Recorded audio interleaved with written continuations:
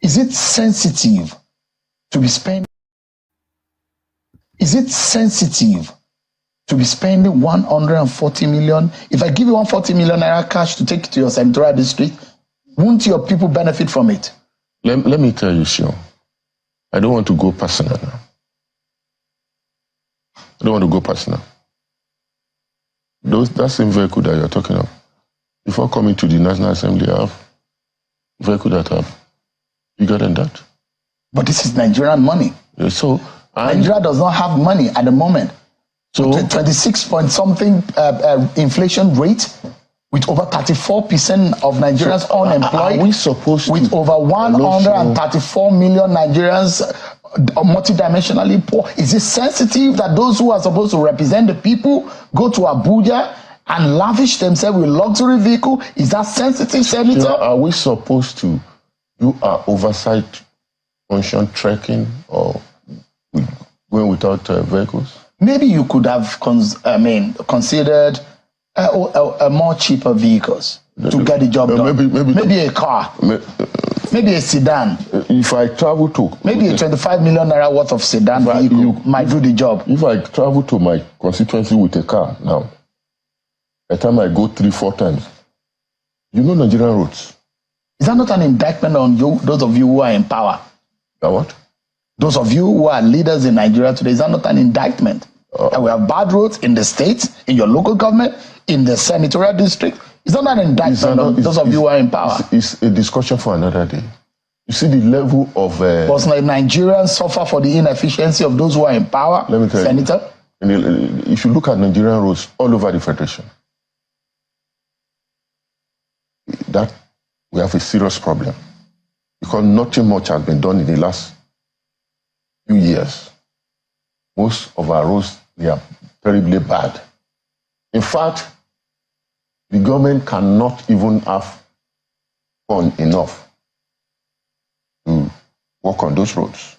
We have to go back into a PPP, a private partnership arrangement where people can invest, toll those roads, and get their money. In return, it is done outside. We'll find out whether or not what you are doing is illegal, or what you're doing as a senator or as lawmakers in the eye of the law is right or wrong, or whether or not it's morally justified. But Section 84 of the Nigerian Constitution empowers RAMFAC to mandate or determine the salaries, allowances of public officials, including members of the National Assembly. And this is what RAMFAC, based on the last published figure of the basic salary of a senator, it says that a senator earns 2-point-something million naira. Therefore, with that, a senator should be entitled to about 8.1 million naira worth of vehicle, which is about 400% of your basic salary. That is what the law under RAMFAC says, Senator. And for your colleagues in the lower chamber, their basic salary as last published was about 1.9 million. And you can draw a car loan to the extent of 7.9 million, but you can't exceed that. That is what the RAMFAC law says. But if you're buying a vehicle of 140 million naira, based on this, it says something is wrong. I'm not even, don't forget that I'm not, I didn't tell you that I don't even know the figure as I'm talking to you, because it's not my responsibility. If you're buying a Land Cruiser, we've done our own research, and I've given you a median of what it costs in the market right now. So we heard that the cost that National Assembly is getting is 160 million. But I've taken that figure and put it under the table. I've given you a 140 million. Prado is about 85 to 90 million naira. So let's assume that you're buying it at 140 million, no matter what the case may be. Senator, can you look Nigerians in the eye tonight and say what you are doing is sensible and appeals to the sensibilities of Nigerians who are poor? Some of them who cannot even afford a food on their table tonight. Some of them will go hungry without being able to provide for their families. Some of them who are multidimensionally poor. Dollar to a naira is about 1,250, and we have our lawmakers buying this kind of vehicle. Is that right? Is that justifiable, Senator? Sure. Is it only Nigerian senators and House of Rep members that are using? What does it make it right?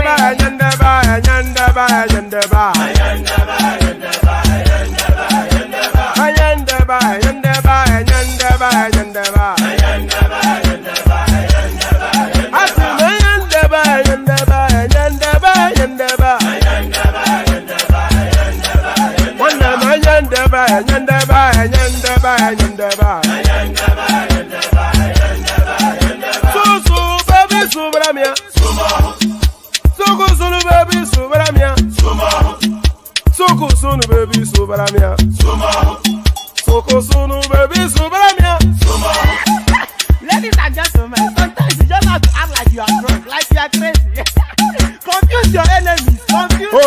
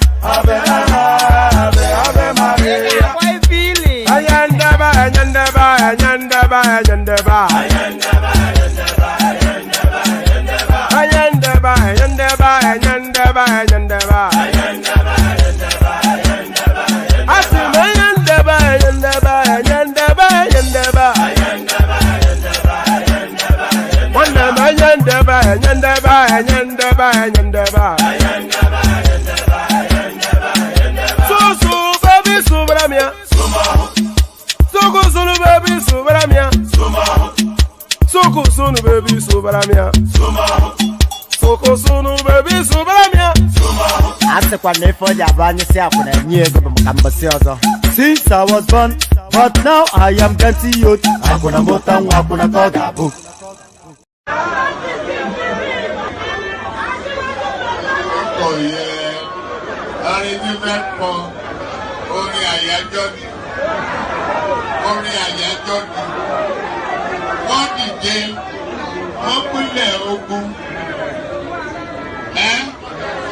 Oye tí mo rí ká bá mi wá yẹn dà, ká ní kó bá mi wá.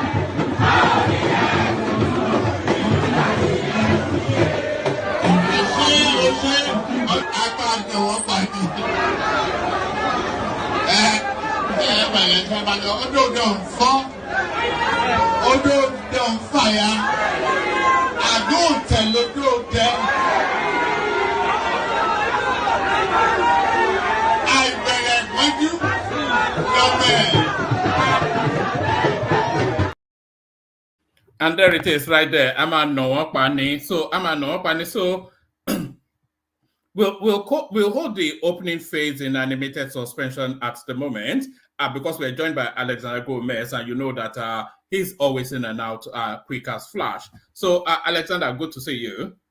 Hello, how are you? I'm good. All the better for you. I see you guys are gloaters. You've been gloating about winning the Supreme Court judgment, and where did that happen? Yeah, I've been watching your platform. You guys are gloating. You know, a good sign is to be magnanimous in victory, right? Well, a little bit a correctional, application of the whip, every so often, just to straighten up the space. So, yes, you know, it's only really because people have explained to that space that, look, this is the process, this is how things work, this is how it's sequenced, and based on what is known, this is how it's going to pan out. And maybe lack of cranial functioning, maybe wishful thinking, whatever it is, they got carried away with themselves, and well, Um, uh, I, in as much as I sympathize with the obedience, he never won that election. Tinubu won that election, but I understood that the country needed a new direction, and they were looking onto somebody who wasn't part of the mojo, for lack of a better word. So, so I could sympathize with that plight. I knew that I was the first one ever your platform to declare that Tinubu was going to win.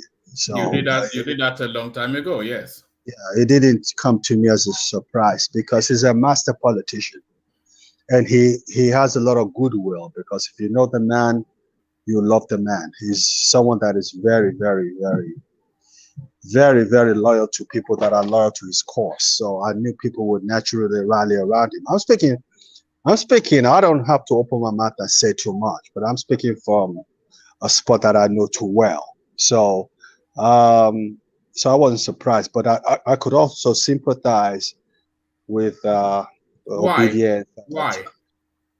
Because they saw, like I said, they saw a different person in Peter Obi who they thought could take them out of where they are right now, where we are right now as a country. Quite frankly, Peter Obi, and one of the reasons why I don't come on. Do you think they were driven by nationalistic zeal or ethnic jingoism? No, the Igbos were motivated by the ethnic alienation of Peter Obi. The Igbos were. There's no two ways about it. CM is a good example. Kansat is a good example. But in the main, Maurice, another example. I don't know about Maurice. I don't know about Maurice. I don't want to talk about Maurice because he's too confrontational. So I don't want to talk about Maurice. You know, I'm a 65-year-old man. I have to respect myself. And like my senior brother Baba would say, as an adult, as an elder, you don't speak with your mouth or your mouth. You hold back. I do that a lot. I'm a Yoruba man. I'm a thoroughbred Lagosian. So I do that a lot. I don't open. Last time I did open up a little bit, Ajale Koko called me and rebuked me because he thought I spoke too much. So, but I could understand that plight, and I like Elvis a lot. He was doing it out of sheer conviction. It wasn't. Elvis doesn't. Is that what you think? Yeah, it's not what I think; it's what I know. How much do you think Elvis is from a rich family? He doesn't need all this. You know him personally? No, I know his family. Don't forget, my sister was married to, before she passed away, she was married to a Benin man. I know that Benin space quite well. I know my way around Benin. So I know the name that matter in Benin. So it's from a wealthy family. So he was just doing that out of conviction. I mean, and I can understand the newer generation not wanting to be part of this old school politicians and Atiku and Bola Tinubu. Can I say something, Alexander? Yeah, go ahead. We're all on that train, train of change, and we want a paradigm shift from the old order to a new order. We all want that, but that opportunity, that window did not open in this cycle. The narrative that underpins Peter Obi is a narrative of change, but Peter Obi is not change. So that's it. So I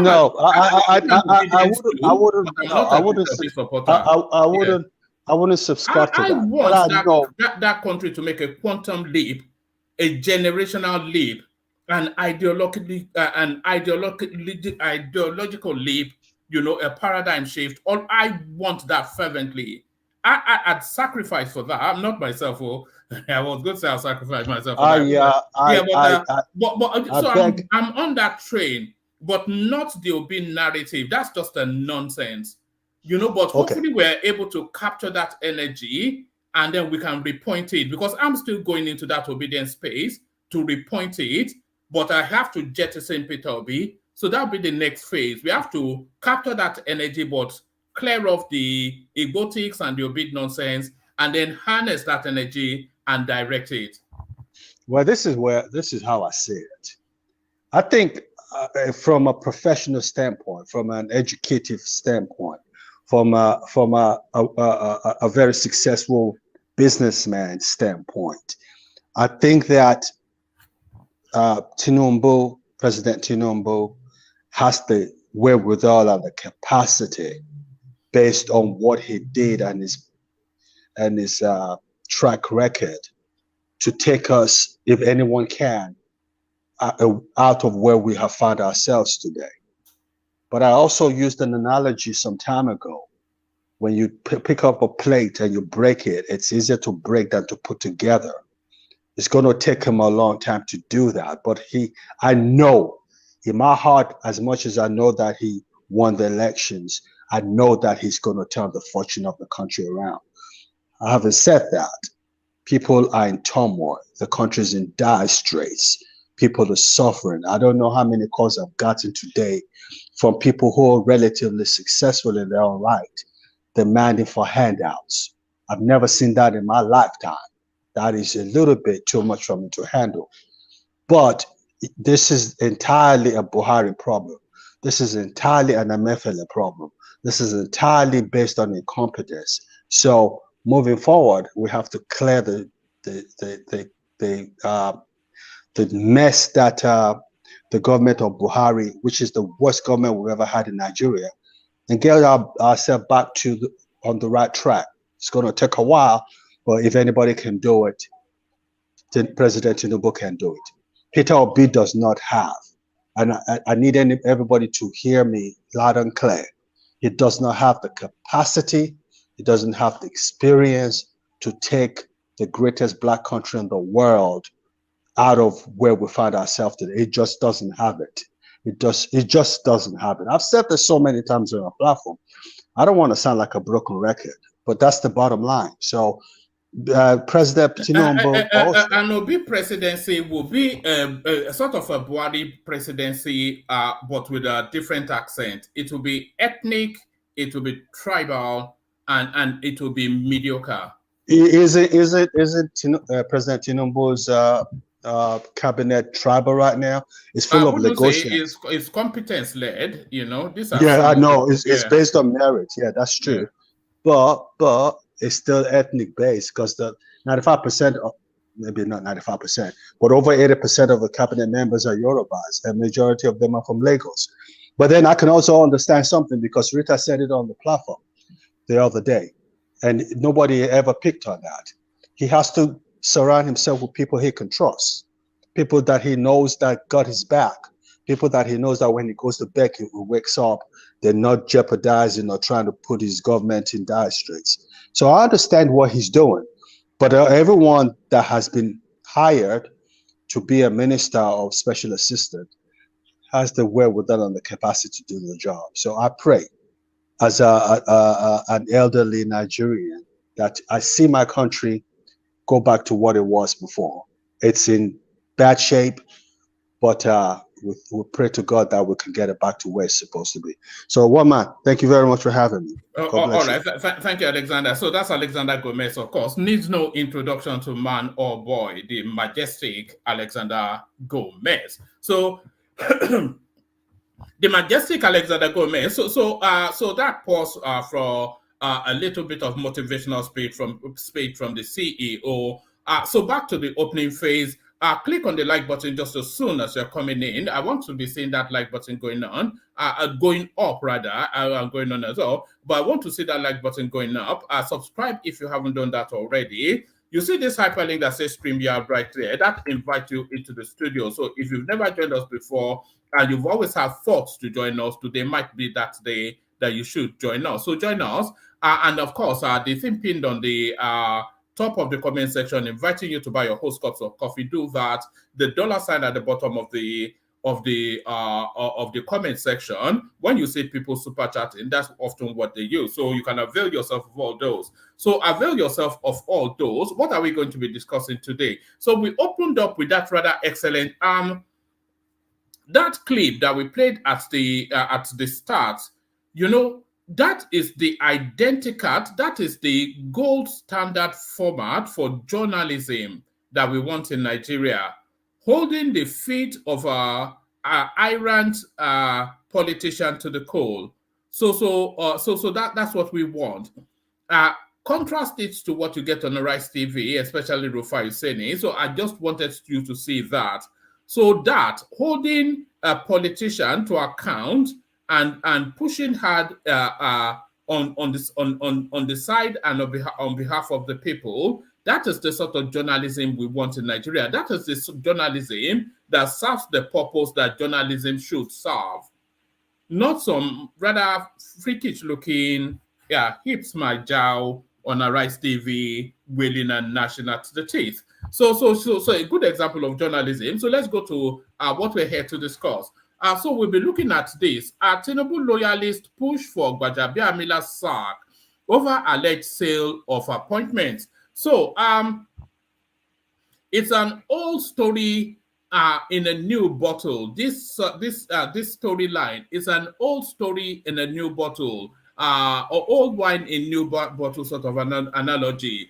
This for time immemorial has been the history of that space. Anybody that occupies that space that Abiamila occupies within the Nigerian paradigm, they've always reputationally sold positions.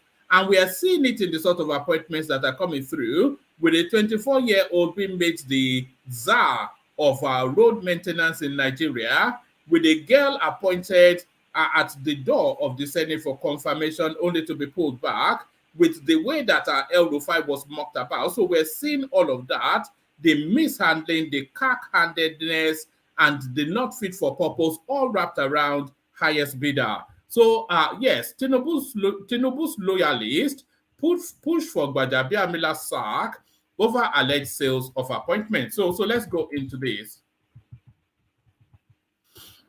Indications have emerged that the days of the chief of staff, COS, to the president, Femi Gbajabiamila, might be numbered, following allegations that he has been trading off appointments in the government of President Bola Tinubu to the highest bidder. Correspondents gathered that there is growing outcry amongst Tinubu's loyalists who are bent on making sure Gbajabiamila is eased out of the presidential villa.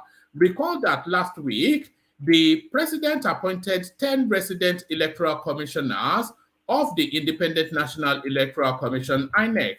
However, correspondents gathered that since Tinubu assumed office, most names approved by the president for appointments were allegedly replaced by the chief of staff. A source said that one of such cases was the replacement of the name of Ekiti REC with the name of a former commissioner under the immediate past governor of Ekiti State, Kayode Fayemi. The source said the REC from Ekiti that Gbajabiamila put there, the man was Fayemi's former commissioner. That was not the person Asiwaju signed off on. The person Asiwaju signed off on was one Tony, that is Mrs. Oluwatoyin Babalola, the former legal advisor of INEC. But when the announcement was made, two members of the President Tinubu's cabinet met with him to complain that the person they nominated had been changed with another person. The president was infuriated. He said he checked the name of the woman before he signed the list. He summoned his chief of staff, but when he arrived, he was stuttering. The president asked him to bring the list he signed. The president said so. The president said so. What he has been hearing is true, that whenever he signs something, it will be changed. The president gave 3 instances that he signed for something and it was changed. So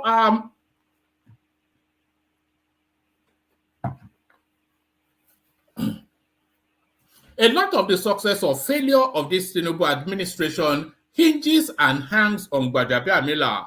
And the quicker they move very quickly to get rid of him, the more steadied our administration will be. So all of these mistakes, all of this reversing of positions, all of this amateurishness that we're seeing, a lot of it parks around the chief of staff position. And we're now seeing how he's playing that space. The president said so. What he has been hearing is true, that whenever he signs something, it will be changed. The president gave 3 instances that he signed for something and was changed. He felt bad and gave him the last warning. He directed that the woman's name must be on the list. The source added that there was a plan in place to ease Gbajabiamila out of Aso Rock. It is like the 5th time the chief of staff is embarrassing the president. There is a plan to ease him out of the villa by giving him an ambassadorial position, the source said. Another source noted that that President's private principal secretary, PPS Akim Okunola, was already doing some of his work. Besides, it was gathered that the president was already putting up a team that will help the chief of staff. The source stressed. The National Social Investment Program issue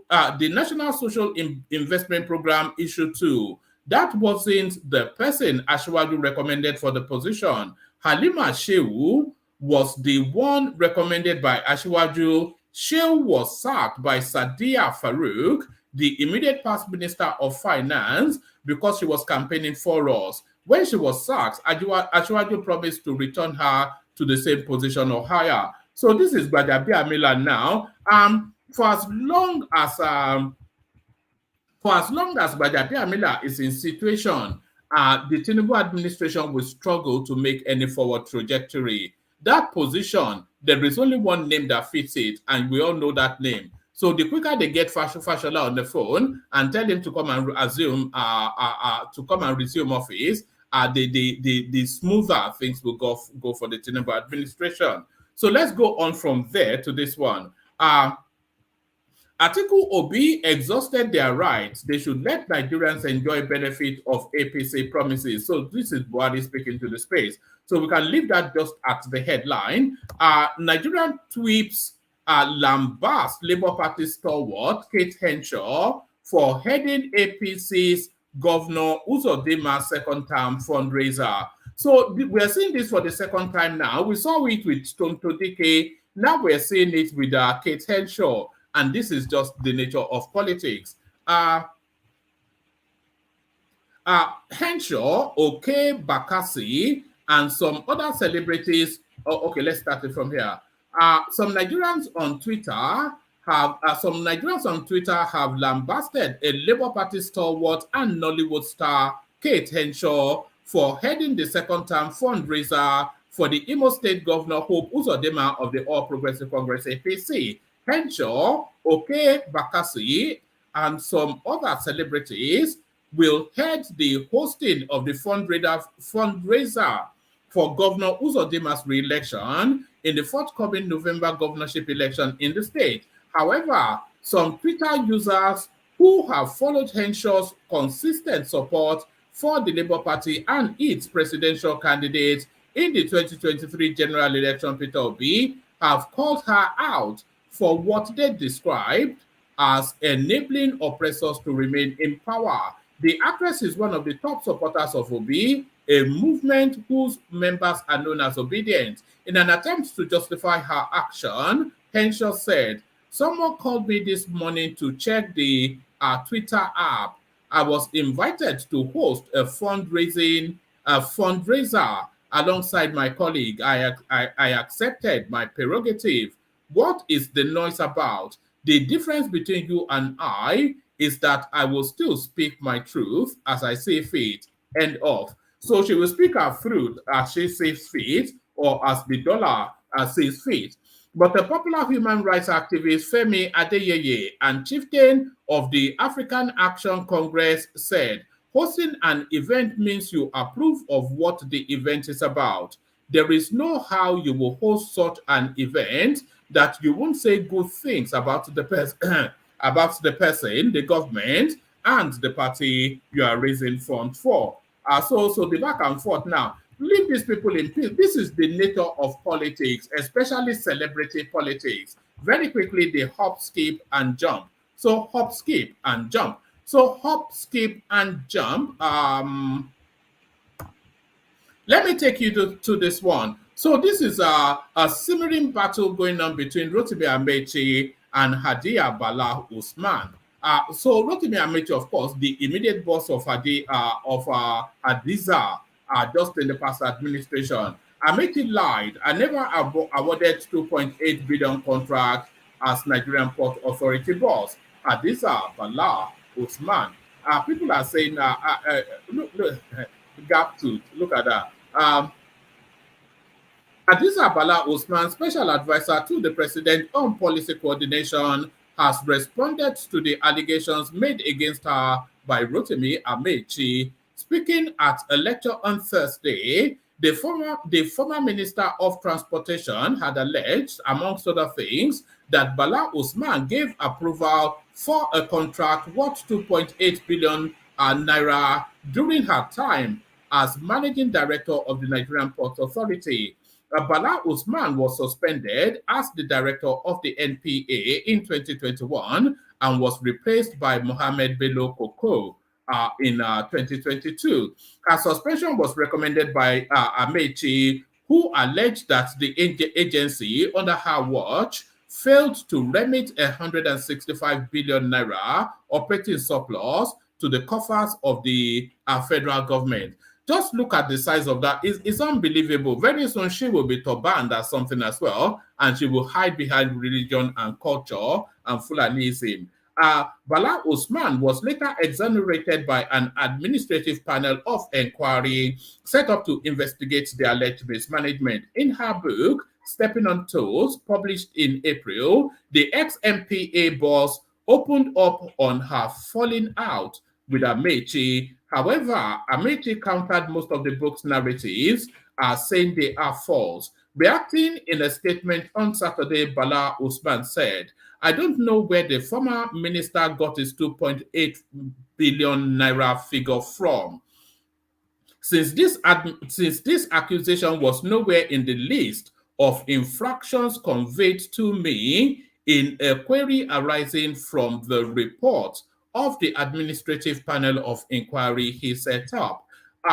The only issue relating to a contract award in the query was about the emergency purchase of operational vehicles following the vandalization of the premises of Marina Lagos headquarters of MPA on October 21, 2020. This subject was addressed in Query E with the title Unilateral and Improper Use of Emergency Procurement Mode to Procure Vehicles. Here, the management of the MPA was accused of making the emergency purchase of operational vehicles to the tune of 1 billion naira, 100, etc., without approval from the Federal Executive Council. In my response to the query of the 1.2 billion naira expenditure, I explained that we made the procurement pursuant to the provisions of relevant statutes, which allows procuring entities to purchase items due to emergency nature of the need and obtain the necessary approval upon conclusion of the procurement. The response to the query, including the approval obtained and the alleged inflation of the cost of the vehicles, are all detailed between page 160, etc. of the book. Bala also denied Amechi's claim that she was indicted on 10 counts. I don't know what these 10 counts are because no one communicated any such indictment to me, she said. So this is Rotimi Amechi still licking her wounds. We'll be playing a clip of Rotimi Amechi in a moment, but that is Rotimi Amechi very much still licking his wounds. And by the way, that dollar sign is now officially open. Crown, we sent the clip. I didn't see it. So that dollar sign on the comment section is officially open. So anybody that wants to super chat to the platform, don't let me stop here. So let's go on to this. Article to address Nigerians on Monday after Supreme Court verdict on Tinubu. The presidential candidate of the People's Democratic Party in the 2023 presidential election, Atiku Abubakar, will on Monday address the press on some crucial national issues. According to a statement by the PDP Publicity Office on Saturday, Atiku's address will center on issues of serious importance to the nation. This is coming about 48 hours after the Supreme Court dismissed the former vice president's appeal for lacking in merit and affirmed President Bola Tinubu the winner of the February presidential election. The statement reads, the presidential candidate of our great party, the PDP, in the February 25th, 2023 election, in the February 25th presidential election, and former vice president of the Federal Republic of Nigeria. But then Tinubu goes one better though. He's the president, you know. Waziri Adamawa will address a crucial press conference on issues of serious importance to the nation. A date, and then he gives us the date and time and all of that. So, yes. You see, there are two ways that Atiku can go about this, but there is one way that I suspect he will. So there are two ways. He can either double down and continue with the insults and to try and diminish the president, the presidency, and by extension, really the country. He can continue on that path, or he can take a statesman stance and do clear the air, let's pull together, Nigeria is bigger than all of us sort of speech. He can do that. So those are the two options. But it's personal between Atiku Abubakar and Tinubu. That is the thing. It is very personal. Atiku had always presumed a sense of superiority, especially over Tinubu, but Tinubu had always assumed that he was pulling the strings of Atiku Abubakar. So that came to a crescendo because the frisson, the tension between these two elements, it dates back 30 odd years. When Tinubu does him political favors, and Atiku takes that as an entitlement because, of course, he feels he's off stock and that Nigeria belongs to his clan. So that arrogance and all of that. So in the final play out, when the last window for both of them, Tinubu plays a trump card and overturns Atiku. Atiku was categorically confident that he was going to win that election. He felt he had the backdrop of the North, and he thought he could make incisions into the South. And he was very confident. And we saw the arrogance with which he played that election, outmaneuvered by Tinubu. So it's very personal. And I don't think he's going to be nationalistic in anything he has to say tomorrow. He will double down. He will inflame the space. He will pour more petrol on the whatever it is, and he will look to burn it down. And off the back of because Peter Obi, of course, will wait for Atiku to make his speech, and then he will take the theme of however Atiku decides to flow and make that the theme of his broadcast as well.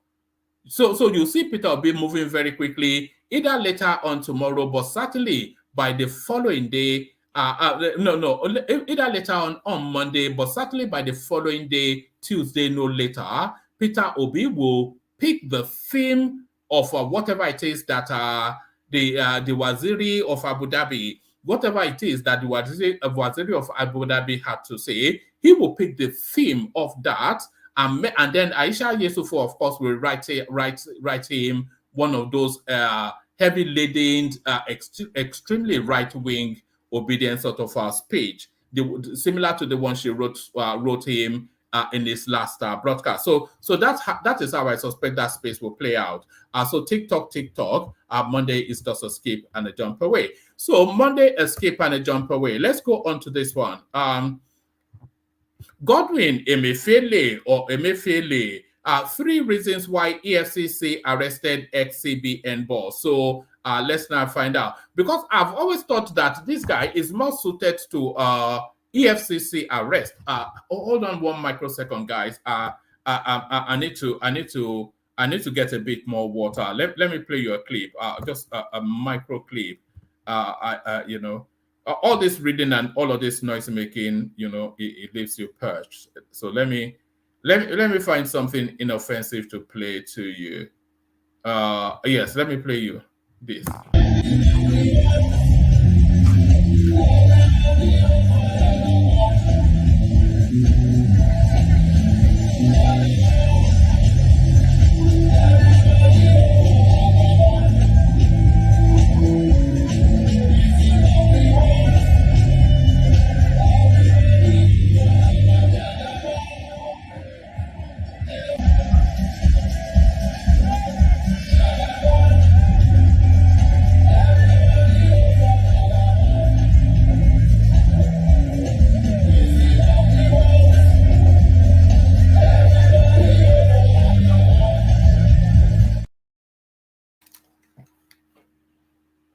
And there it is, perfectly timed.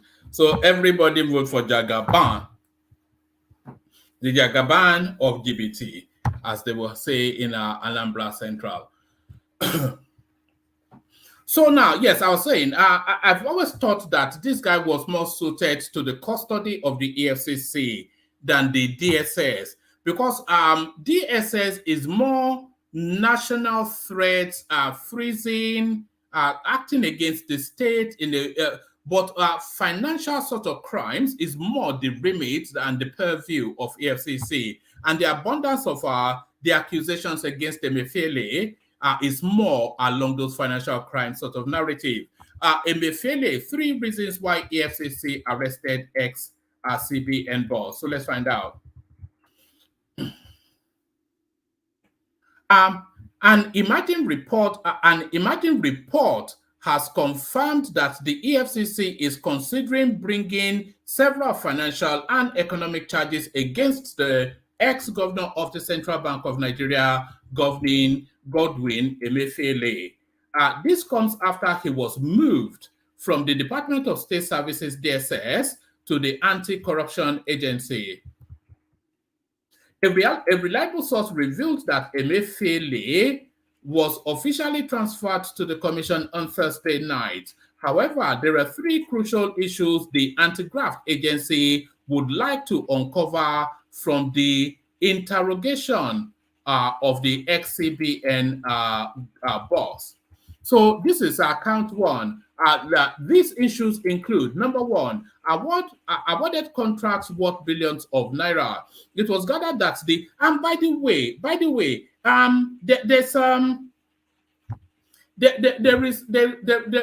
there's somewhat of a synchronicity to what is going on with Emefiele. There is somewhat of a synchronicity. So the first synchronization was when the DSS grabbed him. So because it was already in the motions of making his escape. So the first synchronization was when the DSS grabbed him before he could make his escape. And then the next thing was to wrap some charges, no matter how flimsy or silly, that they would just use to hold him in abeyance and lock him within the legal structures. So the next synchronization was Tinubu sending in Jim Obazie into the CBN to unravel what has gone on there. So now, as Jim Obazie continues to unravel, the narrative continues to build against Emefiele. So as the narrative continues to build against Emefiele, they are now isolating areas of his atrocities and perfecting. If that guy is spied, don't be surprised though. I'm not expecting that guy to. Anyway, I cannot see him. I can see some RIP situations coming his way because a lot was done under him. A lot of people got rich. A lot of people can be implicated, and he's the one man in the center of it. So how that plays out, we'll see. So one of the things that the EFCC are looking to unravel with this element, number 1, awarded contract worth billions. It was gathered that the ex-CBN governor approved a series of contracts that had not been brought to public notice.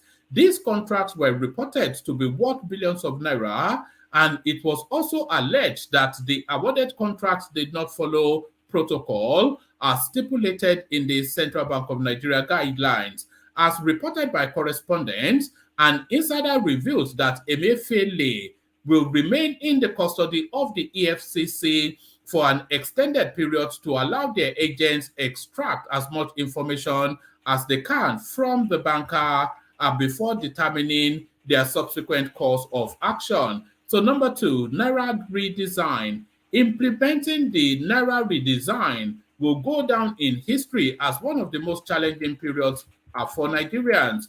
This decision by the ex-CBN governor was implemented in the build-up to the 2023 general election and distorted some of the pre-election activities, pre-electoral activities of the election. And Nigeria was plagued with the scarcity of the new Naira notes, which further triggered inflation and other social vices. Number 3, controversial anchor borrowers program.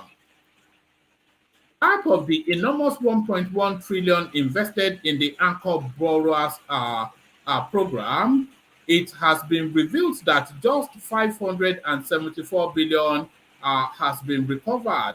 At the same time, the president's instruction is to recover the remaining funds, especially from commercial banks and a subsidiary of the CBN.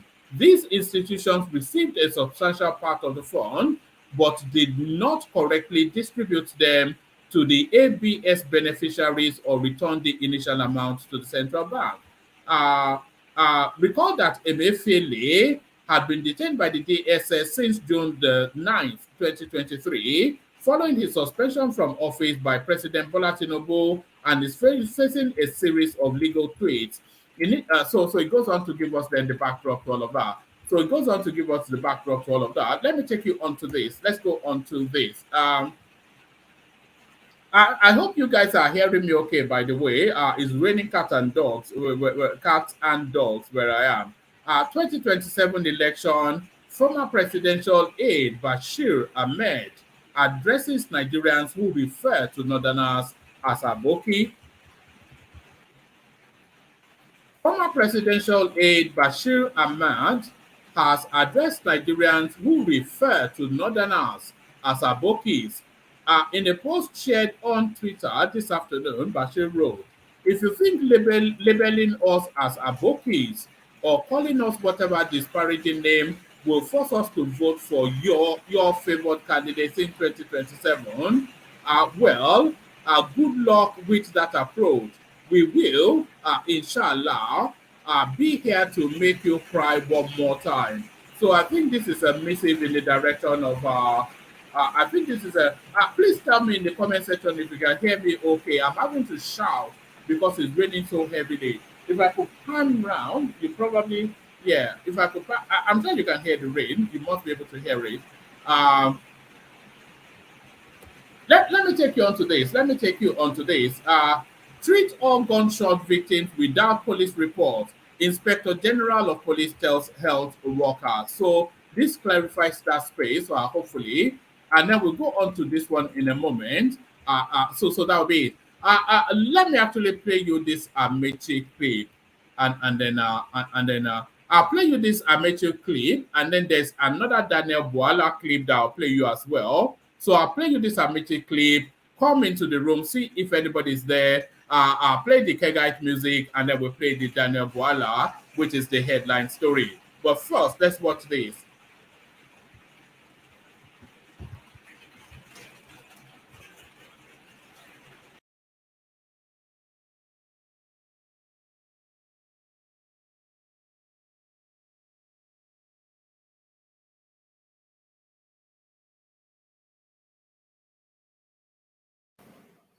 The beginning is to say to you that if some Nigerians were telling you that you shouldn't have given me an opportunity to speak, tell them that so many television houses and individuals had approached me to speak on different issues since I left office, and I declined. 2 reasons why did I decline? 2 reasons. My publicist said don't speak, and I chose to be my publicist, and he's very angry that I'm speaking today. He knows. Second reason, what is new to say? Nigerians don't react to anything. Has any politician told you that he's not a thief? Tell me one politician that has told you that he's not a thief. Tell me one. I don't know why your guy reported no forgery. What politician told you that he didn't forge? Which politician told you he went to university? Which politician told you he served in NYSC? Which politician told you he has a certificate? Nigerians know and still vote for them. So what's your problem? No, tell me, what's your problem? So I said, why should I speak when already there's nothing new? Okay, you observe Buhari's period. I will leave Port Harcourt 1 a.m. I arrive Abuja, leave Abuja 3 a.m. Somebody said they made Buhari. Did I say anything? I didn't say anything. It's not important. Nigerians choose who to believe and who not to believe. Nigerians choose who to vote and who not to vote. Even if you come to a Nigerian man's house and kill the mother, the father will continue his life. Nothing bothers you. Nothing. So why do I waste my time? Yes, that's the original. So give it to me. You see it, so that you won't say tomorrow he brought photocopies. But when we get there, that is when we're talking about Buhari's government. So there's nothing that our chairman said that is new. Absolutely not true. I've said this several times. I've taken so many risks. I've said too many things. The fight from Goodluck's government to Buhari's government, you all knew about it. My aircraft was seized. I was shot at. If I was killed, what will happen? Nothing. So you would die a useless life. So what did I choose? I chose to stay in my house quietly. Fortunately for me, I got admission to study in the Nigerian law school. And rule number one is, like they told me if I came here, you are our property. You have no right to go anywhere unless we permit you. That's the rule in the Nigerian law school. So anybody who says, why have we not seen you? I'm a student of Nigerian law school. Until I graduate, I can't disobey them. So I chose not to speak again because there is nothing to say and because Nigerians will do absolutely nothing. You say there's somewhat of a call to anarchy in what we're hearing from Rotimi Amechi, and this is sour grapes as well, of course. This is a sore loser taking his loss in the most bitter and painful manner. This guy, you know, I always make the comparison. I always try to draw the inference between this guy, Rotimi Amechi, and Yemi Osinbajo. So they somewhat both strapped the same line. Yemi Osinbajo, Rotimi Amechi, they somewhat strapped the same line. They pushed to get that ticket with equal zeal. Remember when this guy was being turbaned all over the north? Remember when this guy built a Fulani railway from Kano to Niger Republic? Remember when this guy went and cited the University of Transportation in Buhari's hometown? So all of that was for that ticket, which he was roundly defeated at the primaries. So, because of course, when you come into contestation, you come into contestation with a clear understanding that there are one of two opportunities available to you. You win or you lose. So you must understand that, and I'm not quite sure that people fully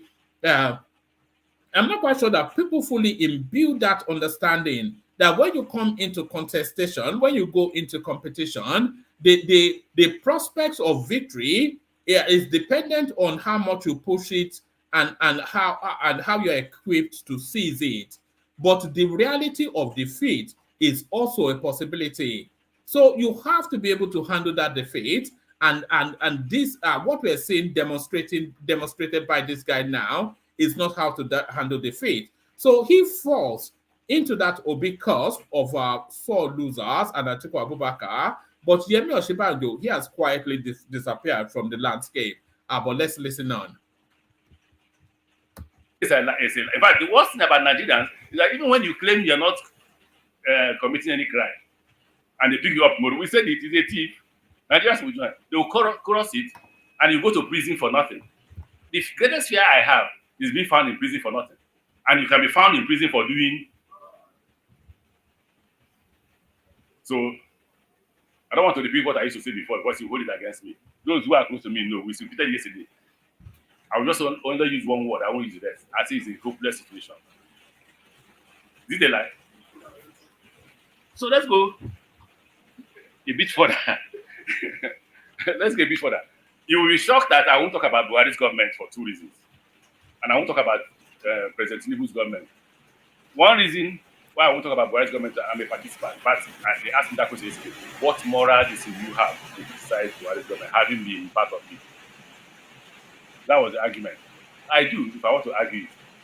But again, that was a huge debate amongst us, and we are all agreed I should say nothing about the government. So I now told them if I would say nothing about Buhari's government, I will also say nothing about President Tinubu's government, because you know the problem. Instead of Nigerians finding solutions to their problem, they are committing suicide. I'm praying for you every day that you should continue to commit suicide, so that by the time I wake up one day, all of you have died. I can now reap the benefit of your death by taking those seats. What other people resist, like in Ghana, as is going on now, like in Kenya, is what Nigeria, no worry, not before years. After 4 years, he will go. The man wins the second time, whether by magic or by crook or by reason. You know, not only 8 years. No be good luck, no be good luck, don't go so. No be why don't go so. He go soon go. Another person will come and repeat the same thing. You'll be saying that until the day God will come. For those of us who are Christians. Setting aside Rotimi Amechi for a moment, what he's saying is actually quite true. Nigerians are very docile. They are probably the most docile people to govern. I think it was actually Sepp Blatter, the former FIFA chairman. He was asked a question once that if he wasn't the FIFA chairman, the FIFA president, what other job would he like to have? And curiously, he said he would have loved to, if he wasn't the FIFA president, he would like to be the Nigerian president, because Nigerians, no matter what you do to them, they never react. And I think this is pretty much the theme that Amechi is going with. And here and do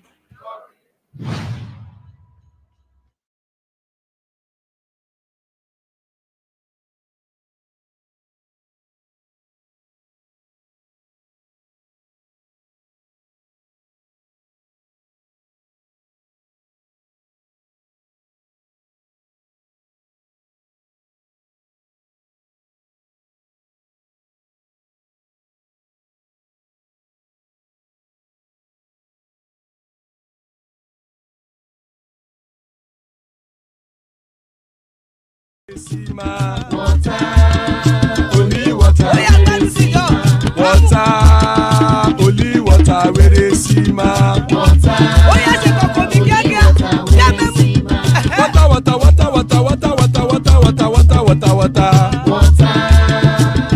water, where they see ma. Hapa o naido, hapa o naido.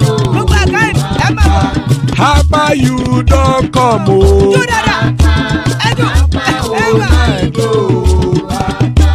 Hapa o naido.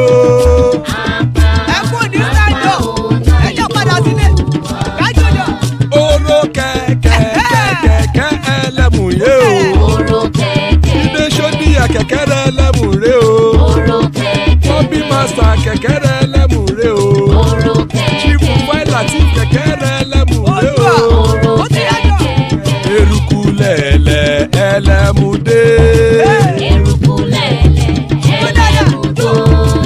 Eruku lẹ̀lẹ̀ ẹgbẹ́ ẹlẹ́mù dòde ojàre o. Eruku lẹ̀lẹ̀ Ghana ti dé ẹgbẹ́ bọ́ọ̀dì o. Ọmọ ẹlẹ́yẹ ẹ̀yẹ o ó dilé o. Odúyẹ̀lá ẹ̀yẹ o ó dilé o. Petro Sọ́nàmẹ̀ ẹ̀yẹ o ó dilé o. Petro Sọ́dúnkẹ́ ẹ̀yẹ rẹ̀ ó dilé o. Ẹlẹ́kọ̀ ọ̀run mú ìní o.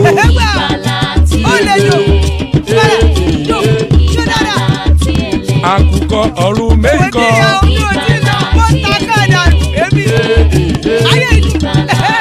Ikú kò ní ríwà gbéṣe o.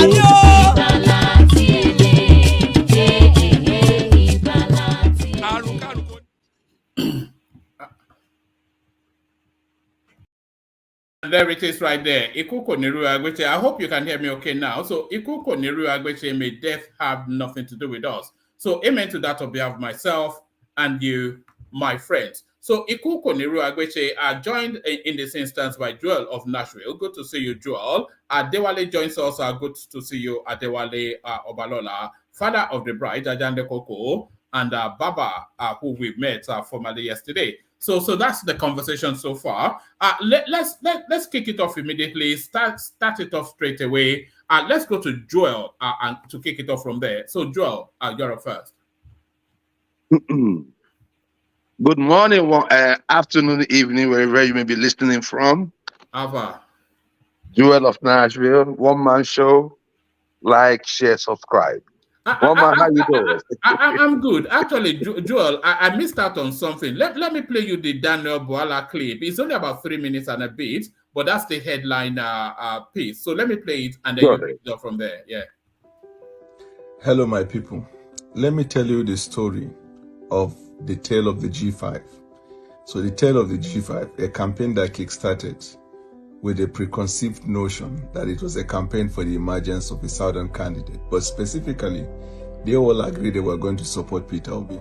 In fact, they had a meeting with General Obasanjo in London. So the journey started. They traveled around the world. They entertained Nigerians. They were all over the media. They changed uniforms and clothing and make journeys and cover the news. Fast forward, they didn't know that Wike and Makinde had a deeper plan. They planned to support Tinubu. They all thought they were going to support Peter Obi. So the elections came. Wike did everything he can to deliver votes against all odds to deliver votes for Tinubu. Makinde did the same. But the other 3G5 who were misled into believing that they were supporting Peter Obi, what happened? They all lost their Senate beat while they were supporting Peter Obi. They lost their Senate beat. Then you came to governorship. Now those who lost their Senate beat also have people they want to succeed them. Now, Governor Wike did everything he can to deliver Fubara. Makinde did everything he can. These are the Tinubu faction of the G5. They delivered what they had to deliver. And then what about the Obidient faction of the G5? Now, Enugu and Abia, they are struggling their lives out in the governorship election. As for Otom, well, he lost two. He lost his Senate bid, he lost his governorship candidate. This is the tale of the story. What is the moral of the story? The moral of the story is don't allow anybody to use you. Use you in the name of a movement or use in the name of agitation. You have to reflect deep and know whether you are being used, whether the person has a wider interest. I'm sure there is a lot to learn, especially by the Obidient faction of the G5. It's a big lesson to learn. This same lesson extends to Peter Obi. Peter Obi, every one of the Obidient rallied around and they gave him vote. He made the name. He didn't win the election. When the governorship came, where was Peter Obi? Nowhere to be found in Nigeria. Not a single state delivered Obidient for governorship. If you were to apply the force and the vote of the presidential and the governorship, Labour Party would have won more than 4 to 5 states in Nigeria. What is the moral of the story? Peter Obi also used them for his presidential bid. He didn't even believe in anybody other than himself. These two scenarios are scenarios by people who have not learned lesson in politics. The lesson to be learned in politics is politics about collaboration, politics about meeting people, politics about opening your heart, politics about looking at the bigger picture. And the bigger picture always is not about winning the battle, but it's about winning the war. There are lots of lessons to learn, all delivered by the tale of the G5. So there it is, Joel, the tale of the G5 by Daniel Boala. So a lot to unpack from there. The first one that was played by Makinde and because the G5, it was a conglomeration of disparate fellows, all pushing in different directions, but presenting to the public a unified narrative. It was pretty clear that Wike was pushing for Tinubu. That was never disguised that much all the way through. And for reasons of ethnic familiarity, Seyi Makinde, of course, was with Tinubu as well. But the rest of the composition of the G5, we all saw when Otom welcomed Peter Obi to his home state and raised him essentially his hand to the air that this is my anointed one and all that. So a first one was played Wike especially won all the way through. Back in days certainly won all the way through, and the rest of the G5, Sacrificial Lamb, the tale of the G5, by Daniel Boala. John of Nashville, what says you? One man, thank you very, very much. Good one from Boala, but not good enough. This kind of talks will come out. I do not think there was anyone in the G5 that supported Obi except for Autumn. Autumn was the only person that stuck out his neck among the G5. So all this game that is being played, being said by Boala, all these things being said by Boala, well, there might be an element of truth in it. After all, Wike did not, really stipulate who he was. You remember, he said he was going to announce who he was going to support by, I think, January. January came and passed. It was still going on when they were still, junketing the world, greeting or meeting with people and all that. But one man, before then I told you that I do not really trust Wike. I do not see a Wike supporting it, Peter Obi. I said it's not just, it would have looked quite hypocritical knowing full well that Wike, was part of the reason why Obi left the PDP. So I do not subscribe to everything Boala said, but there's some element of truth in what he said, especially in the area of collaboration, creating new pathways, and also acknowledging that we just fought a battle, but the war has not ended. So with that one, man, I don't want to dwell so much on Mr. Boala. I have not been on this show since the Supreme Court judgment. I've been doing some introspection on the country called Nigeria. And one man, what we saw on the judgment day was a travesty of justice. And I am not talking about just the Supreme Court. I am talking about the judicial system, coming from even the tribunal up to the Supreme Court. And in other cases going on around the nation. One man, we are in a one-chance country. We are in a country where the people in government are no more afraid of those of us that they are leading. And in a country where the politicians no more in any way fear the people that elected them. Anyway, it could be debated if we actually elected them. But in a country where they do not fear the people no more, that country is doomed. Because absolute power corrupts absolutely. And what we saw on that day was clear. Was it expected? Yes. Was it a surprise? No. One man, Tinubu won. But I keep asking us, have you ever thought if you have a case against these criminals in the Nigeria court system? The other day we were celebrating the PID lawsuit that we won in London. Could we have won that if it was in the Nigerian court system? We saw the disposition. We saw what happened in CSU. We saw what the court did. Would we have gotten that kind of judgment in Nigeria? The elections are gone. Peter Obi and Atiku and Tinubu, they've all done their thing. But it calls for us to really look inwards and start searching, doing some soul searching, one man. Because it is not just looking good. I mean, how can I? Anyway, I have to say and apologize to that young lady called Misoma. I'm not in support of what she did, but if the one leading her is enmeshed in all these controversies, corruption, and forgery, I wonder why that lady should be punished. And it is the case. It's the case of injustice in Nigeria. A case of people trying to take everything to them for themselves.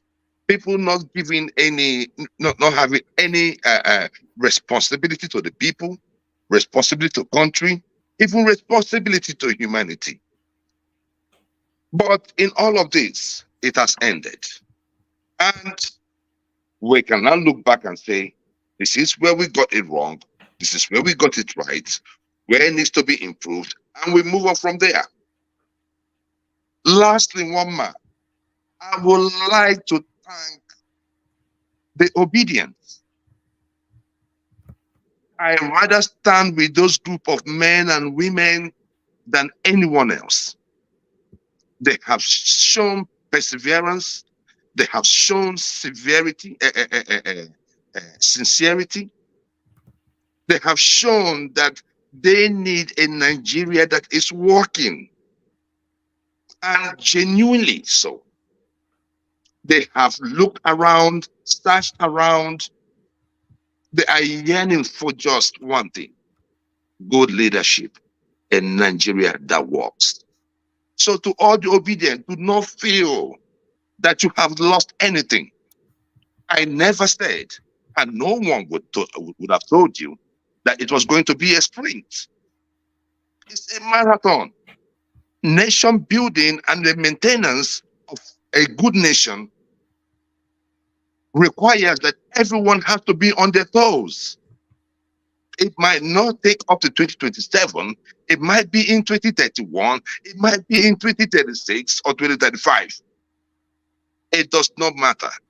What really matters is that at every point in time, in any of those bridges, that we crossed it, and we crossed it very, very good.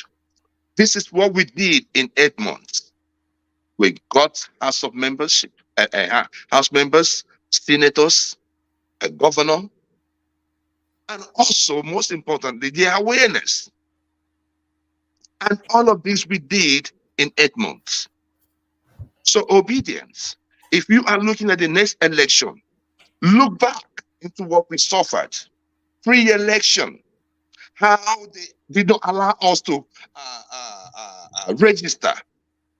Look at those things. This time around, we have to start early. We know the things to do in order to get it right the next time. So I wouldn't want you to feel any type of obedience. I want you to hold your head up high and know with these things that most parties in developed nations could not do. So one man, on that note, I would just want to push that aside. Now, let me hold you to that space for a moment, Joel. You know, there's a lot to be said about. I'm not sure if you were with us in the opening, because I was having the same conversation with Alexander Gomez, who popped on just as the session started, and I was saying then that there's a lot of positives to be taken from that obedience space.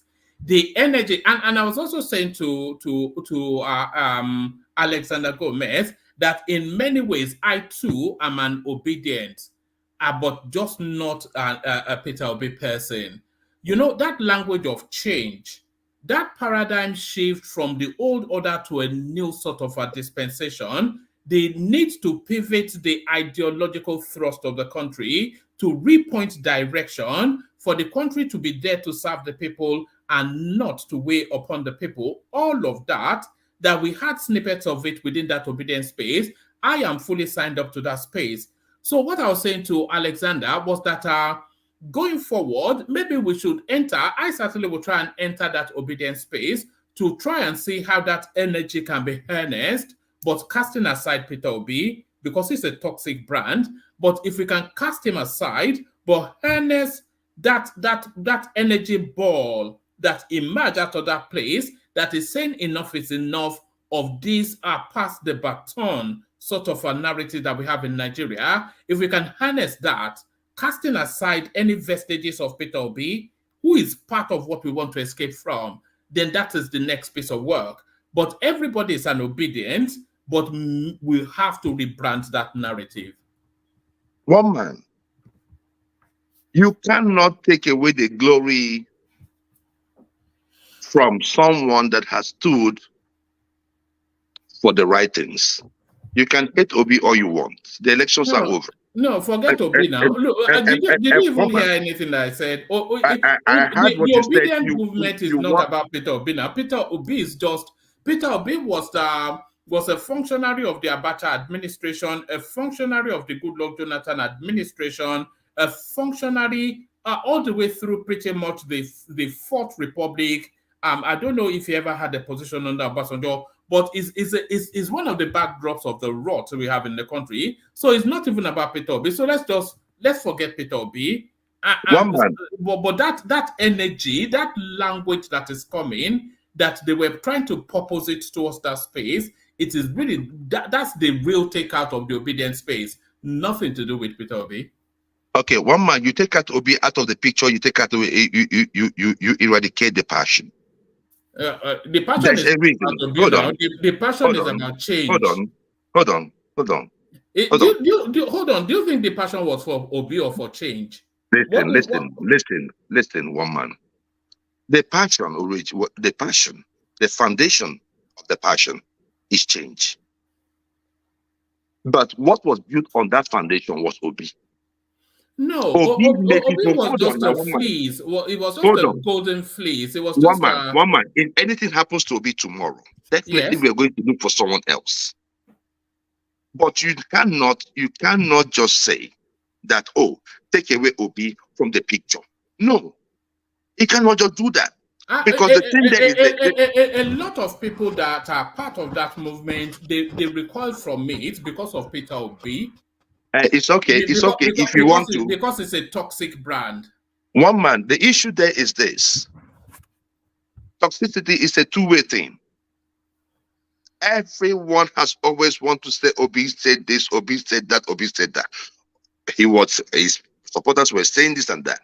And the opposition said nothing. What is said is in addition to who he is. Now, one man. Obi is not a new dynamism. What was Obi's role under Abacha's administration? Do you remember? What was his role? What was his role under Abacha's administration? It was the MPA man. It was the Port Authority guy. Was he not? Do you want us to go and dig that up? Yes. I didn't hear about that. Obi had never said he was in the Port Authority anyways. Okay. So see, one man, you see, that's what I'm talking about, right? Leave Obi alone. Obi has not done anything to you. Forget this hate about Obi. There's a reason why we followed Obi as Obedience. There's a reason why. We might see Additional tomorrow. We'll follow Additional. But leave Obi alone. Obi will always be there, whether you like it or not. There's nothing you can do about him. Yeah, right. You understand what I'm saying? There's nothing you can do about him. During Sani Abacha's time, he appointed Peter Obi to be in charge of Tin Can Port. When there was a lot of congestion in the port, Obi helped with the decongestion. So he was a functionary of one of the most corrupt administrations in Nigeria. No, we're not doing it that way today. So let's hold the floor. So it was a senior functionary under one of the most corrupt, and also under Goodluck Jonathan. You know what his role was. So what was his role? He was a coordinator. He was part of the economic team. Right. So what was his role? What did he do? He wasn't the one calling the shots. You just said he was a senior functionary of the Goodluck Jonathan administration, as he was a senior functionary of the Abacha administration. That does not mean that he partook in corruption. Right. That you said it yourself. He stayed clean in the midst of one man. You said it yourself. Administrations. You said it yourself. You said it yourself that Abacha appointed him. I've not heard about that one, but you say Well, Abacha there appointed him it to is. You don't know Tinkan, the man. I and know he cleaned him. and he cleaned Joe, and he can I cleaned interject? up. No, Hold- sorry. Let hold Joe on. hold the floor, Ekene. Let him hold the floor. And you said that he cleaned up and Tinker. Is that not doing his job? If you appointed him to Tinker and he cleaned up Tinker, is that not doing his job? Look, one man, I don't want us to be devil. You know No, what we're Obi doing. is a toxic brand for reasons of association with all of the most corrupt administrations and some of the most corrupt personalities in Nigeria's history. And one Atiku man, Abubakar, Sani Abacha, Goodluck Jonathan, Obi was cheek by jowl with all of these people. one man. Let's talk. One man. He's not a crook in Aso Rock. Let's leave all these things. I know you're trying to, build up. That's what I'm saying to you. Build up a fake TV for Obi so that it will not equate with what Tinubu has done. No, one man. One man. Tinubu is already president, so it doesn't really matter what you say after that. But what I am saying is Obi is not president. No, Obi is not president. So if you can stay on the man that is the president, who happens to be a consummate criminal, happens to be a consummate criminal, right? One man. You are stuck with him for 8 years, so you might. No. I'm not stuck with him for 8 years. All right. I am not stuck with him for 8 years, and don't be deceived. This certificate thing wasn't really exhausted in this election. It's still going to come up in the next election. And the FBI files, and the FBI files, and the FBI files, everything is going to come up in the next election. So stop talking about 8 years. We still don't know the secondary school they went to and all of that. We still don't know. We can't be supporting an alien. I don't even know if it's from the southwest. At this point, in 2027, are you? One man. You see, one man. There's one thing I always talk when it has to do with elections. I always tell people there are numbers politicians can read. No matter how corrupt Tinubu is, there are numbers that he can read, and that's the reason why I'm calling on obedience. That prior that 2027 preparation for 2027 starts today. The only way that movement can gain traction would be to abandon Peter Obi. Is a toxic brand. One man. The thing there is that for you, it's a toxic brand to you, and it's like we weren't thinking about you when we were doing the obedient thing. So no problem. You can still stay there. Don't come in. We don't want people like you to come in and start. Who are you going to bring in? Ajele Koko. Who are you going to nominate? Who are you going to nominate to even an obedient too? We are all obedient. No. Ajele Koko job ship is easily. He cannot be an obedient. We are fanatics in this business, one man. We are real fanatics. There's nothing you can tell us. It's like you're talking to Muhammad, or you're talking about Jesus Christ. We are not taking anything as obedient. The issue about good governance and Nigeria working is what we really look up to. That is what we are fighting. It's a passion for us, and we're going to continue to fight towards it. So you suddenly reached an epiphany because you were 18 months Nnamdi Kanu, so you've now reached this epiphany. Which Nnamdi Kanu? I was never in support of Nnamdi Kanu. I have never been a supporter of him. So I don't know where the Nnamdi Kanu narrative is coming from. One man. Elections are gone. Giving it 2 weeks for that energy to move back to the Biafra narrative. 2 weeks. And one man, I have never been. Not you personally. That energy space. I'm giving it. And one man, it does not matter if they decide to do so. If they decide to do so, it is well within their rights to do so. That is not my business. I don't have control over what other people are going to do. But what my own thing is, I am talking straight to the obedient and to tell them what we've accomplished. And a critical part of success is appreciation. We have to appreciate what we have been able to accomplish. Then we sit back and look towards the future. That is what really matters to me. Not all this trying to badmouth Obi or paint him black. No, one man. That is a fair. It's a foregone case. One man, you cannot bring down Obi. Hundreds of you cannot bring down Obi. I was the other day. I don't really care I about was listening Obi. to I don't care Abure, about Obi, and but Abure said Abure I was care saying, about that movement because hold it's on, an hold opportunity. on, one minute. No, the movement ain't going nowhere. The party oppositions can remain party oppositions, but the street opposition had been formed, and we are not going anywhere. Even if they ban social media, we will always find a way to link up and to speak against government and speak against the ills of the day. Obi is going to be there whether you like it or not, unless probably, I don't pray so, that maybe God decide to take him.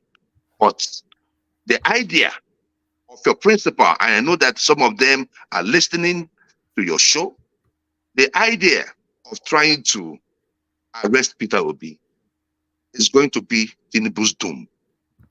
And I dare him on your show, one man. I dare him.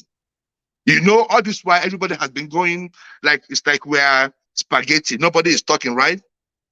The moment, the day Tinubu tries it, I dare him to try it. I dare him to arrest Obi because Obi has done nothing. If Obi does anything, Gumi has not been arrested for the comment he made. And you're coming for Obi. Let me tell you. One man. I'm trying to ask Joe a question, but it seems to be stuck in his gun. If he opens the window, you know Joel now, he likes to push it hard. I mean, this sermon is belated. We don't really need all this epiphany / sermon and all that. Look, you guys did great, Joel. You are more or less like the conscience of Nigerian politics. I'm talking about the movement itself, whether it has hidden an agenda or for political gain or whatever it is. Look, I wanted to ask you a question. I don't want to give out everything I wanted to say. Joel, can you hear me? I can hear you, sir. Okay. So my question to you is this. What role do you see Obi playing going forward? I mean, considering his past, the present, and what do you foresee him, the role he's going to play, in Nigerian politics personally, and what do you see him doing for the benefit of Nigeria? Okay, I cannot tell you what he will do, but I will tell you what I expect of him. I expect him to really bring the obedience very much closer. Have a single purpose. Not going to happen. By now we start having to look inward, because if you look at what we have in the National Assembly today, it is not the kind of characters. It is not the kind of what the right was to use. The kind of one man, what's the word I'm going to use? But I mean, it's not the kind of people that we want to be in there. So one of the things we want to do, or we expect him to do, is start now to look for those leaders so that we can plug in those positions. Because talking without filling up these positions would not make no sense. And filling those positions with people that would normally switch when they get into power is also as good as doing nothing. So these are the things, these are the areas I would expect him, to really tackle, so that we can have a better ground, especially also with pre-election registration. We are going to be hard on that one. So these are the things that we expect to do, because right now it is over, but we are hopeful that in 2027 that we are going to move forward and give it another shot. Besides that, we intend to be opposition, not just like a hateful opposition.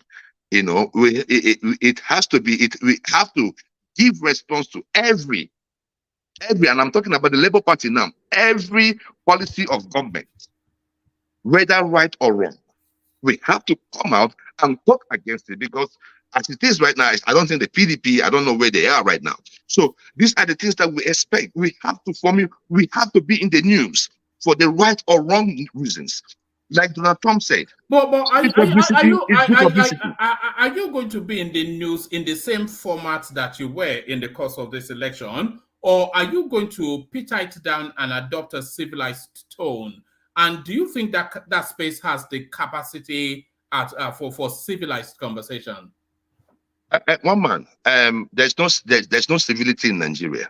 All right. If you're asking me, if you're asking me, is it the buru bara? You still no. One man, the issue there is this, right? The issue there is this, right? For 4 years, you've been doing the same. That's why I said, look, opposition from the political party will resemble what you want to hear, like something that is more official and all that. But when you come to the street, we cannot guarantee any of that. We've not found that language yet within that space, and that is why I'm saying that people. I'm not saying like myself, but people, of a certain sort of functioning outside of just that gnashing of the teeth and howling at the moon, to move it away, to take that energy and give it purpose. Yes. That's how we have to go. One man. Otherwise, you'll just be jabba for 4 years. I get where you're coming from. All I'm only saying is this to you, one man, that part you're talking about will be done by like the party. But when you come to the street, there is no way you can gauge or control people on social media. They will always do what they want to. But their news has value. It's very important. That noise is very, very important. So what we are saying is just this, one man. We have the official woto and we have the street woto. And both of them will be working together to ensure that we get the kind of government that Nigeria rightly deserves. One man, please permit me. I'm going to move away from this issue very, very quickly. Yes. And then let me talk about this headline that I saw here. Before you do that, let Ekene in. I stopped him. Okay, sorry. Go ahead. Ekene, come in. Yeah, Joel, thank you very much. Your fellow Obidient from Nigeria. I wanted to come in when one man was talking about removing Obi from the picture. Because of his associate with Abacha and and all that. So, but you see, we know him that you asked him the role he played during Abacha. He led a protest about the congestion of the port during Abacha time. He led a protest and took the government to court, which he won, and Abacha gave him that position to clear that port, which he did. They call that a juicy portfolio in Nigerian politics. I don't know, but he led a protest. He acted as a nation. He acted as someone that loved his country, and took the government to court. He won, and that position was given to him to clear that port, which he did diligently. So if you are referring that as an associate of Abacha regime and all that, I don't know. Is he not a functionary of the Abacha administration? During that Abacha, a military junta. I don't know, but during that, he led a protest. You do know. You've already said it. You said it was. However you want to paint it. One man, may I interject, please? Let me finish. And put this in the proper perspective. So let me land where is the morality? It was a one man, let me correct this. Yeah. It's an historical. Let me put historical. Let me land now. Oh, okay. Hold on. Let Baba put that perspective, and then you land. You used one word, Kene. You said he led a protest. It did not lead a protest. They got an appointment with Aso Rock through Major Mustafa, to see Abacha. That is the cartel, the traders cartel, the importers cartel. It's not a protest. They were invited there through the application they have written before, and they put their case forward about the congestion of the port. And Abacha thought it wise in his own wisdom to say, okay, who is your leader of this group? If that is what you want, let him be the chairman of the decongestion committee. So he did not lead the protest. It is No not matter how you, of that Baba, form. I understand your point, but the only thing is that he made his point, and it was granted sure, to him. Sure. So, I won't deny that. even in that period, there was a story that he rejected an oil block during that period also. So one man doesn't like to share all those ones. He only share the ones that he wants. I never heard that one. Okay, you never. You can go and check it. You also see it. You only see the one that you use to paint your narrative, but you never see the one that he rejected an oil block. No, you never see that one. During that December Abacha period, you never see that one that he rejected an oil block. So all those things are an antecedent built right from time. You cannot take it away from him. And then, just like Bugaje said, Obi really spoke to the issue of the Nigerian youth, and that was why he got his followers, and they still believe in him. No matter whether you want to remove him out of the picture or not, the man, you cannot, that old man from the north that recommended him, that praised him, that said that that a lot of people that is angry with APC and PDP found Obi comfortable. You cannot be wiser than him. And as far as that man has given that recommendation, people like me still believe in him. Unless, if you can bring up somebody that will read his antecedent like this, rejected an oil block during that Abacha period, because you never said that. The only thing you said that he was corrupt. You can't say he rejected an oil block, because that's not a verified. That's just a fables. Okay, you can, but you also bring also your news here now, which I don't know how to verify it. But this public knowledge now that okay, whether you want to make it, I'm also making my own claim, my own submission, and what I know him for. Yeah, but so you cannot take it away from him. Look, it's a gazetted fact in governance that Abacha gave Peter Obi an appointment. You know that, everybody knows that. But this your oil block something is. And one man he did the job. What is the problem? And he did his job. I'm not even claiming that. I don't know if he did it or not, but if he did it, it doesn't matter.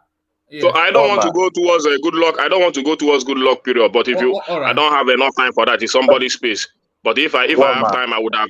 I would also go to that good luck period. What he did and how he did his job. So, but I don't want to go there. But Obi still remain what he is. And Joel, we are doing everything. We are calm. We are okay. We are building. 2027. Thank you very much. All right. Back one man. One man. Before we proceed, Joel. Just 1 second. One man, can you hear me? Yeah. Okay, I would suggest. Well, I don't want us to stay too long on this. You know, it can sound everybody's opinion around instead of just stuck with one person. I will keep going the rabbit hole for topic and especially you know what I'm trying to say. So let's make it sharp, instead of just continuing to drag things that are not really pertinent to the topic of the day. All right. It's the interjections. That's why I tried to pull it back. There were only 4 of us to start off with, so we needed to expand it. But back to you, Joel. So one man, talking about Bajamila. One man, I don't know. I like him. My thing is this, one man. I don't know what is going on around Tinubu's government, because I do not think that he has control over his government.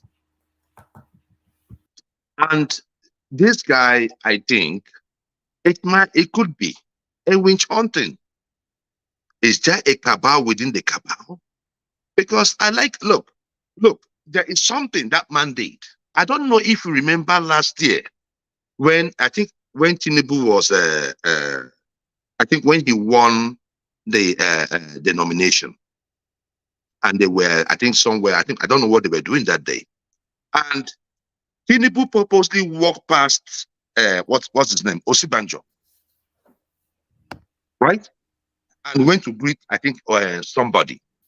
On his way back, the way Bajamila called Tinubu's attention to recognize the presence of Osibanjo. One man, that singular act caught my heart. This man is a good man. I don't know what he's going through. I don't know if this is true, but if it is true, then probably he should be they should get rid of him. But one man, I'm still thinking that this guy, and because when you look at his, I don't see him as somebody that is very vocal. I don't see him as somebody that would want to get into too much fight. I see him as someone like, if you say, hey, this is a problem, he will say, hey, can you go? I think that's the kind of person. He's not like into this boju kind of politics. I just leave it. I don't know what is going on, but one man, that is my take on Bajamila.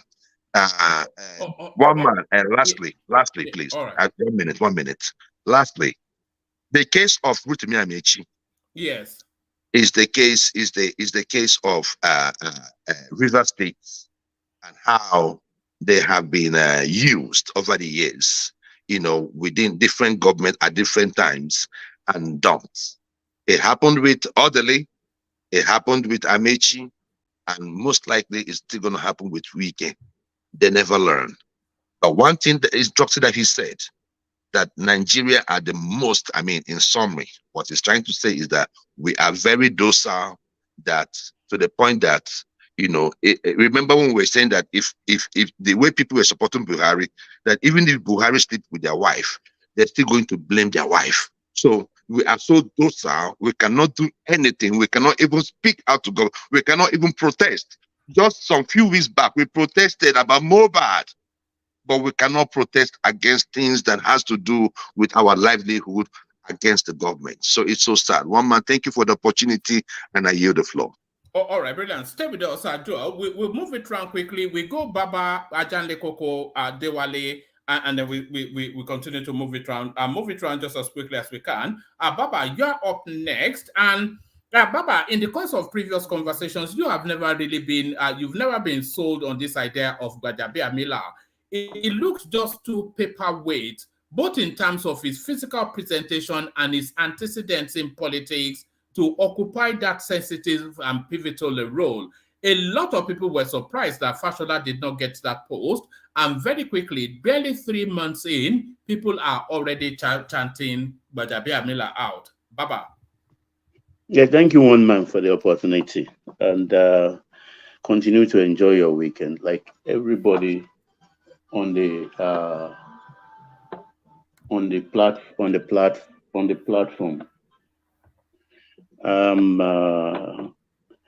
I also want to commend the people in the comment section, those that are their presence today, like Crown, Adiremi, Adiola, Oshuleti, Opomulero, Kulata, Soma, Joel, Badejo, and Prince Ogiame, and of course our able ace, Sir Alexander Gomez, and all those listening that have not come on board yet. Fatai, Princess, Dupsy, and all of them, Chioma, I salute you all. Keep on shooting. Yes, woman, please, our listeners, able listeners, please like and share and subscribe to this program. But the most important right now, which you can do, because we are many behind the scene listening, please click the like button. So also do share and subscribe as soon as you can before the program fills up. Thank you, woman. The Gbajatin, yes, it's what we have at the moment. It's not the best. Fashola is not ready for the government. He said that vehemently. He's been in government like 16 years, even about 20 years non-stop, because he was Tinubu's chief of staff during his second term. So he's tired. He's a very, very brilliant administrator and a lawyer too, who knows his onions. But unfortunately, he said he's tired, so we have to leave him alone. Let's maybe another 2 years, we'll let him rest. He's the best for that position, actually, because he's fearless. And for the Gbajabiamila thing, I think there is a dysfunctionality with any government or every government all over the world is just not Nigerian. Any new government in power. I remember Clinton's era with people like Didi Myers, George Stephanopoulos, and they were all there. They could not get a grip of what is happening in America.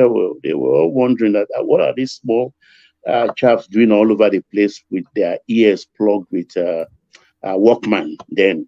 And also, we fast forwarded to Trump's era, where the children, the in-laws are all over the place in the White House. There's always dysfunctionality. I think in another 3 months, when they are going towards their first 12 months, I think things will settle down a little bit.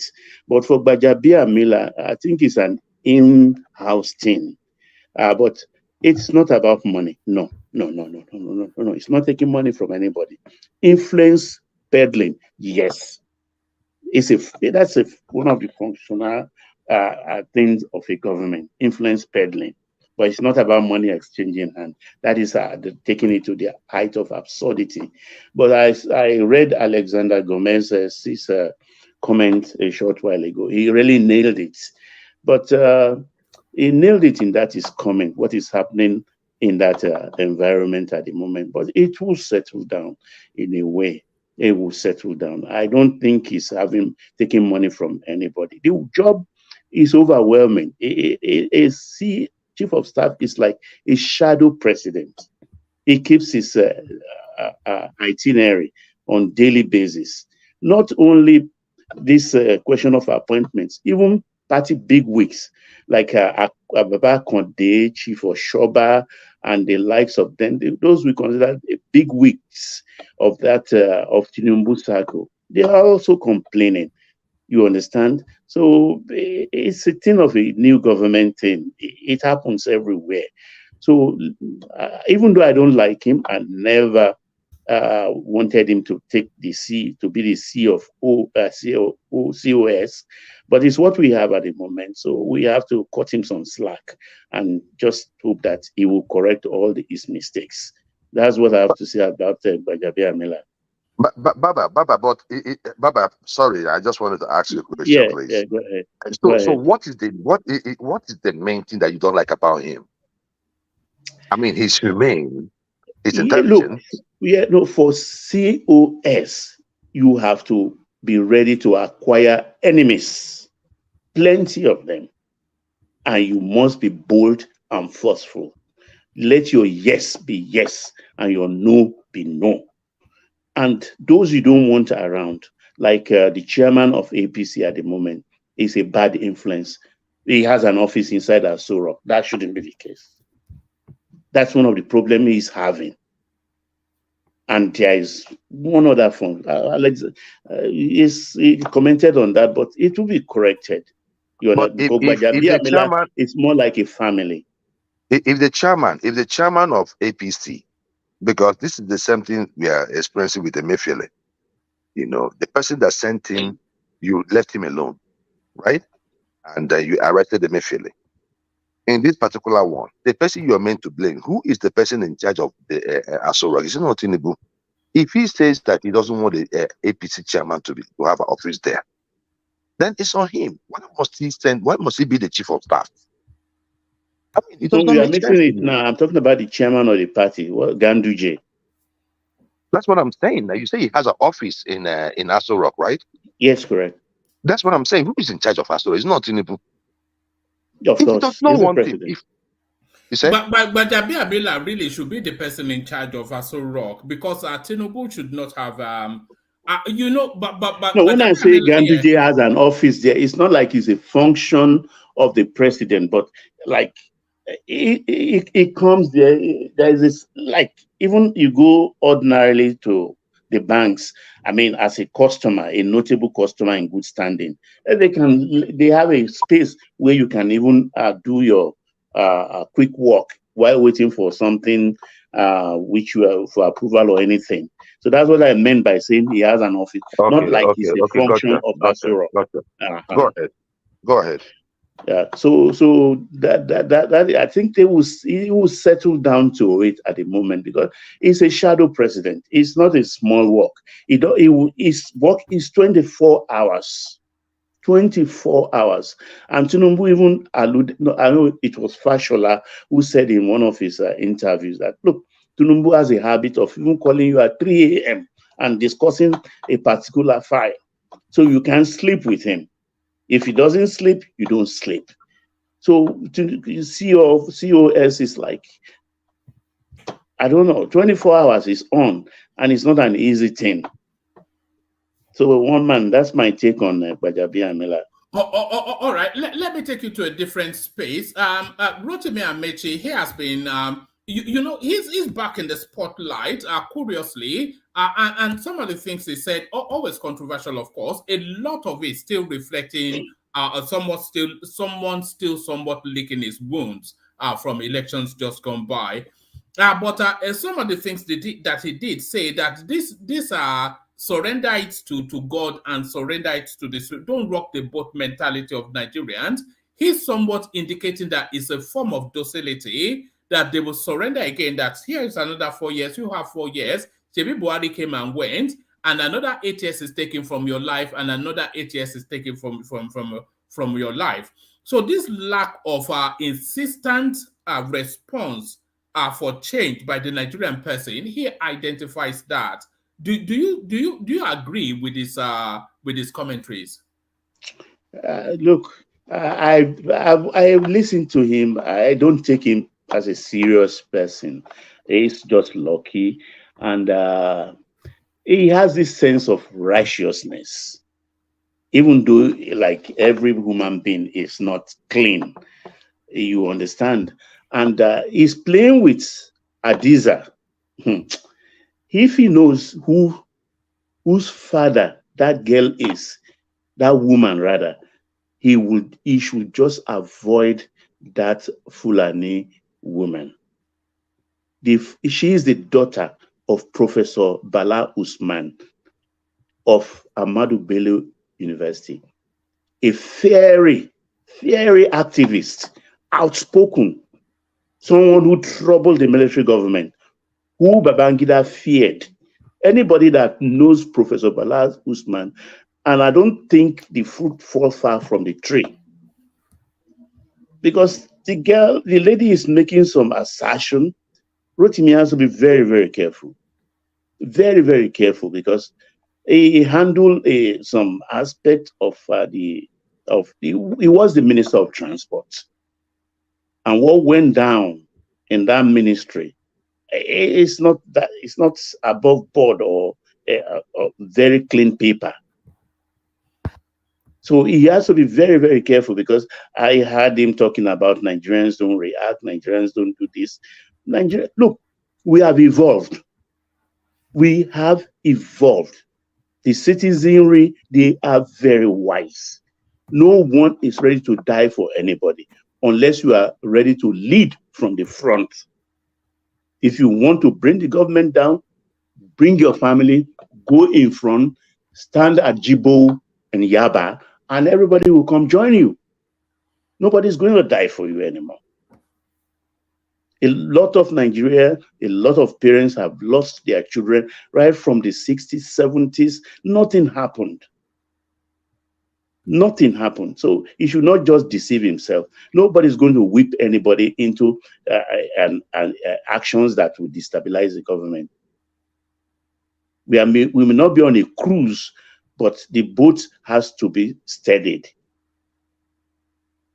So that's my take on Rotimi Amechi. And of course, what's it called? It's Nemesis. Wike is there, waiting for him to go out of town. Because the last time, about 3 years, about 3 years, he was going to speak out of town. Wike made only one statement. He said, my friend, stop there, or I will start from your wife.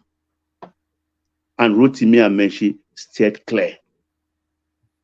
So they are from university together, they serve themselves, they know themselves. So he has to be very careful with even Wike also. So, let's go on. I was just going to say, Baba, just imagine the level of depression that Rotimi Amechi must be under. So He put himself there. For all of the monies that is spent towards that primaries, he was categorically defeated. And then his arch enemy, Yemsen Wike, he won that presidential election via his candidate. And then he now straddles Abuja as the minister there. And there is Rotimi Amechi hopping from one rostrum to the other, making speeches that Nigerians are docile. This is a man that is subsumed with depression. Why wouldn't he say that when he won the first election based on nothing? I mean, he was just lucky. I'm sure he has given up hope to be a governor. And voila, from nowhere, he came back through the courts and he spent his 8 years. And not only that, he went ballistic. Rivers State is one of the, I think, Rivers, Akwa Ibom, Delta, I'm not sure, with Ibori. They are the 3 states that have private jets for their governors. Even Lagos State, with all its riches, don't have private jet for the governor's lodge. So I don't blame him. All right, let me take you to the space, Baba. One man, before you move, right? Let me help Baba a little bit. Let me just chip in. I'll be fast with it. The politics and the culture of the Equaries has to be put in play. Now, the Equaries would tell you that instead of them trusting someone from the southeast, that they rather trust someone from the north.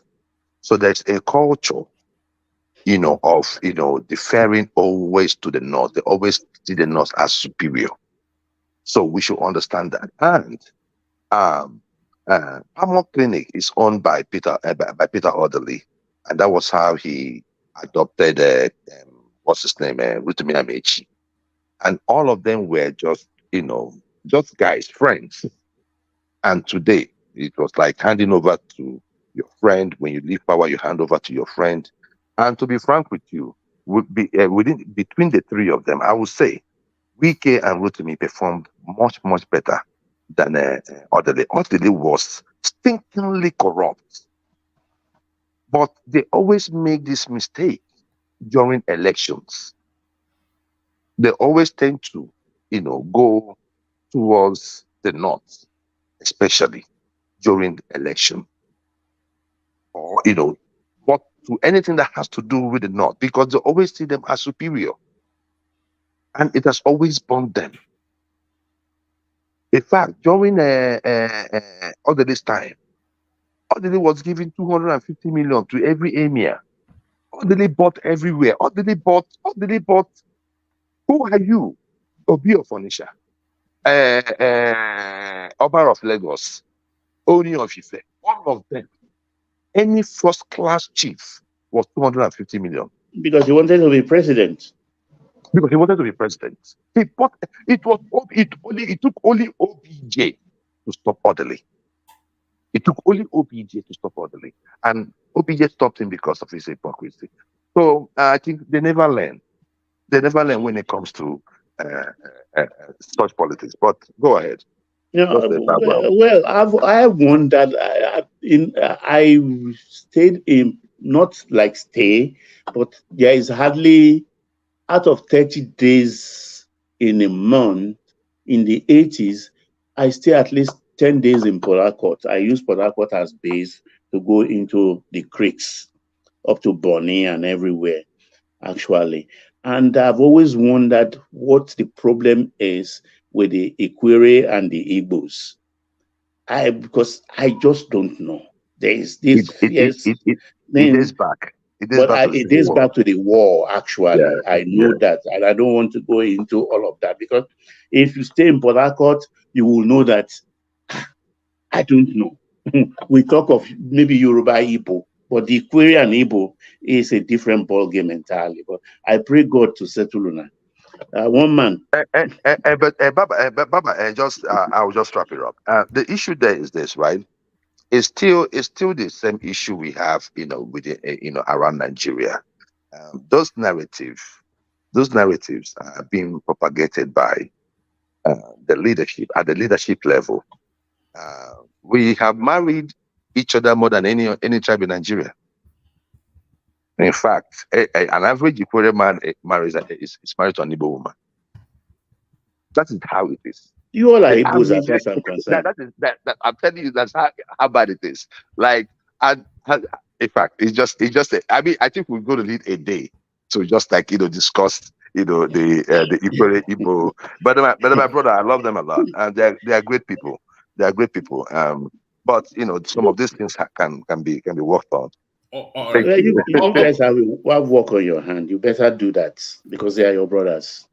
Yeah, one man. Let's go ahead. All right, Baba, let me take you. And by the way, we'll bookmark that because I'm also interested. Or maybe when we get to the other phase, when we gone through everybody, it's a full day. Yes, because I have thoughts there as well. But we'll hold that till when we get towards Thomas's section. But Baba, this is something that is long overdue, and I always thought that this was even the case.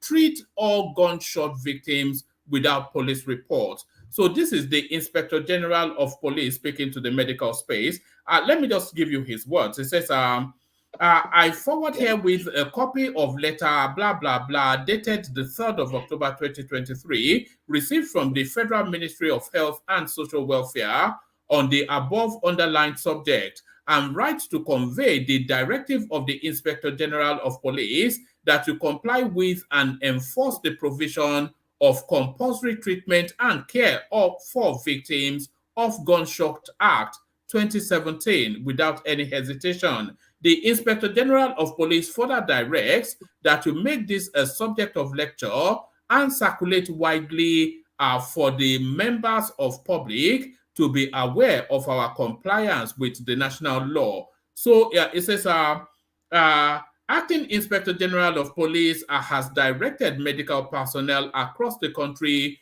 to treat gunshot victims without police report. I think this comes off the back of the storyline of that one chance girl in Abuja that apparently ended up in a hospital, and they were dilly-dallying waiting for the police input, and the girl lost her life. So long overdue, Baba.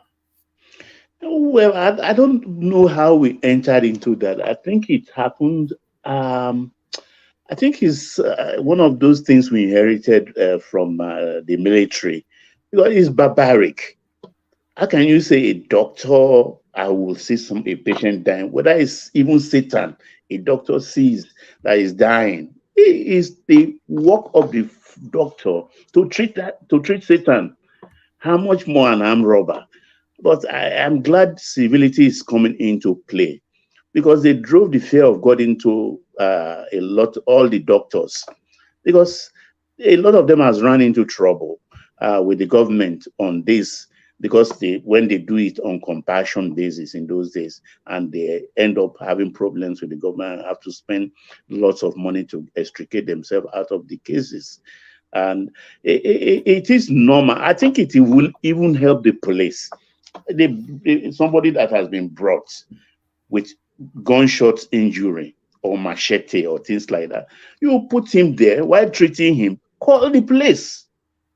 The nearest police station, you should have their number. I have somebody here with some strange cuts on his body or a bullet inside him. Could you come? We are treating him. And the police will come within minutes or 1 hour. And then the interrogation will start. Because it just doesn't make sense that somebody is injured, is carrying bullet wound. You don't know whether it's a victim or a perpetrator of armed robbery act. And you are rejecting, and he said, police should go and bring police report. The same thing they do to rape victims in those days. And things like that. So I'm glad but it's not even the first IG that will instruct them to ignore that regulation. It's not the first one. And I hope this time around, the IG meant it, and then the doctors will listen also without fear and go ahead and do their jobs. That is the important thing. Baba, Ekrole, good evening, sir. Yes. Yeah, Thomas speaking. Good evening, everyone. One man, good evening. Good evening. Do you know a criminal have the rights to live? Even though you caught, yes, that's why I use the word Satan. Yes, Yes, not even talk less of somebody that accidentally shot. You know, you understand what I mean? Even a criminal has the right to live. So in any circumstances, anybody shouldn't be ignored. Yeah, thank you, sir. Okay. Yeah, you know, you're perfectly right, Baba. It's not as though thank you, Thomas.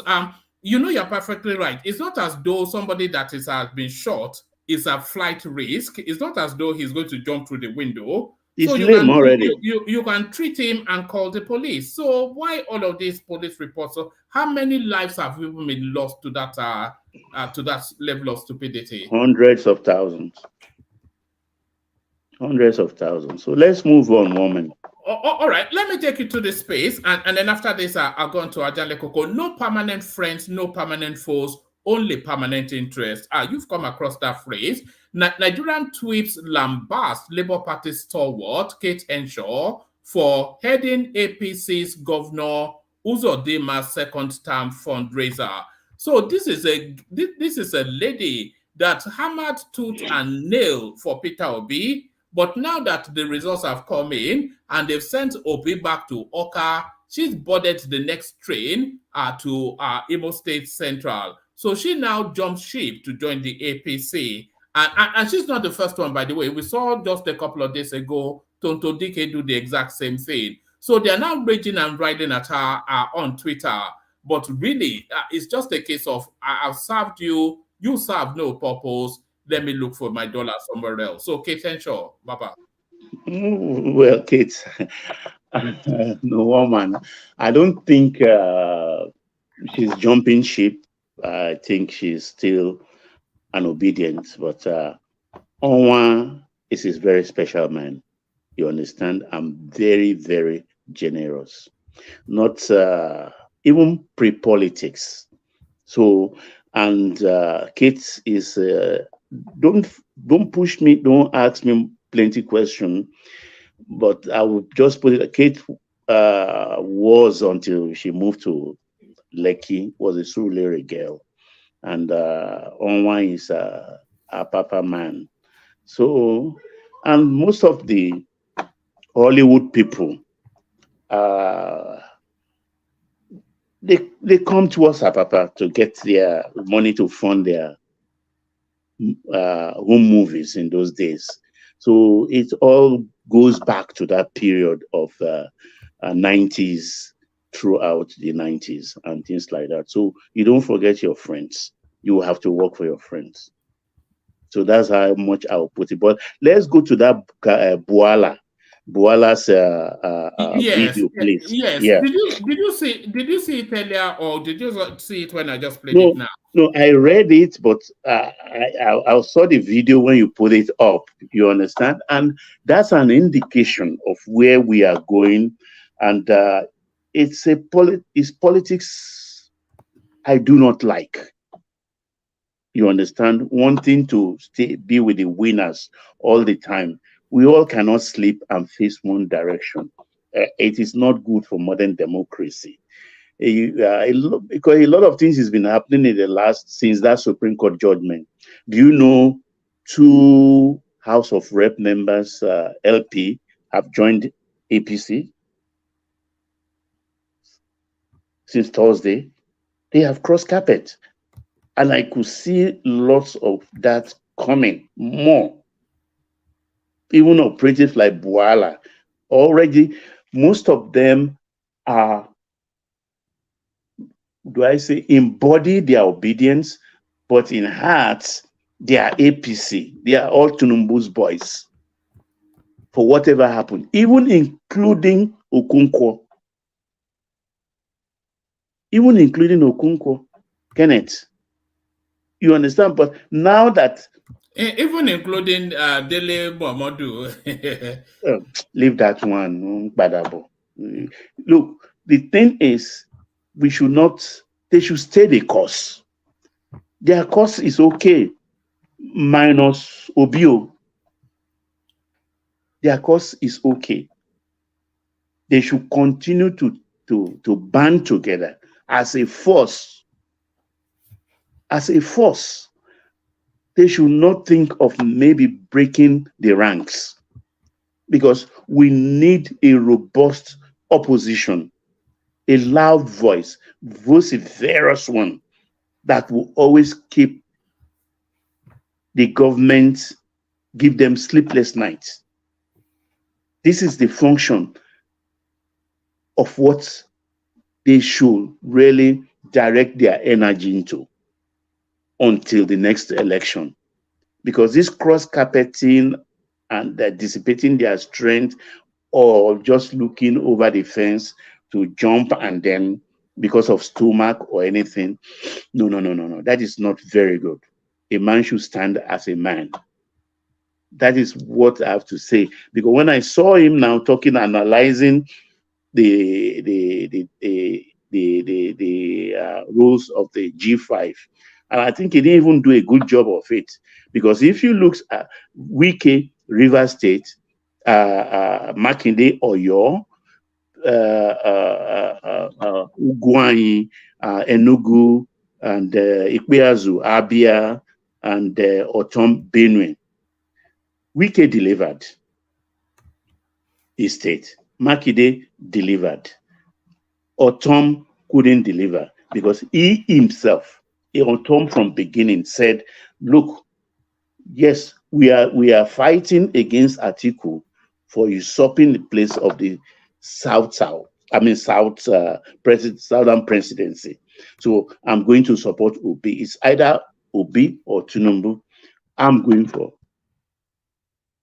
Obi, because we all know that is an excuse that somebody punked them into this. That's not true.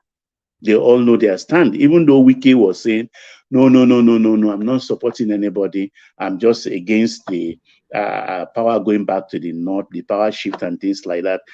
We all know definitely by his action, by his body language, he was and he is a Tinubu person. Yes, sir. Yeah, even the guy don't even know what he's saying, because even Ikpeazu himself said that even in the southeast, he cannot even say anything against Obi. So it's even very difficult for him to campaign in the southeast against Obi. The same thing to... Is it not LP that won Abia from LP one? So the guy is just talking because... He's not analyzing it well. He's not analyzing it well at all.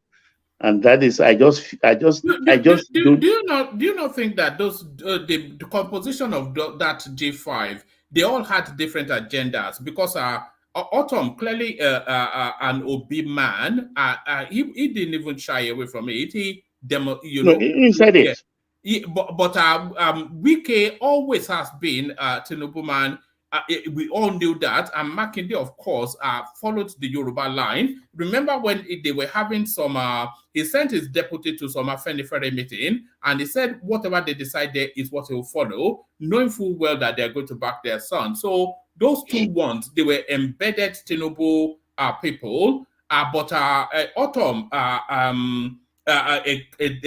demonstrably clear Obi man. And then the rest of them, I don't know, Pazu, he of course had to follow the tribal lines. So they were divergent and disparate sort of wishes and wants and pushes. Pazu and Ugwai actually don't stand any chance. And ultimately, Wike and Makinde played them. Yeah, they didn't play them. It was like, okay, let's band together, and we are all Atiku's. Atiku is our enemy. Himself and what's the name of that chairman again? Who Atiku sacrificed his life for? Ayocha.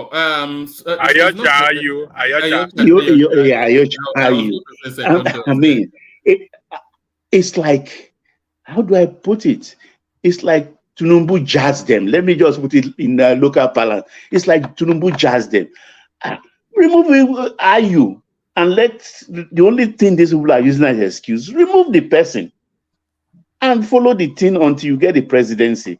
Because the Yoruba says when you don't have the butt of the sword in your hand, don't go asking for the death that kill your father. If not, the death that kill your father will kill you. Remove the man and then you kowtow to them, and it's not election. It will be over. You will be the president, and you can do anything you want to do. But he's talked to his gun. He's talked as if someone jazz him. I can't believe he did that to himself. He shot himself in the foot. He shot himself in the foot. Because I can imagine, though I know Wiki and Co will have manufactured another excuse anyway. Because I don't think they will be part of a team that will want Buhari to go, and another Fulani man will rule us for another 8 years. They will have manufactured another excuse. So Ayu was just Ayu was just a perfect excuse for them. So, but he will have challenged, he will have tested that thing by removing the Ayu, and let's see what they will do again, or what they will say. But he didn't do that. So he gave them the perfect excuse, and he got it coming. So I don't know, all this struggle is now struggling. I think he's coming up with a press conference on Monday. I don't even know what he's going to say. I've tried to speculate on what will he say. I don't know. And for the OB circle, I think they should be very careful. Very, very careful, because most of them, the Akwa Ibom governor, have congratulated Tinubu. Diri was there to congratulate him. Adeleke has done the same thing. These are all PDP people, but there are the people from the LP. Baba, yeah. Don't you think the opposition, they are just fighting for their state? You know what I mean now? Of course, you have to be part of the center to get all the benefit for your people. You must be a stupid governor to thumb your nose at the center, because your people will not get anything other than statutory required. Because I don't blame, I like what the Akwa Ibom governor did, because you have a lot of things to gain from the federal government, who is the owner of the POS, the national POS. So, but the functionary of the Obidient movement, like I read somewhere, this Laoye, you understand, who congratulated Tinubu, and they are descending on the guy. They will lose friends. They will lose friends by doing that. There's nothing wrong in congratulating the president. After all, it's going to be there only 4 years. We'll go. And the guy said, look, let's congratulate this man, but let's stick together so that we can band together, and in the next 4 years, we go in for another election. And they descended on him. They start calling him names. And I really felt for him that, look, what are these people doing to themselves? I don't know. Baba, they have to stop that. Yeah. What do you think, even in the opinion of the space, threatening Obi, that if he dares it, he will not, they would deal with him?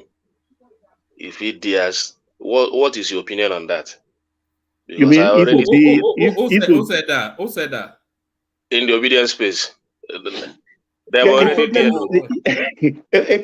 know the problem now, when we say the tail is wagging the dog, Obi has put himself in a mess. In a mess. I don't know how he's going to get out of the vice grip of the Obidient movement. They own him. He doesn't own the Obidient movement. They own him. He's their arrowhead. If you refuse to listen to them or took a step out of turn, it's better he commits suicide. What they would do. They gave him the threat, though. It's a serious one, or they gave him the threat. It's a serious one.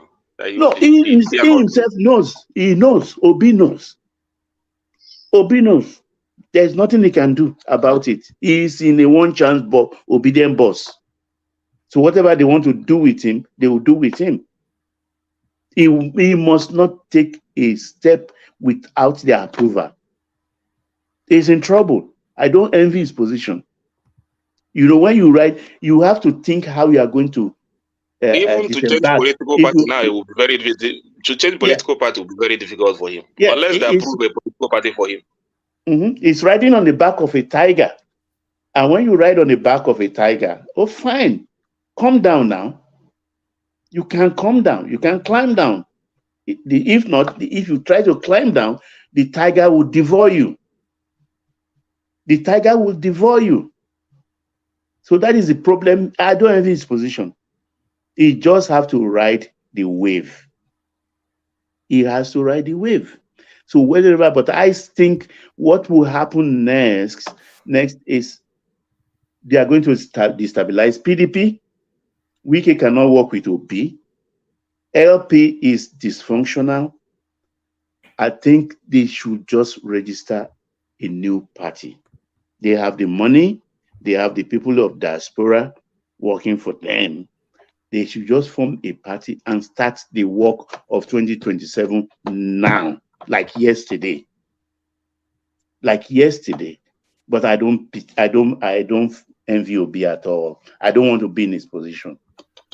All right, brilliant. Excellently put by Baba, as always. So thank you, Baba. So hold station, Baba. Let's take the conversation on to Ajan Lekoko. And I think Baba already opened up that space. Atiku to address Nigerians on Monday after Supreme Court verdict on Tinubu. So now, I was going to say much anticipated, but there is some anticipation, but I'm not sure it is much of an anticipation.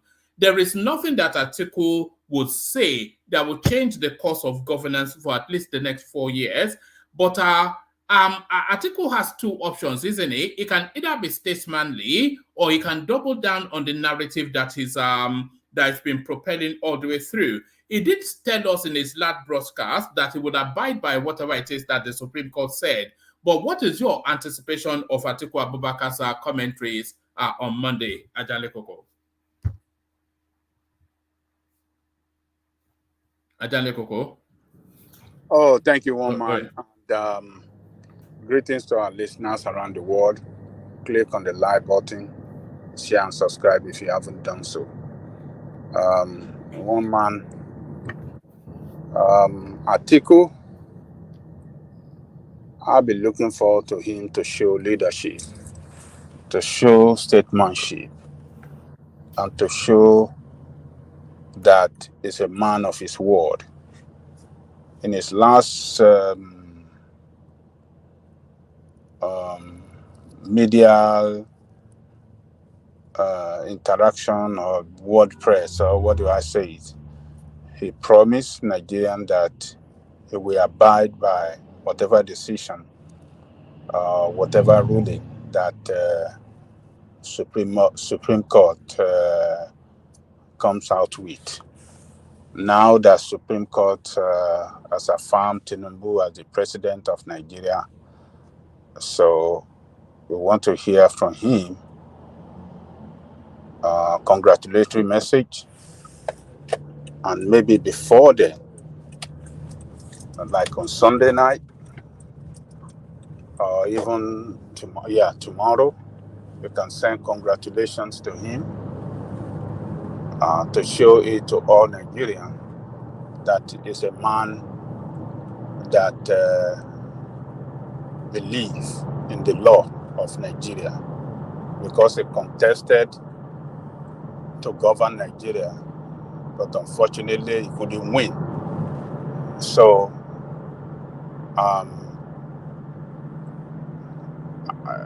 however, I would not be surprised if he didn't send any message of congratulation, if he didn't show that he's abiding by the ruling of Supreme Court, because the route that he took in terms of his inquiry into the certificate of Tinubu and the legal matter he took up in the United States, and the way he went that far, and with all that he did, considering the friendship among them, I won't be surprised at all. They've been long-time friends, I can say they've been friends since 90s, during the day of SDP, even before the day of SDP, when they have this Yaradua, the senior Yaradua, the Yes, former. they were both from the stable of Shehu Musa now. Both of Yes, them, so, they came from his school. yeah, they both both of them are from the same political school of Shehu Yaradua. So, and he was the senior member of that group. He was a leader to Ashiwaju, and they've been together. And Ashiwaju had. No, point of correction about Elebeko. It wasn't a leader to Achuaju. They were both strategists in his camp. Nobody was chosen as the leader. No, don't let whoever that told you that is lying. Even if it's Ashiwaju himself saying that, he wasn't factual. He was his leader.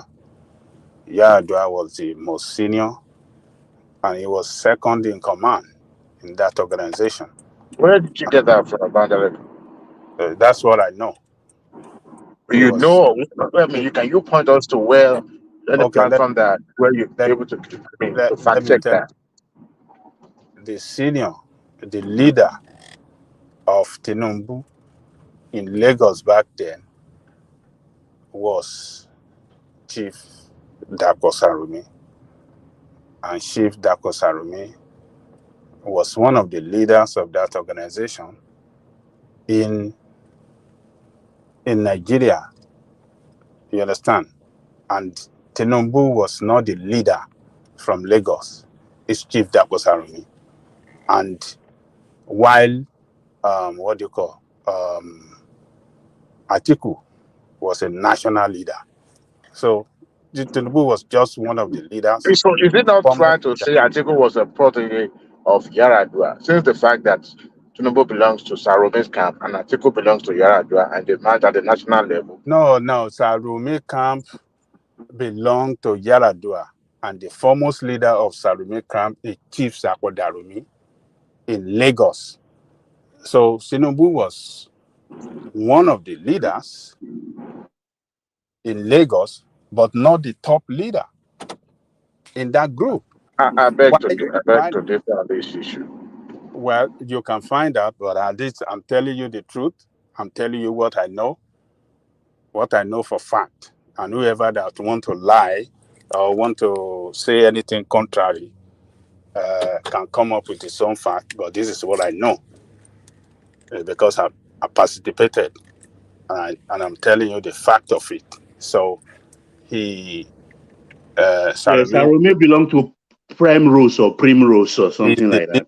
He's the leader of Primrose. Mm-hmm. Yeah, he's the leader. I mean, he was the leader or the leader of Primrose.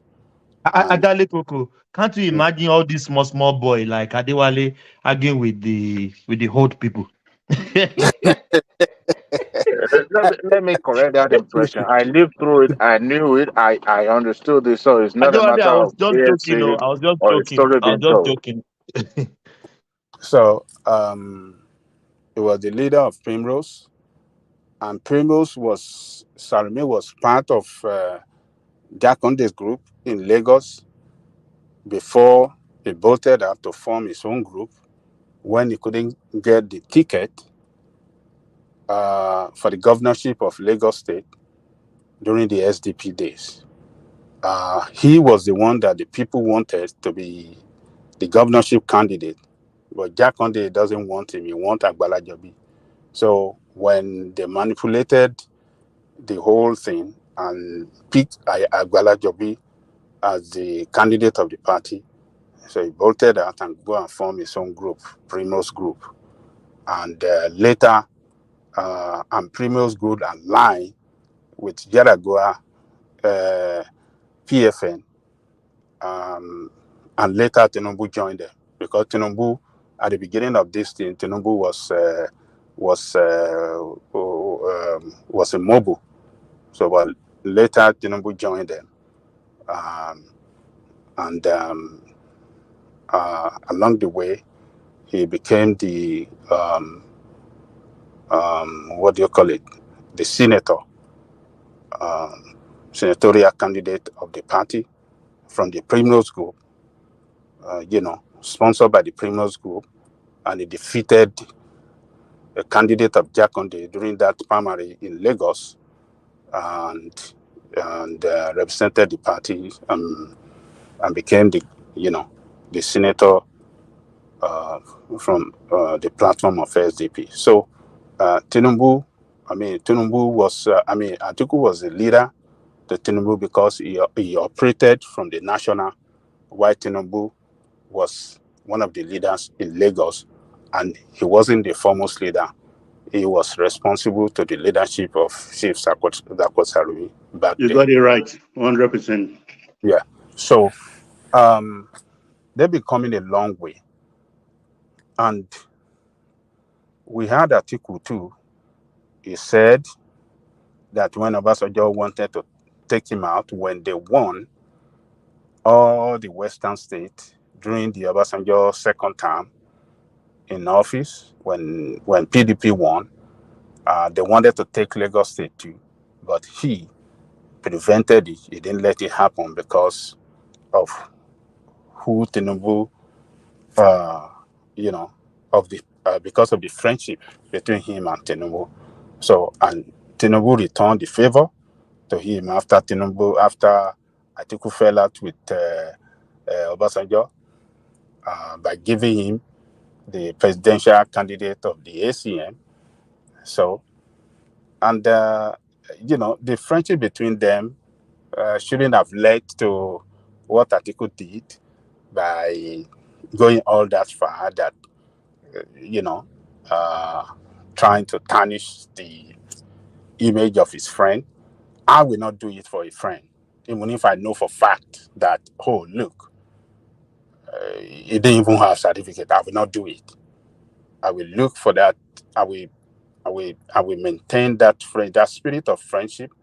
I will keep it, and I won't want to destroy that friendship, because that friendship has went too far, beyond two of them. The wives, the children, they were part of the whole, the whole thing. They are family friend. So I will not destroy the family friendship. I will not because of politics. So he did it. So I'll be expecting him to want to restore that friendship, by sending message of congratulation, by saying that, he's open for, to work with him in any manner that that is open up for him, and he will advise him if he seek for his advice on national issue and stuff like that. So that is what I will expect from him. But if he didn't do that, I won't be surprised because of what he did in respect of the effort he made in questioning his certificate, and he went too far to America to hire a lawyer, spent too much money, so much money. When he was telling us yesterday that he must have spent almost maybe 500,000, so I won't be surprised if he didn't do it as well. So, but are you expecting Peter Obi to make his broadcast by Tuesday, coming off the back of what Atiku has to say? And are you also expecting that Peter Obi will borrow from the theme of whatever it is that Atiku has to say? You see, one thing that I've observed between two of them is that when one speak, particularly Atiku, when he speak on issue, the second day, or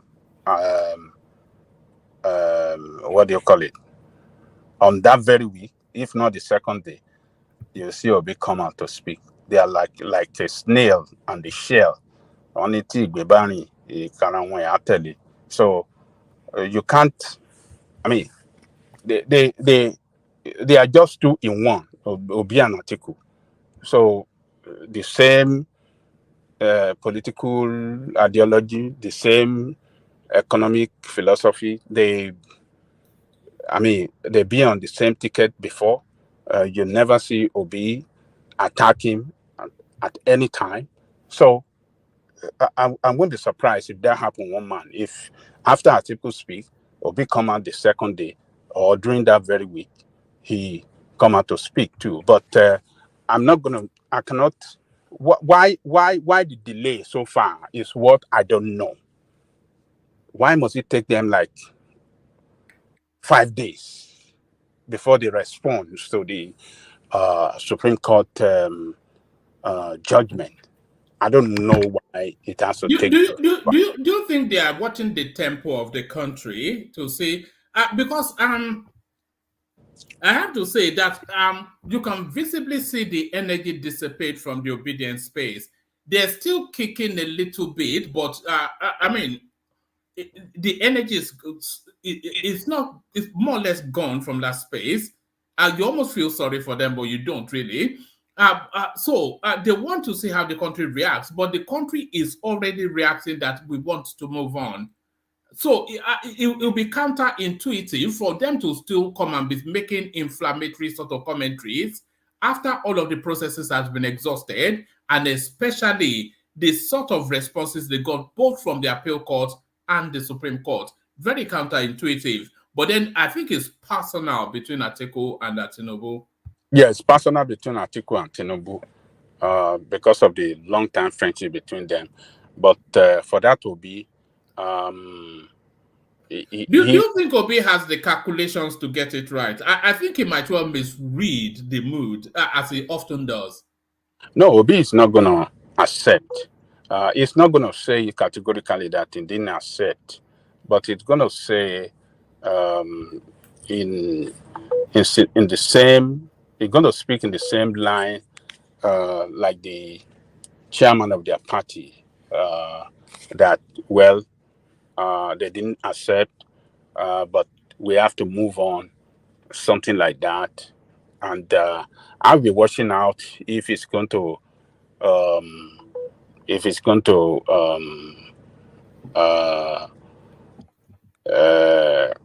the president. If it's going to do Chief Tinubu again, if it's going to do Chief Tinubu again, or if it's going to call him the president. So that's what we'll be watching for. If it didn't call him the president, that would be. If it doesn't, then it's going against the Constitution. Yeah, that will show that he's a lawless man and very deceitful and just a dubious politician like every other politician in Nigeria. Because there's nothing, they don't have any argument anymore not to call him the president. They don't have any, there's nothing anymore. The law is clear. The Supreme Court has interpreted the law clearly, and the election matter, it has interpreted it clearly, and they should show leadership. Do you expect? Sorry, Ajane Koko. Do you expect in both their speeches all these references still to drug dealer, forger, and all of these things that they've been, they've been drum beaten to for 9 months? Do you still expect that tone? Because I'm expecting still that tone from Atiku and definitely Peter Obi. That'd be very counterproductive for them, because Atiku is the Atiku doesn't have a good reputation with Nigerian people. That one is clear. So if he have to go after Tinubu to say, oh, he's a drug dealer, the certificate with this and that, he has a certificate problem too. We saw his certificate, the name change from Sadiq to Abubakar and stuff like that. We saw it, and we saw there are a lot of what is it not? There's some other. The president is his boss. His boss wrote book and he describe him as a person that is unfit to lead, and a person that is very corrupt, and it's a person that Nigeria should not trust him with power. So Nigeria should not entrust power with him. So Atiku has a lot of baggages around him, and he is not the man that should be talking like that. I'll be looking forward to him to accept and then congratulate and then offer himself, for any whatsoever that the president want to use him for anything whatsoever. He should should be able to say he's open up for any engagement for the country. If the president feel if the president deem it fit to use him on anything or seek for his, he is ready to give advice anytime. They can call and do, that's what I expect for him, because he's been in the game for a long time. Since 1992, he contested the primary with Abiola and he failed. So, and since then, since we returned to this democracy in 1999, after since 2007, this guy has been in the race and he never got it. So you have to give it up. There, sometimes in life you pursue one thing, you will get to a point, this thing is not for me, and you quit the stage. It is time. Agalekoko, please. But if you were to be Tinubu, will you go in that direction, reciprocate any hands to Atiku, despite all he has done? Look, Tinubu is a leader of Nigeria today. He's the president. He should bring everybody closer to him. He should show leadership by not throwing anybody away. Everybody matter right now for to save Nigeria. If he feel that Obi should be used for a particular cause to save Nigeria at this moment, it's a use of it. If Atiku is the right man to use for a particular cause to save Nigeria today, if you use Obi, and I'm expecting one thing from Tinubu. I think Tinubu should reach out to all his opponents, all his political opponents, particularly the former president Olusegun Obasanjo. Obasanjo is an international man. Obasanjo has been in that position before. Obasanjo went through the similar situation as the president of Nigeria in 1999. The economy was down. We are in serious political instability. We are in serious economic instability. We were in serious tribal. I mean, the tribal division among Nigerians back then was very, very bad too. So Obasanjo went through the similar situation we were going through now. He went through it during his time. He should be able to consult with Obasanjo to seek for his advice and invite him to Aso Rock. Agalekoko, after Obasanjo supported his enemy, Obi. It doesn't Come matter. on now. Look, forget about that. Politics is not like that. Leadership, position of leadership is not like that. It's not like the way you are described. You think when you are the president must not see anybody as his enemy. You are the president of everybody. And you should be able to open your door open. You should be able to open your door, wide open. You should have it open for everybody to come in. Those that matters to come in to your office, to dialogue with you, and then, see how we can run the nation well. Because who is going to take the credit at the end of the day is him. if the nation gets better, as we are all looking forward to, he will take the credit. It's not going to be Obasanjo. It's not going to be Atiku. It's not going to be Obi. So he should open his door wide open rather. He should get his door wide open, reach out to all his political opponents. Kwankwaso, what do you call it? Atiku, Obio, and particularly Obasanjo, he should get closer to Obasanjo because Obasanjo went through this similar situation. Obasanjo consulted with leaders around the world. Most of those leaders are still existing. They can, use him. It's curious that we've not seen or heard from Obasanjo. It usually is not this quiet. You know, Obasanjo is very calculative. Before he deliver his own position on issue, he will deliver it at the right time that will be very effective, and everybody it will be the talking point all over. He likes punching below the belt.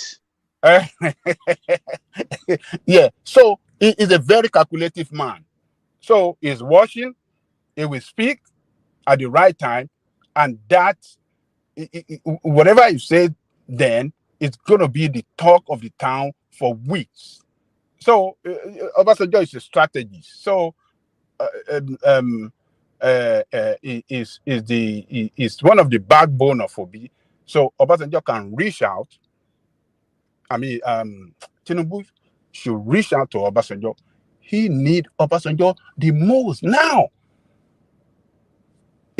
Obasanjo should be in the front. He should use Obasanjo to repackage the image of Nigeria, because there's nowhere that Obasanjo cannot enter as far as this world is concerned. Any leader, Obasanjo can reach out to him, and they respect him.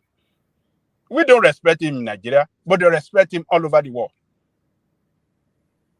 So he should get Obasanjo closer and use him to get the job done.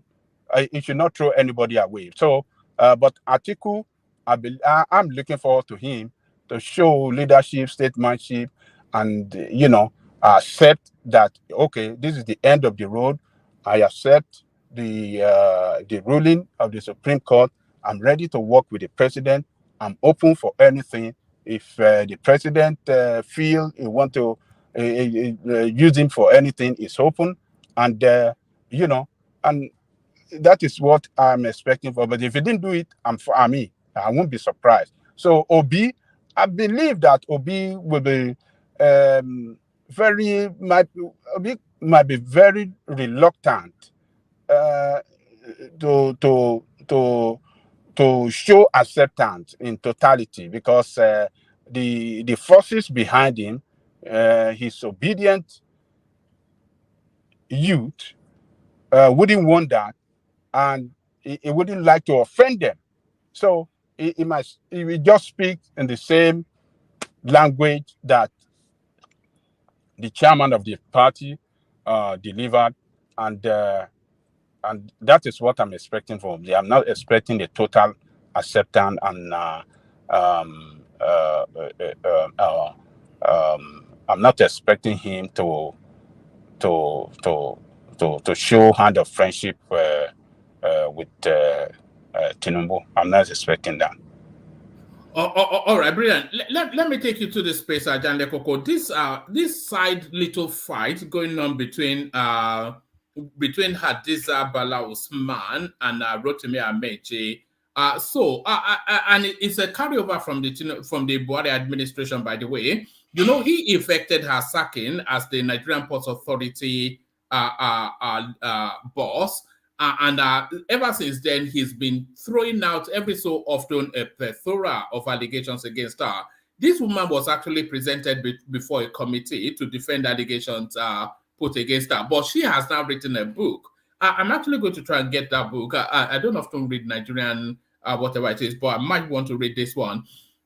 She wrote a book condemning Rotimi Amechi. So he claps back, alleging that she illegally awarded nearly 3 billion in contract, and then she fights. So now this back and forth between these two elements, have you been following it, and any thoughts on it? So she wrote that Amechi illegally awarded 3 billion contract. No. Amechi got her sacked as the MPA boss for sharp practices. So after the administration, she wrote a book, and in that book, she responded to somewhat a lot of the allegations that Amechi leveled against her in the course of Buhari's administration. So Amechi now, off the back of that book, comes up with this allegation that she awarded a near 3 billion naira contract without following due process. No, now she now comes to clap back again that they are false claims, and then she's now going through the details of the back and forth. But if you're not following that space, then I can take you to another talking point. Yeah, I think what is going on is just shameful that when you have people the top position of government talking like this in the public, she stole money or she awarded contract that she doesn't have the authority to award, and this and that. It just showed that the government they operated then was a government of that is shrouded in corrupt practices. And well, that lady was exonerated by panel of investigation because when Amechi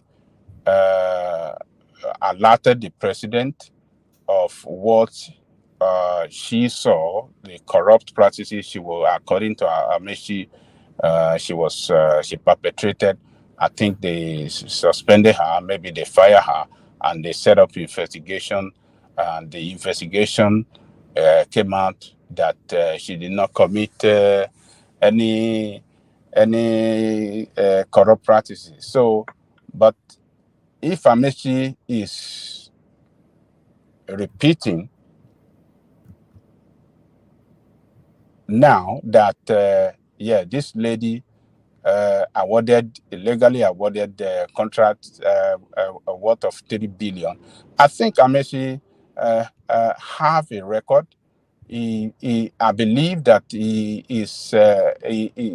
know what he's talking about, because if it's not true, she could be sued. So what I'm expecting from that lady is just not talk. We don't want to hear talk. If you feel what Amechi is doing in the public now is not true, you can sue him for libel. So if she didn't do that, I think everybody should believe that what Amechi is saying is the truth. So that's the way I say. I think we should, if she doesn't sue Amechi and she let this thing get away, and she can only, respond by denying that, oh, it didn't happen, I think we should believe that Amechi is on the side of the truth. So no one of them is clean anyway. Amechi himself, we saw, you remember the video we played when he was grilled by the Senate, or maybe the House of Assembly committee on contract and stuff like that. So he was grilled. It was some tough questions were posted to him on how he awarded contract.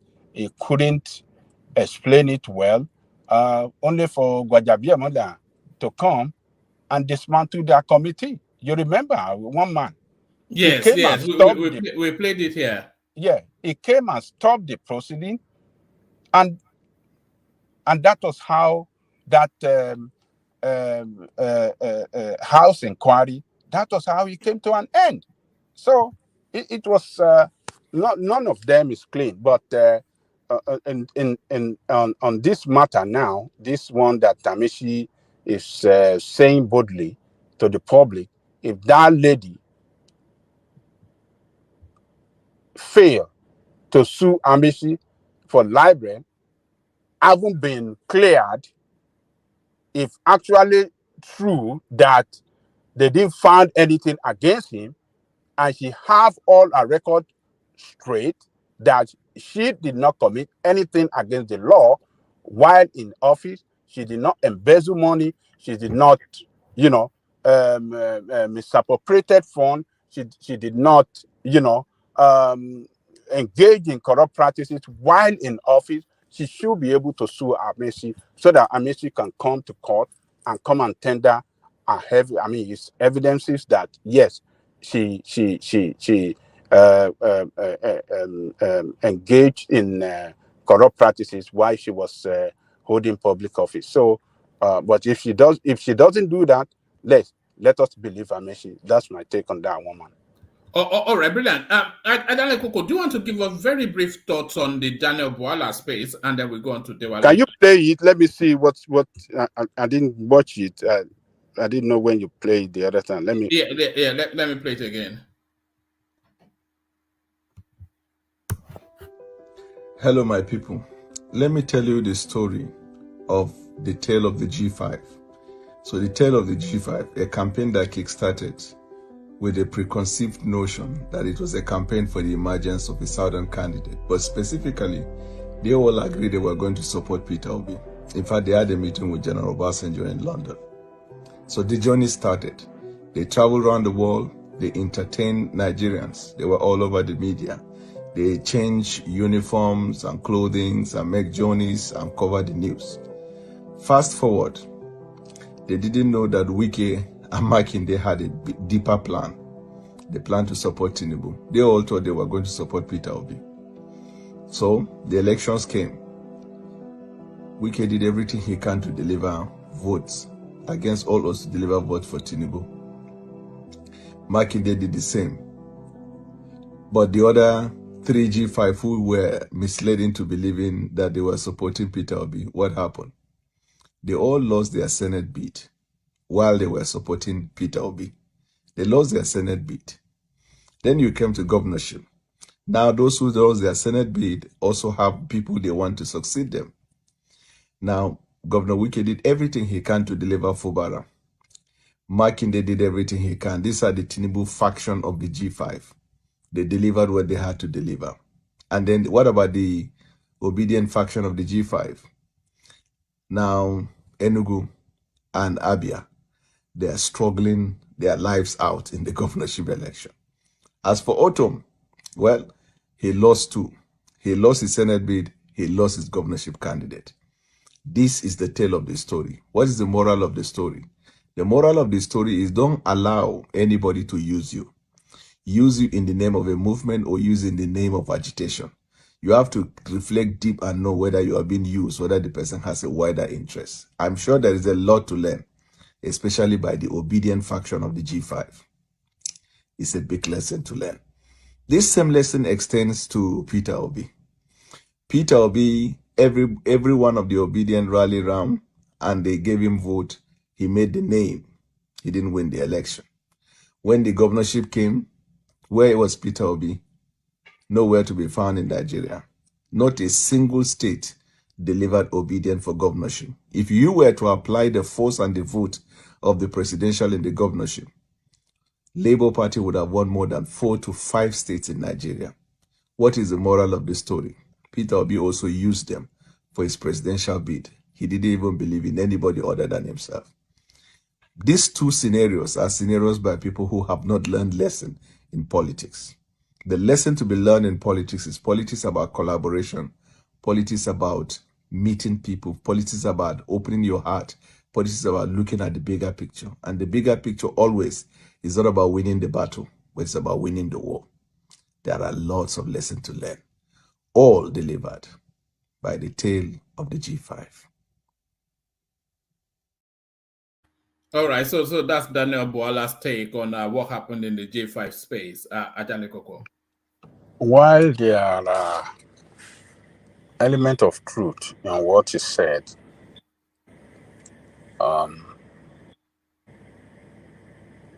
his conclusion, I think, is more, his conclusion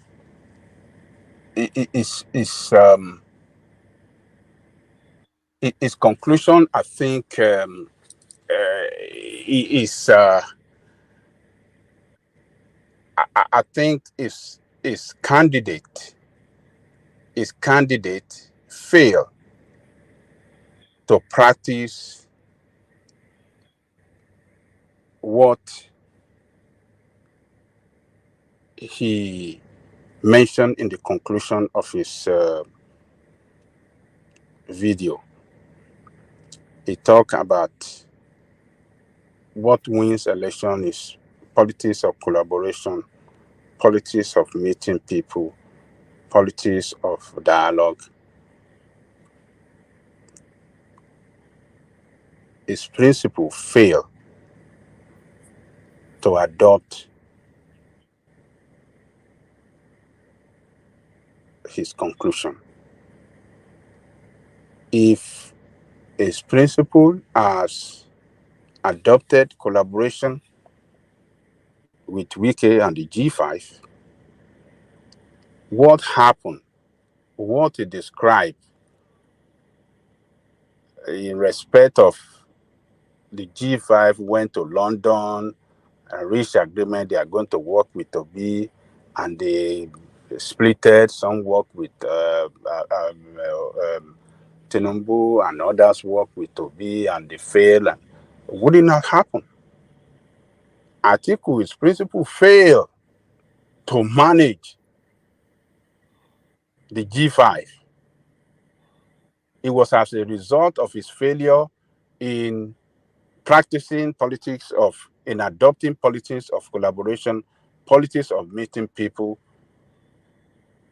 are responsible for the Wikes to form the G5.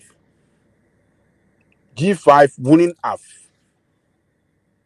have came to life at all. We would have known anything like G5. But Atiku's lack of leadership, the leadership capacity that he lacked, totally responsible for the creation of G5. So sometimes some of these politicians, anybody that listens to him, we say, oh, this guy, oh, look at everything he said is true. This is the way they can talk nice, they can fabricate their story, and then make it look so good. And people will say, oh, yes, what he's saying is, it's not, what he said is totally nonsense. The concluding part of it, his principle failed to adopt what he suggested in the concluding part of his video, and that was what was responsible for G5 and the action of Wike and all of them. Because what the Wike and the group of G5 were asking for was simple. Ayosha Ayu said it clear before the primary when the Wikes and them were asking for him to leave that position and allow the Southerner to be the chairman of the party for the purpose of balancing, structural and power balancing within the party. This guy promised that he will do it before the primary, that if a northerner should emerges as the presidential candidate of the party, I will quit the position. But when that happened, when Atiku Abubakar became the candidate of the party, he refused to leave.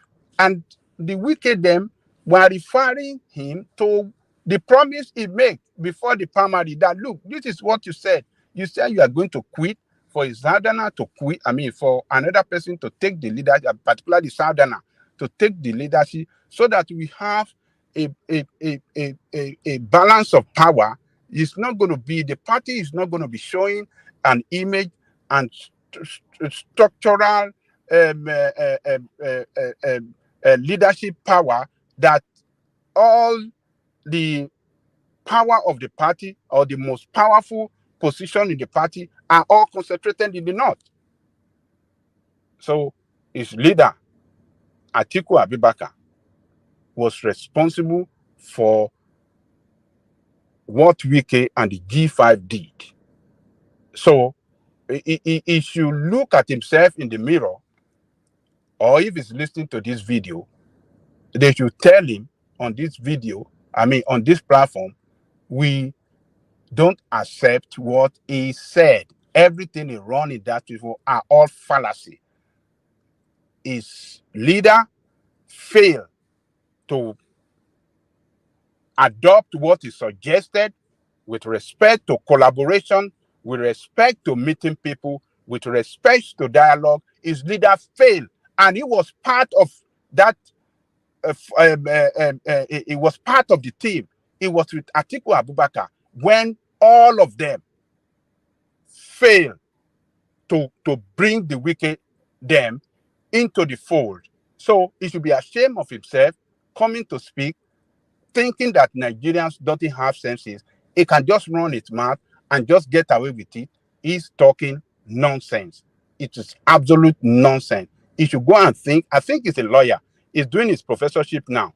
He should think well before he speaks. But this is who they are. They are deceitful. They are dubious politicians. This is another one of them trying to play on the intelligence of people. But here on this show, one man went to move. We said, no, we can't be played. You can't run. you cannot easily play on our intelligence. We are smart people.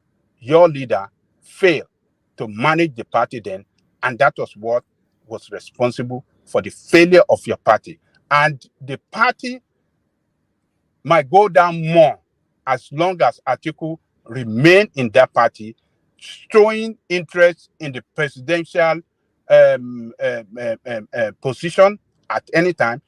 As long as he's still showing his interest to be the candidate of that party, the party will continue to sink until when Atiku stop.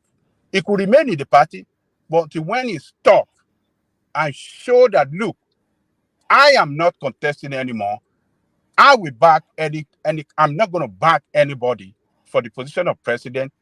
I will sit behind, allow interested player to play the game, and whoever that emerges, I will back that person.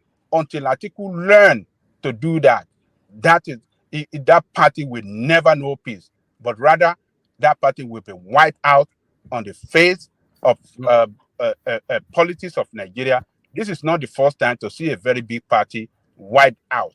We once started with APP and PDP in 1999. Where is APP today? It's wiped out. It's nowhere to be found. And PDP with Daniel Buaya and Atiku will be wiped out as long as Atiku is telling people in that country, in that party, that he wants to be president of Nigeria. So, Daniel Buaya, go and sit down, go and think well. Any next time you want to come and talk in the video like this, think well, get some people to advise you before you deliver your speech. On this show, I reject it. It's trying to play on people's intelligence, and I reject it totally. And we all together on this show reject it. So thank you, woman. All right, brother. Excellently put by Jale Foko as always. So up next, Dewale, you're up next. Thank you, woman. Oh, you drive me. Are you driving to Siberia? Now. Are you taking over Bishop's job? Don't mind these people of Texas. I was seconded to a place to God-forsaken county in somewhere close to Dallas. So usually I would drive and come back over the weekend. So, Do but you no invoice time. them for petrol? Do they refund you petrol? This one past petrol. This one not to pay me for everything, everything. But yes, I do get paid for my traveling and all that. You know, this is a conservative state, so they usually uh, they compensate. Anyway, You, they pay you greetings mileage. to hello. They pay you mileage. Oh yeah, they paid by mileage and all that. And you just have to, you know, I like the orderliness and all that in this part of the world simply because, you know, there's accountability. You can't cheat the government, and the government can't cheat you because they know that they can,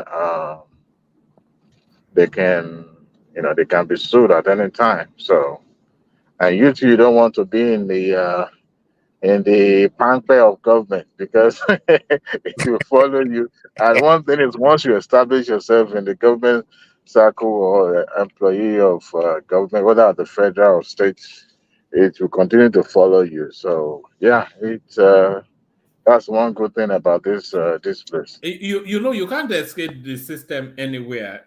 Even in the UK, there are certain invoices that I'd forgotten a long time ago, and then suddenly the letter will come through your letterbox. 10 years later, whatever, the system always catches up with you. Hold on 1 second, one man. Do you want to stop right here? Can you give me just 2 minutes? You want me to drop you off here? Hold on 1 second. Let me just give me 2 minutes. Let me drop off my passenger and I'll join you guys. All right. Let's use that window then to hear from let's hear from World Peace because Ikeda comes after you, Diwali. So World Peace, good to see you.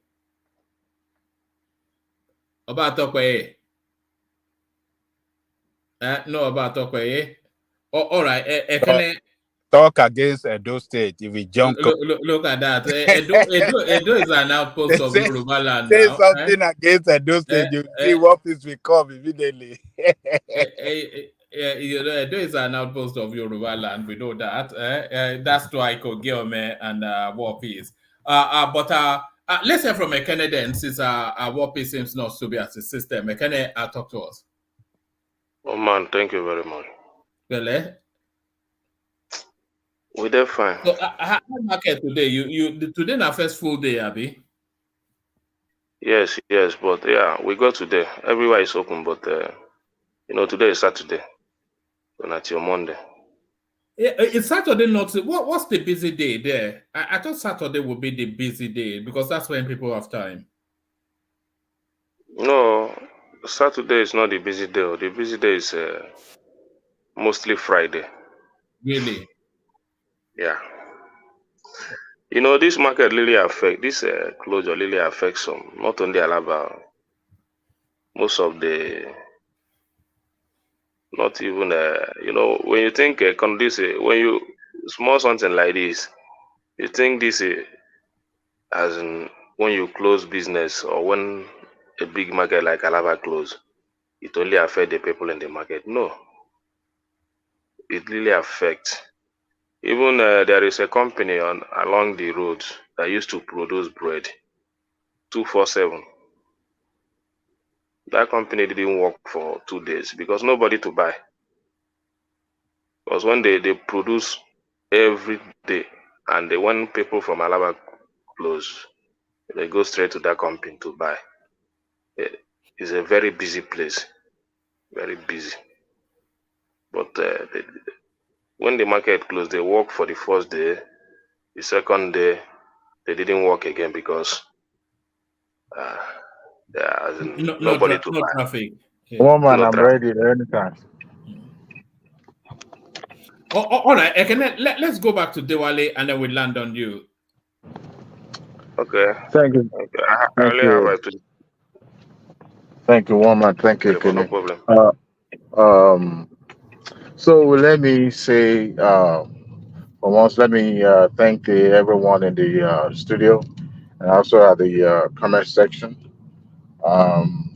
Today, I watched other show and that platform, I could see the the the the confusion and a lot of things going on there. But this particular platform, gave everybody the leverage and give everybody the opportunity to contribute and also, speak their mind freely without any form of, attack and all that. So, good job, one man.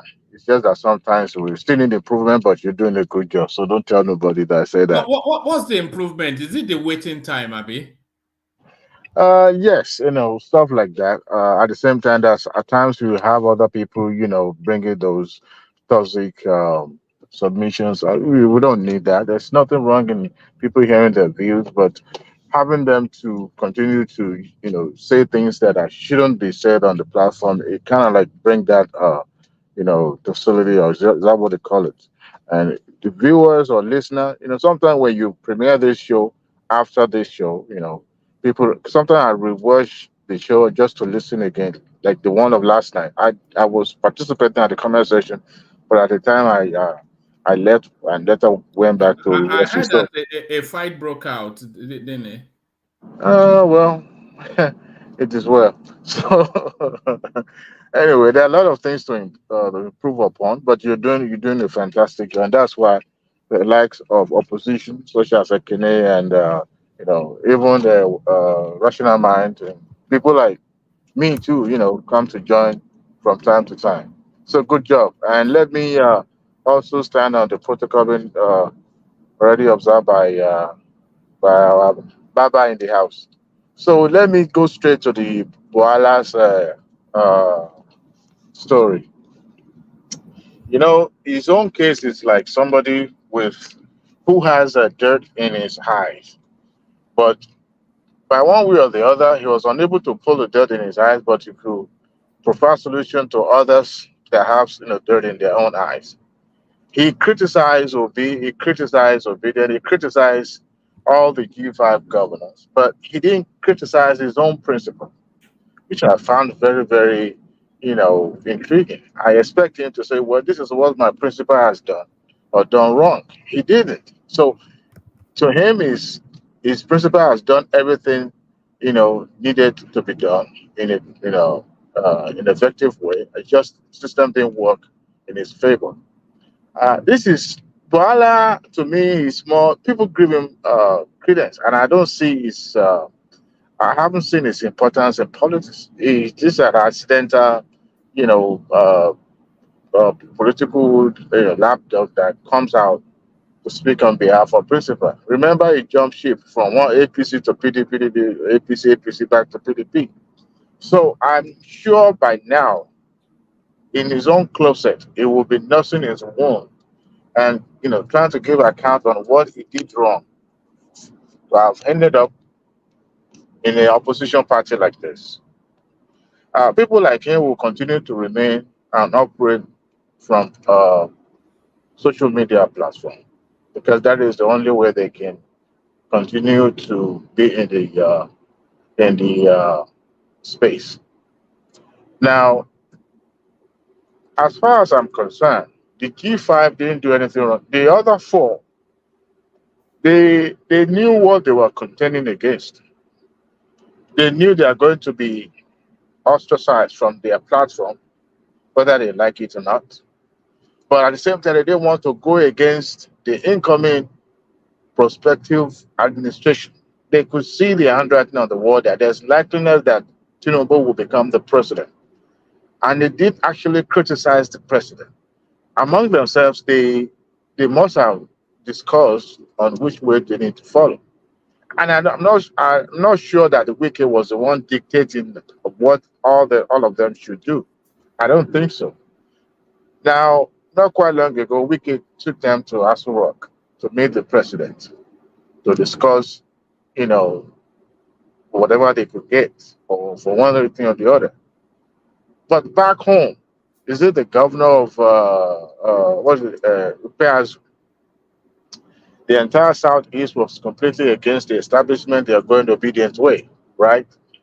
Or Atom was having issues in his own state.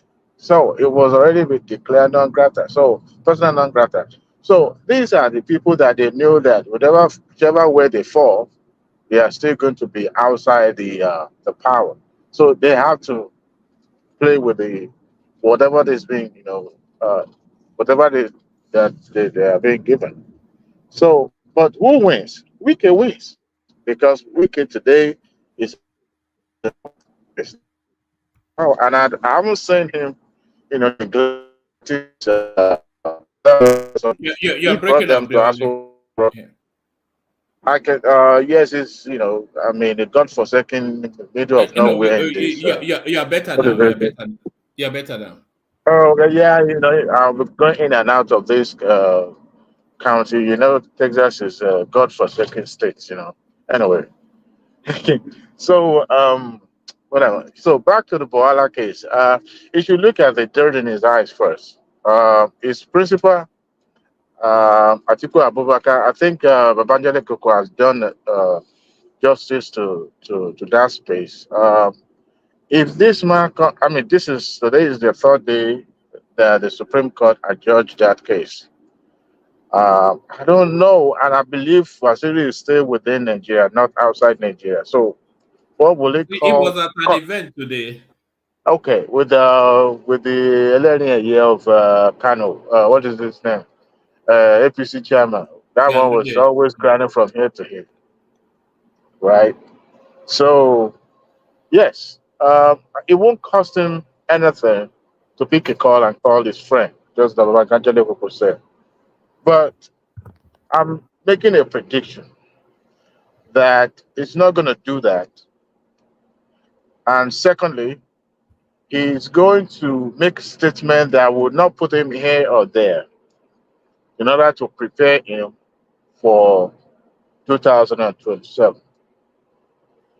But at the same time, he will try to sound patriotic just to make it look like, well, I've been in this game. I'm still a grandmaster when it comes to politics, but the unity of the country is one.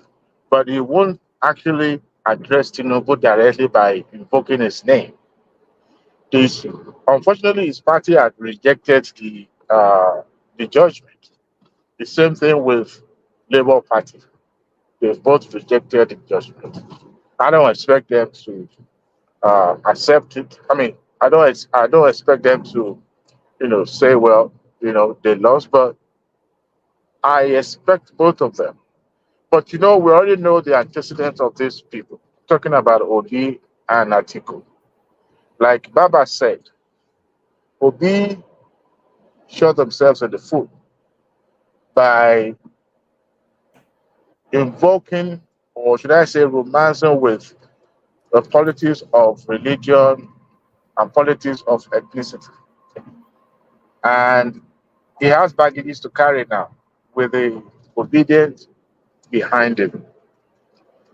This is someone that showed up in the United States at the Princeton University, and he was addressed as by his kinsmen as the winner of the 2023 general election.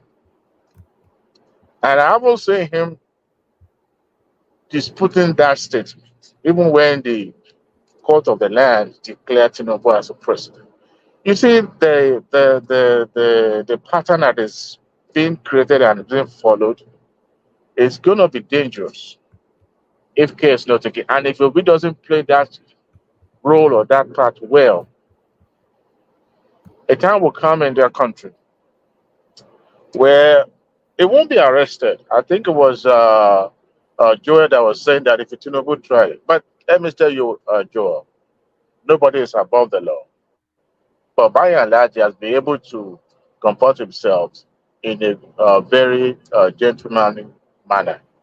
So there's no reason to arrest him. But if Obi has to be picked up, he'll be picked up. I mean, he will be picked up. What will happen? And nothing would happen. But you see, the president will be prevailed upon not to do that. And I don't see him in that character of a rabble rouser. Sorry, Dewale, I actually have a clip of what you were saying earlier on. Let me just quickly play it. I think you were talking about Chimamanda in Princeton. Oh, yes. Yeah. Oh, yes. Oh, yes. You see, in the light of sorry. Sorry. Let me play it for the benefit of the conversation. Okay. See, we want to recognize the presence of. So I'm going to ask you to let me be very Nigerian today and say that I want to recognize the presence of a man I deeply respect and a man who I think is a beacon of hope, not just for Nigeria, but for Africa. And he's the man who many of us know won the elections in Nigeria. He's here with us, Mr. Peter Obi.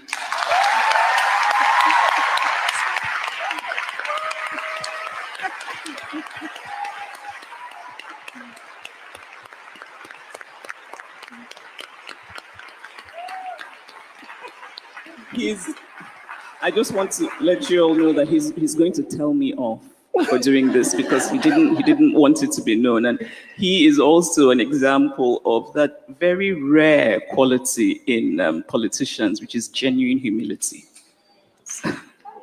Yes. I cannot Nigeria. I cannot abide this woman. There's just something about her that I cannot abide. Intellectualism plus bigotry is a function of stupidity. What you see being displayed there is someone who is has displayed what I can call a sentiment. Even though you support, because he hasn't seen herself as someone operating from a larger platform, but she still sees herself as that called the code, an ego champion, so to. I don't expect her to make that statement on an international platform. For those who are in the attendance that doesn't even know much about Nigeria, will assume, well, so if that man could be sitting in our midst there, what could be going wrong in that country? Is that the best way to showcase your country? But you see, we've had great intellectuals in that country. She doesn't belong to the class, and I will still repeat it again. She does not belong to the class of the likes of Chinua Achebe. She's more at that Ben Okri level. She's a Ben Okri level. She's anything near. I mean, how can you even make the comparison? She's not even at Chinua Achebe level, and Chinua Achebe is nowhere near Chuyinka's level. So she's more like Ben Okri sort of level. At all. She's not a thinker. Yeah, she may be good in articulation and No, she's just a writer now, and she's not a creative writer either. She's speaking stories of tradition, and I've seen people who can articulate but doesn't really say much because their level of thinking doesn't go beyond 6th grade, but they can speak good. They have a good and perfect diction, so they can try to, people get to love the way they speak, but not necessarily that they are a thinker. All right. So, unfortunately, he has not debunked that statement made by his kinsman. And that is the kind of things I expect Obi to disassociate himself away from if he wanted to be appealed to larger audience, those who did not even vote for him. But you see, in as much as I don't even expect much from him because he's an accidental politician, it's not a hardcore politician. It is different to have a rabble rouser, people that are disruptor, claiming to be a politician, because they are a good politician will operate from, at the background, not necessarily being at the forefront. But where he found himself now, well, God help him, and God help his soul. Let me speak to, I think, which other case you brought up again? I think I've talked about Boala's case. And which other topics did you bring up? Woman, remind me, please. Woman. Hello? One man, the already, fridge. Yeah, but the fridge. We were talking about Gbadabiamila as well, and it's a matter of is when Oh, not, is yeah. when not if, isn't it? This guy is done, is toast. Oh well, that topic. But before I go jump to Gbadabiamila's case, let me also remind everyone that Peter Obi is the greatest fraud ever packaged for Nigeria as a presidential candidate. Let that sink in. For Gbadabiamila, for those who watched how the emergence of Tinubu as a presidential candidate, I believe that Gbadabiamila played a very crucial and huge role to his emergence. Him having been operating from Abuja for a while, he already knew every corners and nooks and crannies of political corners in Abuja. And, you know, politicians use each other for their convenience, for their own gain. I don't expect Bola Ahmed Tinubu to select someone outside that scope to help him stabilize, because stability is one in politics. If he had brought somebody like Fashola, like a lot of people wanted in the first place, it will have been a disaster for his administration. Why I said this is this: he had shown, you know, from record that is how he operates. When he became governor of Lagos State, he picked Lai Mohammed as his chief of staff. Lai Mohammed is a politician right from the get-go, even though he was, pen and paper person. But he was also, just like Dede Alake, they were all politicians. Then after he was able to establish himself, he went for a young, vibrant, articulate young man. I think Fashola was in his 30s or early 40s, I can't really remember. And he knew that he needed an energetic person to help him move forward, because the job of a governor is very, very huge and enormous, and sometimes it requires someone with that zeal and power and strength. So he went for a younger person. So, and I think that is what it is replicated here.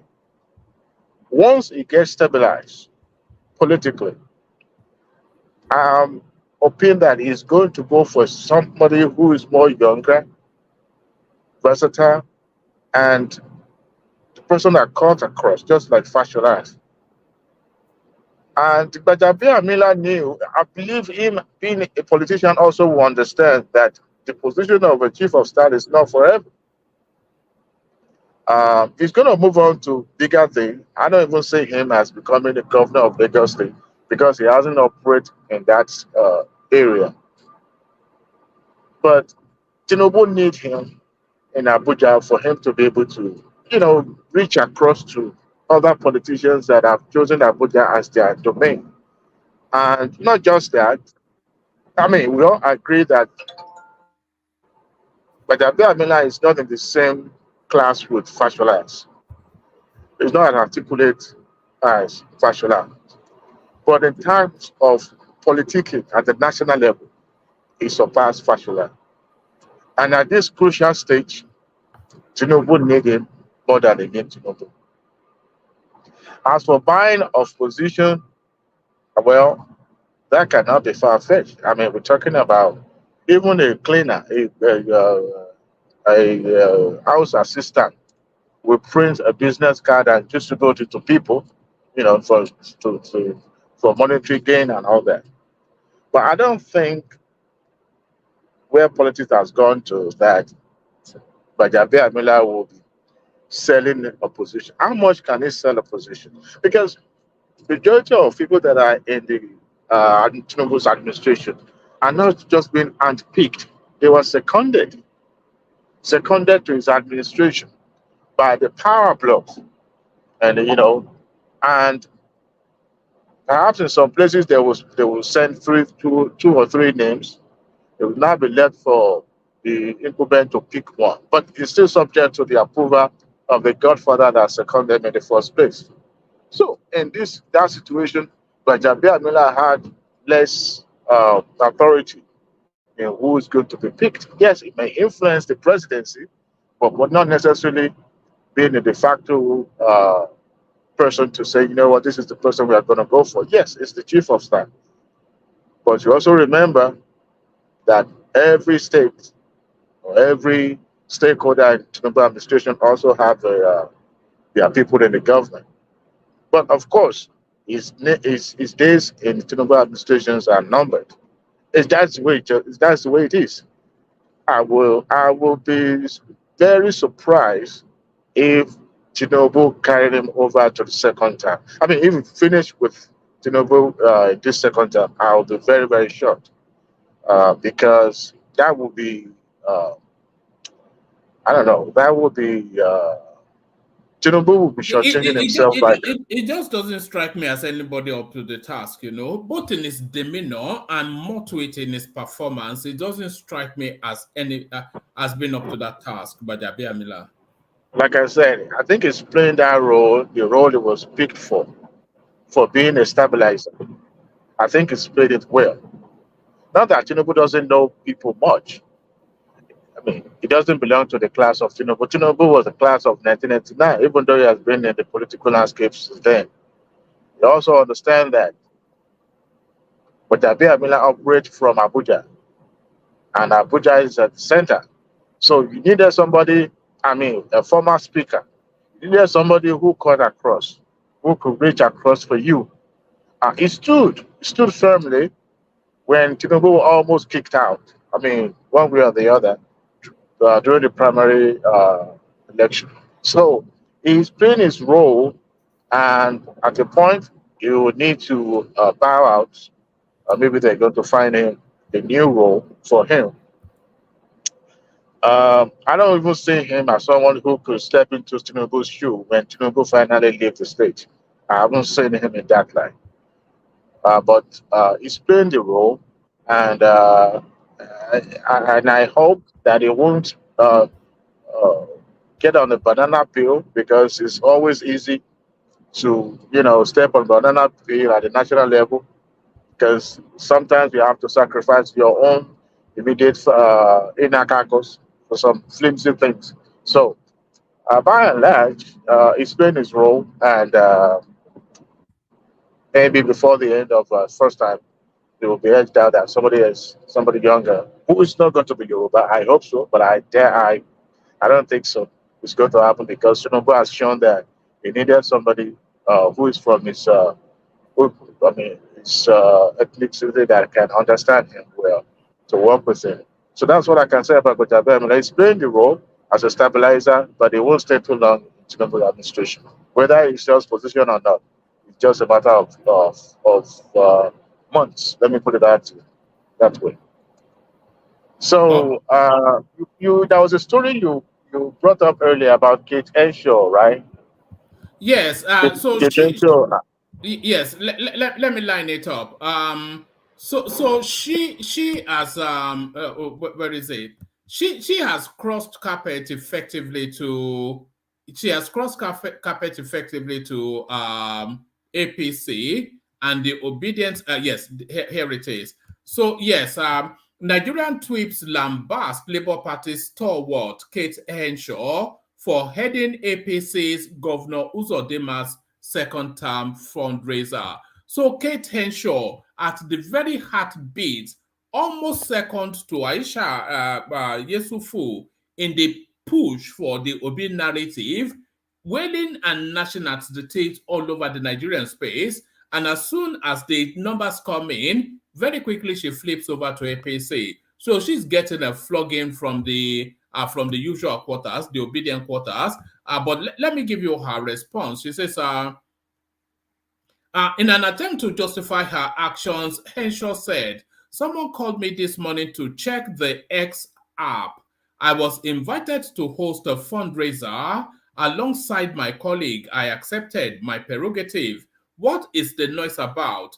The difference between you and I is that I will still speak my truth as I see fit." End of. So that's Kate Henshaw now going with the dollar. Money speak. Money. And bullshit works. When I saw that I checked my Twitter this morning and I realized that she was trending.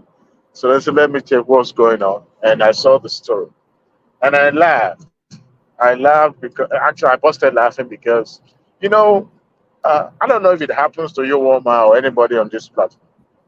Uh, I'm still a young man, but I'm conscious of the kind of what I project so that if tomorrow comes, because nothing, this life nowadays, nothing is you can just go out there and start thinking about you and thinking about your past. I mean, we've seen example about Dr. Bosun was one of them, right? You know, don't put stuff out there that you know that could come to bite you. What is the red line that anybody can cross as a professional? The lack of Bakasi and Kedenshop were a very strong voice when it comes to obese support, obese candidacy. To the point that even Bakasi was granting interview, you know, on the television, national television. And I could remember during the electioneering, Kedenshop was the one doing a live video talking about people being snatching ballots and all that. And she posted a lot of stuff together with others from the Nollywood circle. But here she is anchoring a fundraising program for one of the APC members. So, what is the professional line that anybody cannot cross? Because when it comes to money, and she's trying to justify uh, involvement in that program by saying that she got paid to anchor a program. But when you're anchoring a program, you are doing that just to, you know, entice people in attendance to raise funds for APC platform that you detest, that you hated before.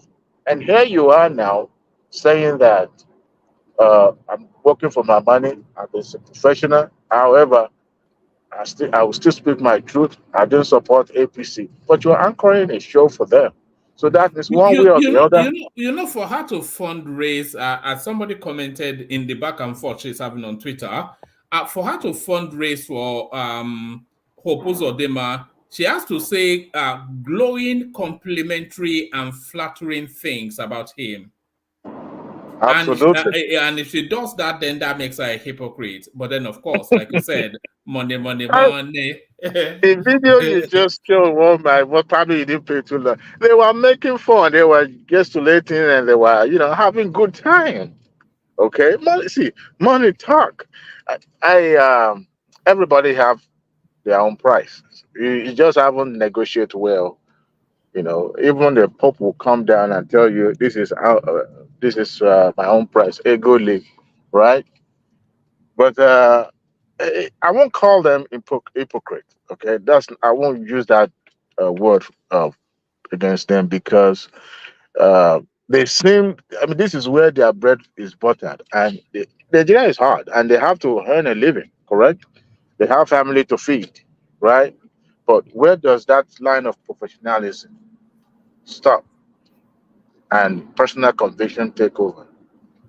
In Nigeria today, there was a time when I was in Nigeria. I was attending the Pastor Ito Igodalo's church then in Christchurch in Bagada. So we usually have a Tuesday services. And one of the Tuesday services we would do some question and answer. And I asked one day, I used an hypothetical question. And I said, look, here is a young man, you know, one of the best in his class, graduated, and he put the application out there for a job and he couldn't find one. But as a very good Christian, but got a job in Nigerian brewery, right, where they make beer, just like Obi gave them a hero brewery in Anambra. So he found himself a job in a brewery, right, producing alcohol drink that is against his faith. So, and the fact that he's the breadwinner in his family, and he needs to feed his family, his immediate family, and the other extended family. So, will he go ahead and reject the job offer and stay in that penury and continue to wallow in abject poverty, or go ahead and take the job offer and feed his family, even though he doesn't drink, but he's working where they're producing alcohol that is against his faith, right? So, where does that line of personal conviction start and the professional line stops? So, for the obedient or for those who are dragging them, it's just that they have not been offered, they've not been given a good offer, a mouth-watering offer. They themselves will sell their own parents just to have a bite, and that's national cake called dividend of democracy. I don't blame them. They're working for their money. Uh, maybe tomorrow it might be other people. We'll see. The likes of Alibaba was also belong to that group. He too was, stylishly not in favor of the government of the day, and it was hobnobbing with some of them, anchoring show for them. But at the end of the day, he couldn't come out uh, publicly to say, "Oh, I'm supporting Obi," because he knew he's going to lose some patronage, and some of those people that are engaging there will not call them, right? So I don't blame them, but that is human being for you, woman. Hey, Adewale, this lady, Yes, sir. Yes. this lady that you are talking about, is she from Imo State? No, I think she's an Akwa Ibomite, I believe so. I'm not so sure. But she's not, she's either Cross River or Akwa Ibom, not from Southeast. Okay.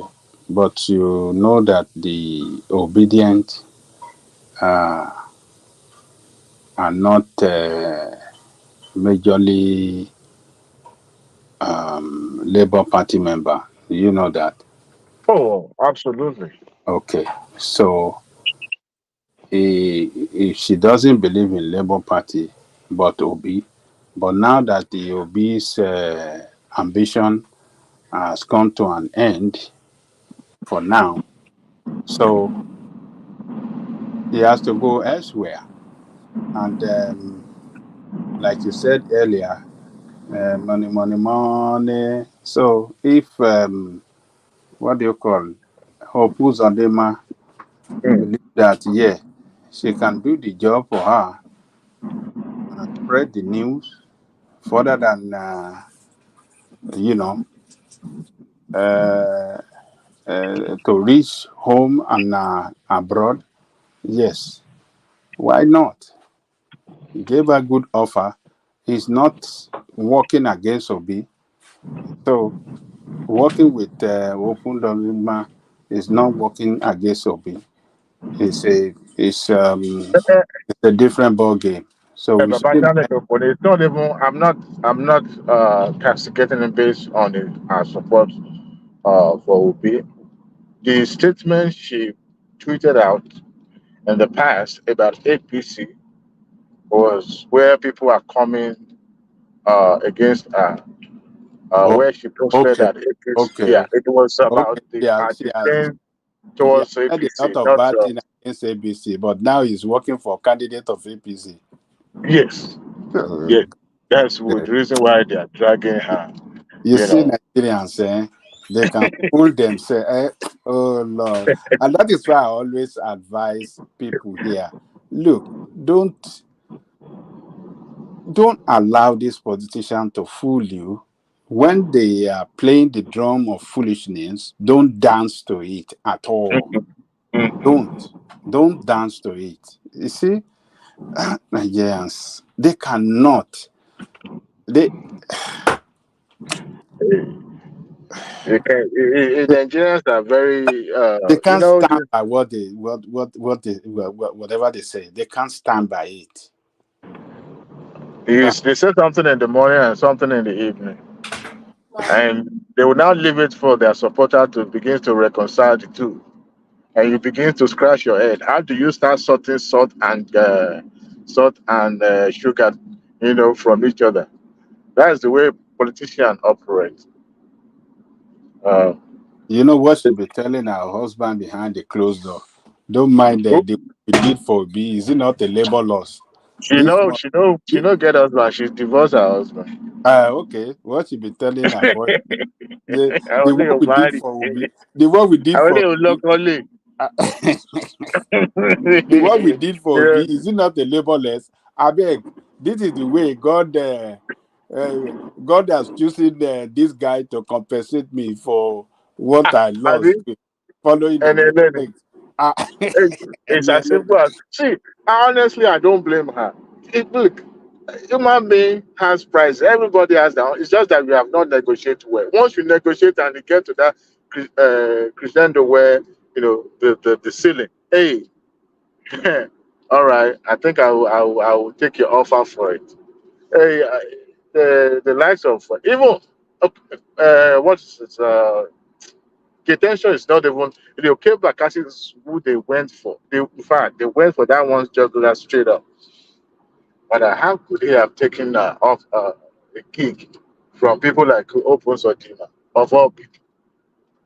Even their colleague Sheyilo kind of like sent some subtle jab towards them when he too said that you know there's some people that secretly behind closed door they will be. Adewale, do you know that? Do you Yeah. agree with me that Obu is a very smart politician in that East too? That guy is very smart too.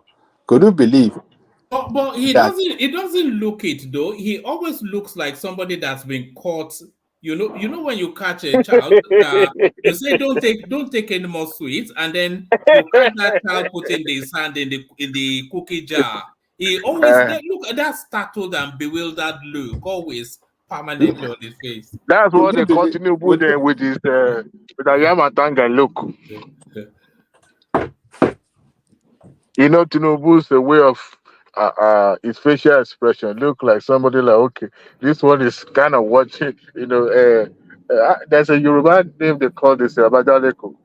Tinubu's look. There's a way they I will bother be anywhere you. No, that's not. It's not. That's not our bad anymore. You know, it's when you are cross-eyed. That's our Yeah, bad. but have you ever seen Tinubu looking up? It looks as if No, he's but it's looking not down. When cross-eyed. It's not cross-eyed now. No, no, Tinubu is not. No, no. Look, could you believe that Opudodima can beat, what do you call this guy? My people per people can beat him down like that in Imo State. He rendered that guy useless. He beat him down to surrender. So look, I respect him somehow because the way he played that politics to beat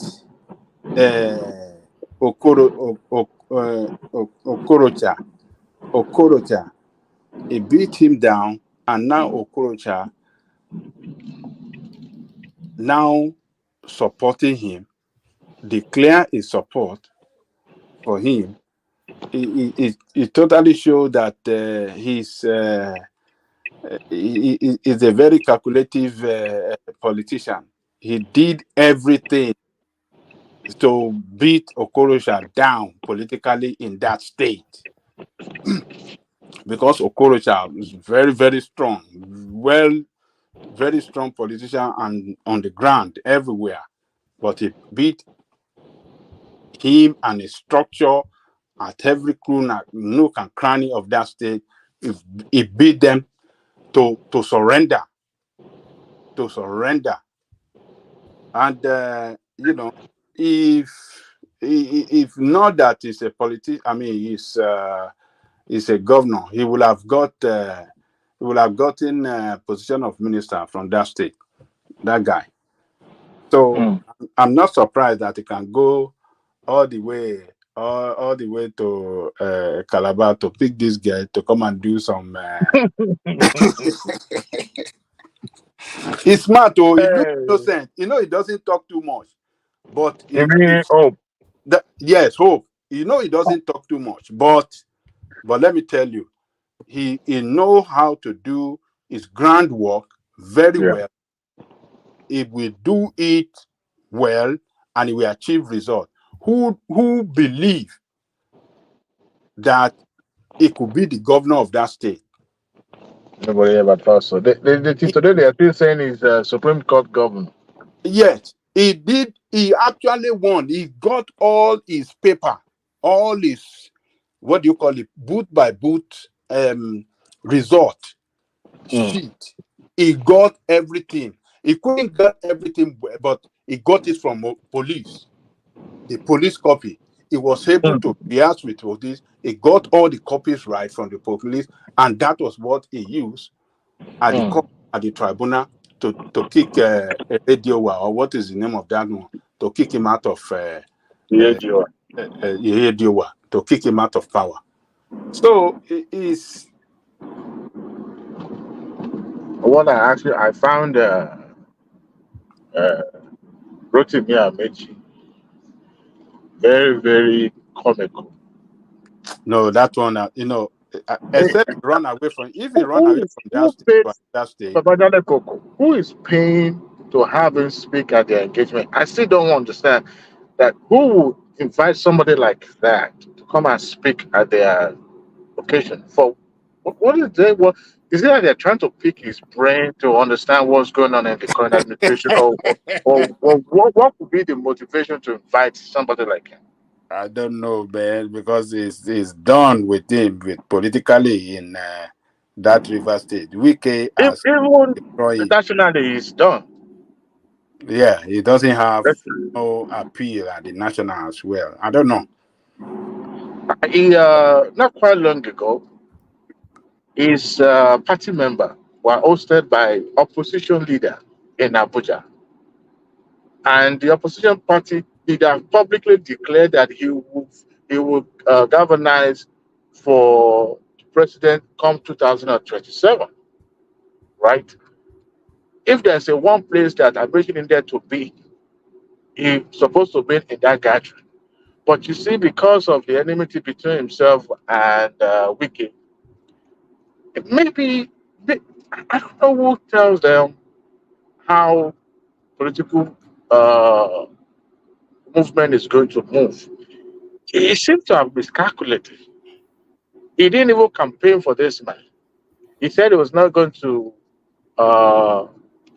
say much about the current administration and the government that he served under the Buhari, that he's not going to criticize or he's not going to say much. And when I heard that, I was like, this is a statement of somebody who is politically homeless, who is trying to look for relevance. And every public engagement like this is what he'll be looking for so that he can make speech. This is the same replica of what Obi did. I think it was a 2015 or 13, I can't remember. He was speaking to the youth then, and he was chastising the politicians and the way things were run. He was telling them, preparing himself for this sainthood status that he has attained. Adopted. Yes. He was saying everything that public would want to hear. And he was telling them, and he was preparing the ground for that scheme to be sustained. And I felt, well, if he's speaking the mind of the politician like this, that means he himself is different. But and I look at the state that they governed for 8 years, I couldn't see any changes being made. I mean, the likes of Tinubu, even though imposed his predecessors to continue with his visions and other projects, I didn't see where, he brought Obiano, right? But I didn't see what project that was continued in his name or to say this is the vision of this man. Anambra is still the same way it was during the days of Mbadineju, right? So when he started making that statement, I was like, okay, this is what the politicians would do just to make themselves available when there's a need. And it's an attribute of populism, where you speak the mind of the population, but you hit them where it hurts the most, so that they will feel that you are also sympathetic to their pain. But when you were there, what's different? What changes did you make? what is that thing that people could remember you for till you die? I can't find one. So the likes of Amechi also borrowing from that playbook just to remain relevant. I found it very, very comical. And to be honest, I don't think any Nigerian should take him serious in the sense that this is a man at the tender age of 30 something. He was elected to the House of Assembly, state level, became speaker. From there, he became governor, and then moved to ministerial position. So all his adult life, he has been a leech on the government. You may argue and say, well, I've contributed my own quota, but your contribution was about taking for, because it's comfortable for him to have, declared to contest for presidency of Nigeria. You must have embezzled and stole a lot of money.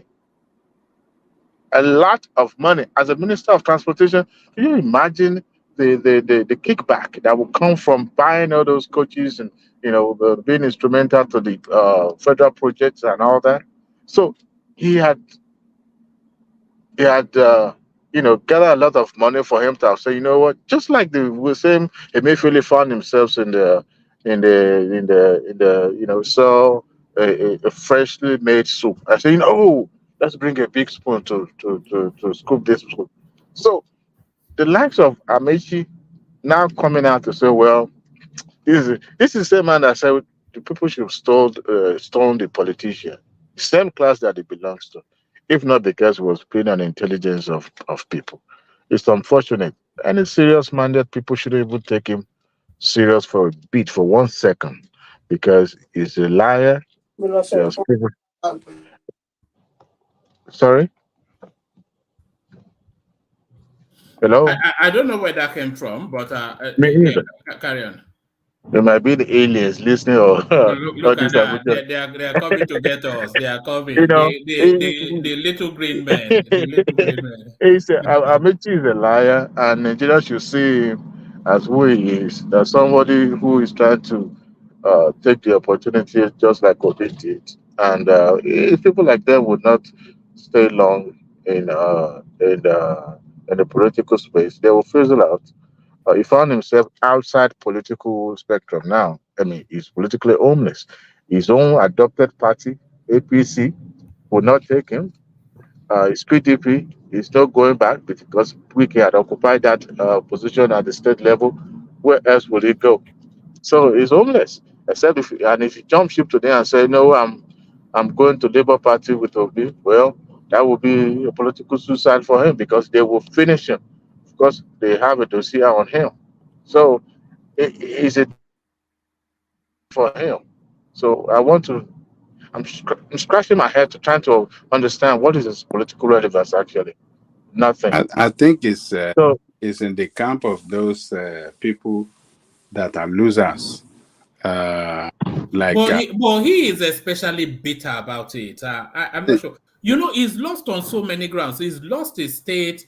He's lost authority to Wike. He lost the presidential primaries. He was punked by the Northerners, who he was giving money all the way through, and they punked. He's just a bitter man now. I think he should have handled the situation well. You see, after that election, after the primary, he put up a very good fight. I think he came second, and he should have surrendered to. He should have pulled his weight behind Tinubu, even though Wike will still work for Tinubu. He should have been part of it, and he should have used that one to settle his political rate with Wike, because there is nothing he can do now. Wike is the boss in that state. He should have, used that opportunity that they are working together for Tinubu, and resolve all the differences between them, and that will not disturb his will not disturb his own chances in getting appointment or remain politically relevant. He might not have a strong base like Wike, but as a former minister, and him and Tinubu responsible for funding of APC that brought Buhari to power in 2015. they can it still stand the stance of being part of the leadership at the national level. You know, she will have been handled. She will have been given a kind of appointment. You know, at least during the time of Obasanjo.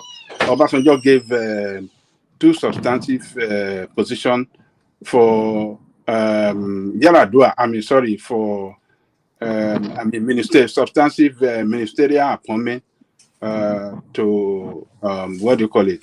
Bola Ige and SM Afolabi, both from Osun State. You understand?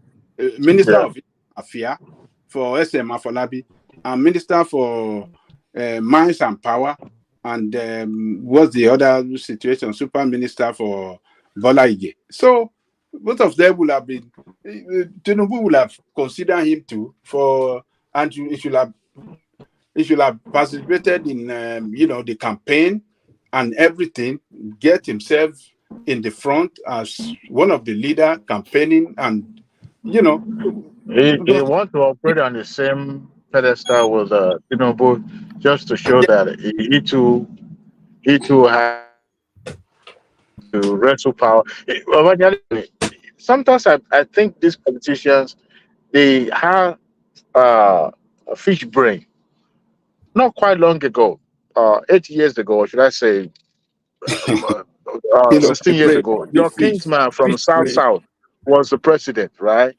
Jonathan was the president 16 years ago, right? How do you expect that Nigeria will want to swing back to South again to pick their presidency from South? How easy it could be for Nigeria to say, you know what, we've looked everywhere in the country, we can't find anybody other than in the South. How easy is that? So he could not think beyond, just to realize that there's no way Nigerians will want to pick from South again, but he decided to, put himself up in this same murky water of election. I mean, maybe he was playing a spoiler. I don't know. Maybe there's, sometimes these people scheme all sort of that,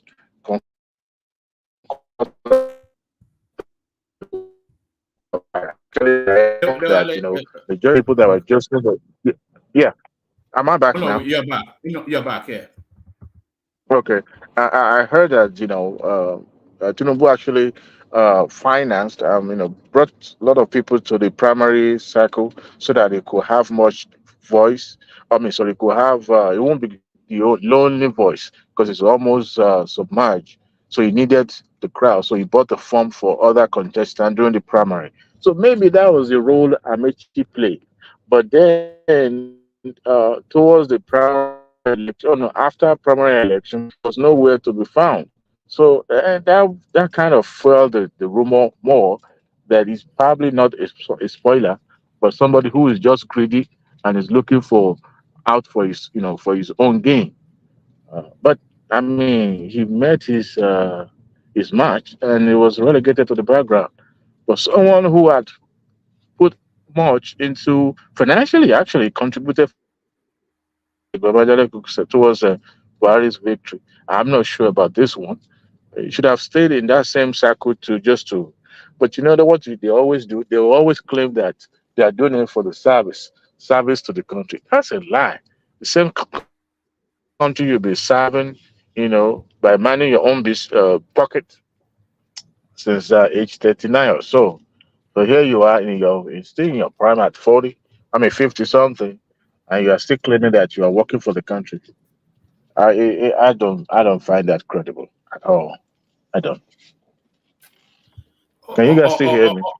Yeah, we can still hear you perfectly. Let's knock on the door of I was going to say Uptown because I'm talking to him in the comment section. Let's knock on the door of Warpace, see if it's with us on Warpace to be very quiet. Warpace. Oh man, I'm with you guys. Oh, all right, brilliant.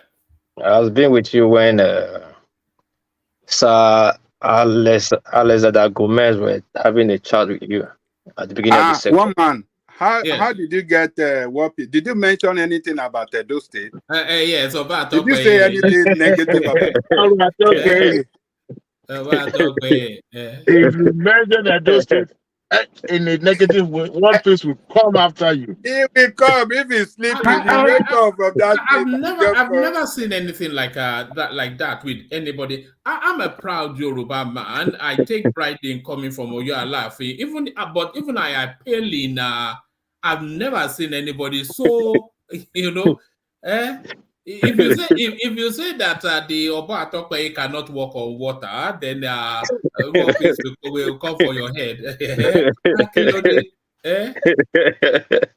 Yeah, if you remove the palace from it, and it's a very Edo thing, by the way. All the Edo people I know, they are somewhat like war peace. Yes, like you see the guy that went on channels recently that was having a conversation. He's a big APC member. I was having a conversation for this Edo election that is coming up 2024, which that was 3 days ago, and he was telling they were trying to talking about the influence of Oshomole. He was talking, yes, Oshomole will produce the next person who will be the governor for Edo State, but our God King on earth have not given us sign. Shon was shocked the way the guy was emphasizing on the Oba.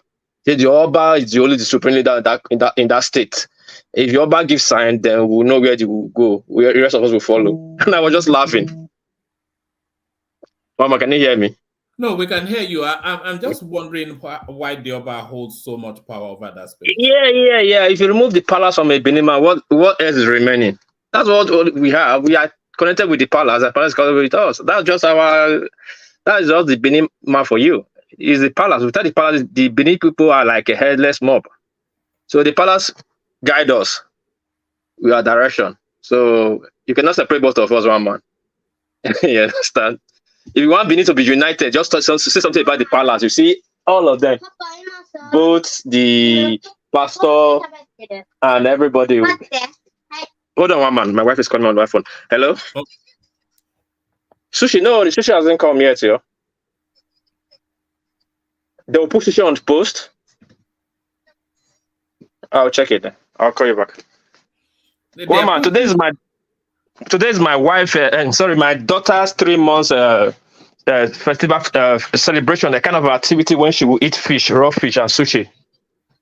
And they're putting it through the post. They're putting sushi. No, that's what I'm telling my wife. How can they put sushi through the post? Maybe delivery paper. You know, you are very funny in Japan. They put in sushi. That's why I asked, how can they put sushi in the post? No, today the young girl.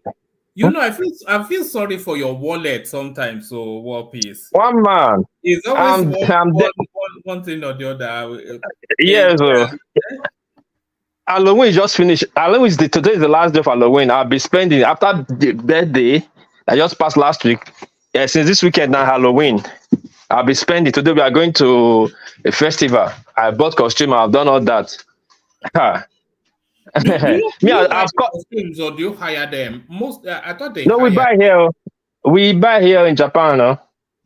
We buy different here. My wife will select the kind of costume they will wear. Select costume for 5 people. Hi, Jesus Christ. Me, I don't wear costume. Plus, I have 6. Me, I don't wear costume. And then you have to take them for a meal afterwards, Abby.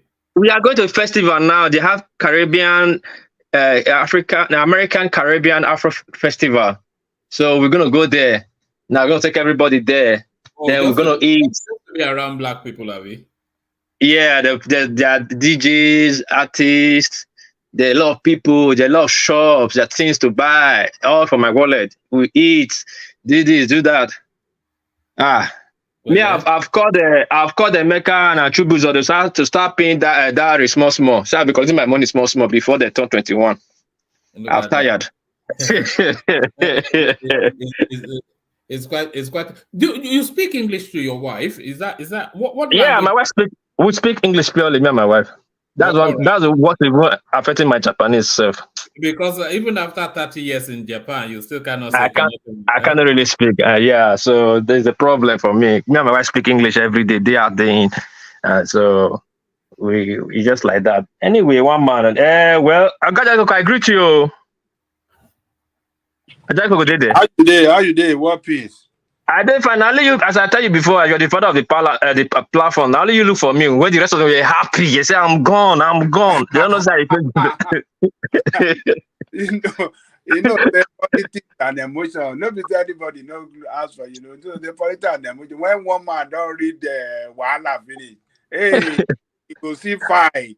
So, I be one ask of you, but they forget now after the show, I go, what of what?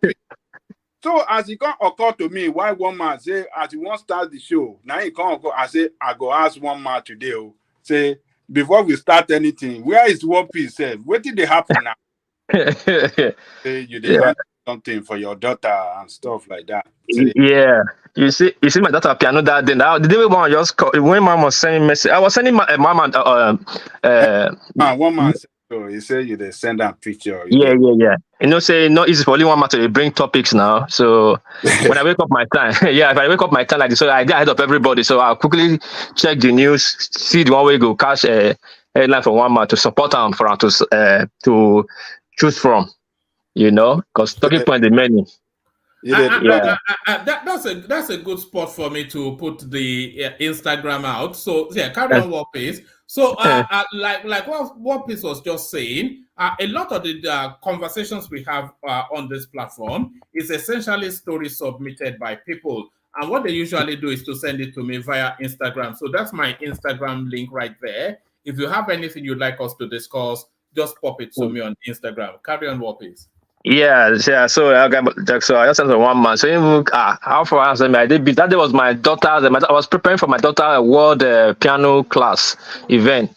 So it was very impressive. When you sent it, I thought, okay, it will be just some cute little girl something, but she has real talent there. Yeah, because when we start there with different sports. So I started her with long tennis and piano, and then she quit lawn tennis. Said she don't have interest in lawn tennis, and I bought her piano set at home. And she's been playing piano now for like 6 months to 8 months, and she picked fast in her class in her set. So I was surprised when my wife told me that they select her with other kids from her class. They are going to Japanese event, but it's not a competition, but it's an event. Those that is good to play to. They will play then pick Japanese. People will come from different states. They'll just play and out like that. I was surprised. Then I went there that day. Wow, it was a big hall, and I had to stay long. And she liked playing piano, and I like it. I just hope she continue it. Though her mom like it, and my mom's encouraging her a lot. So, and my second daughter, that one do ballet. And the third one now we are trying to figure out what she would do when from next year supposed to start picking up a sport. So one man, I just hope she pick up, and I pray she just continue like that. I'll be very happy if she keep it up. But she's impressive, I like her. I was impressed that day. I was feeling like a father. I said, yeah. I was so impressed that day, Were you telling everybody around you that that's my daughter, that's my daughter, that's my do you know in the crowd of all those kids, it was like about 50-something kids. Everybody play their turn one by one. My daughter was the only black, so I was easy to be, I was noticeable, very easy to. It was very easy to know who her father. Yeah, but all eyes was on my kid and me. Let's see what this black kid would do, half kid would do. You understand? And she didn't disappoint. So I was very happy, and she played well, and I was very happy. So she might get picked up by somebody from that, Yeah, I hope so. And last I forget, the third girl, she was supposed to model for Michael Kors, but the only reason she lose the competition, the sport, they asked her if she liked dogs. She said yada. Yada mean no, hell no, and she need to hold a puppy. So she came out second runner, and I gave the first. I would have sent that. The magazine just came out. My wife was showing me that one last week. This little girl, because she's the third girl. That one is tall, slim. Her hair is curly naturally, So that's how you lost that sport. Is that the standard of measure in Japan? Slim? Is that what that? Yeah. It must be slim. They used to call it heroin shake back in those days. Something like that. You have to be skinny. You know, so she got it before, but she lost it to because she doesn't like dog. She like cats, but she don't like dog. You know, so well, let's see how it goes. One man, Do let's see they how it goes. not? Let's go. Do they What? not eat cats in Japan? No, maybe some side, but I don't know. The Japanese like cat a lot. Is China? I sent it to you now. Chinese. I sent it among the talking point I sent to you. I think 2 days ago. That Chinese official have to ban cats. They rescue about 1,000 cats. They are selling that as pork meat in China. I sent it to you too. There's nothing they don't eat in China anyway. Those people. If they catch you in a dark alley, you will be barbecue for the. They say it's black, isn't he? Already looks like meat. You know, I definitely just cook him. Yeah. So let's dive into the policy of it. Sorry, I don't want to go this. Ketenshaw, Upuzadima, and who again? Amechi, that is a typical politician. But I hope Ajago is here. I sent you 2 messages. I sent you 2 links, one man about this Oshun Gbomosho guy that got removed. Oh yeah, no, that was a couple of days ago. We dealt with it a couple of days ago. The Sean of Ogbomoso, but you can give us your take. Yeah, the Sean of Ogbomoso. Yes, I was reading about it, and I think the people, I don't know if they're your mates or some people that choose that install people in that position. They were saying that the guy didn't follow due process. That he followed through the back door. So I wanted to ask Ajeko, how can that be possible? And a pastor, for that matter, is supposed to be honest, coming to meet ancestors. You know, you're supposed to come with 2 double hand. They don't dabari everything. Don't look one piece. No go that place. They know they follow ancestors. They know they do that. Why you for that? Dollar then they follow. When they throw the Ifa will show green back and say Ifa nike $1 wa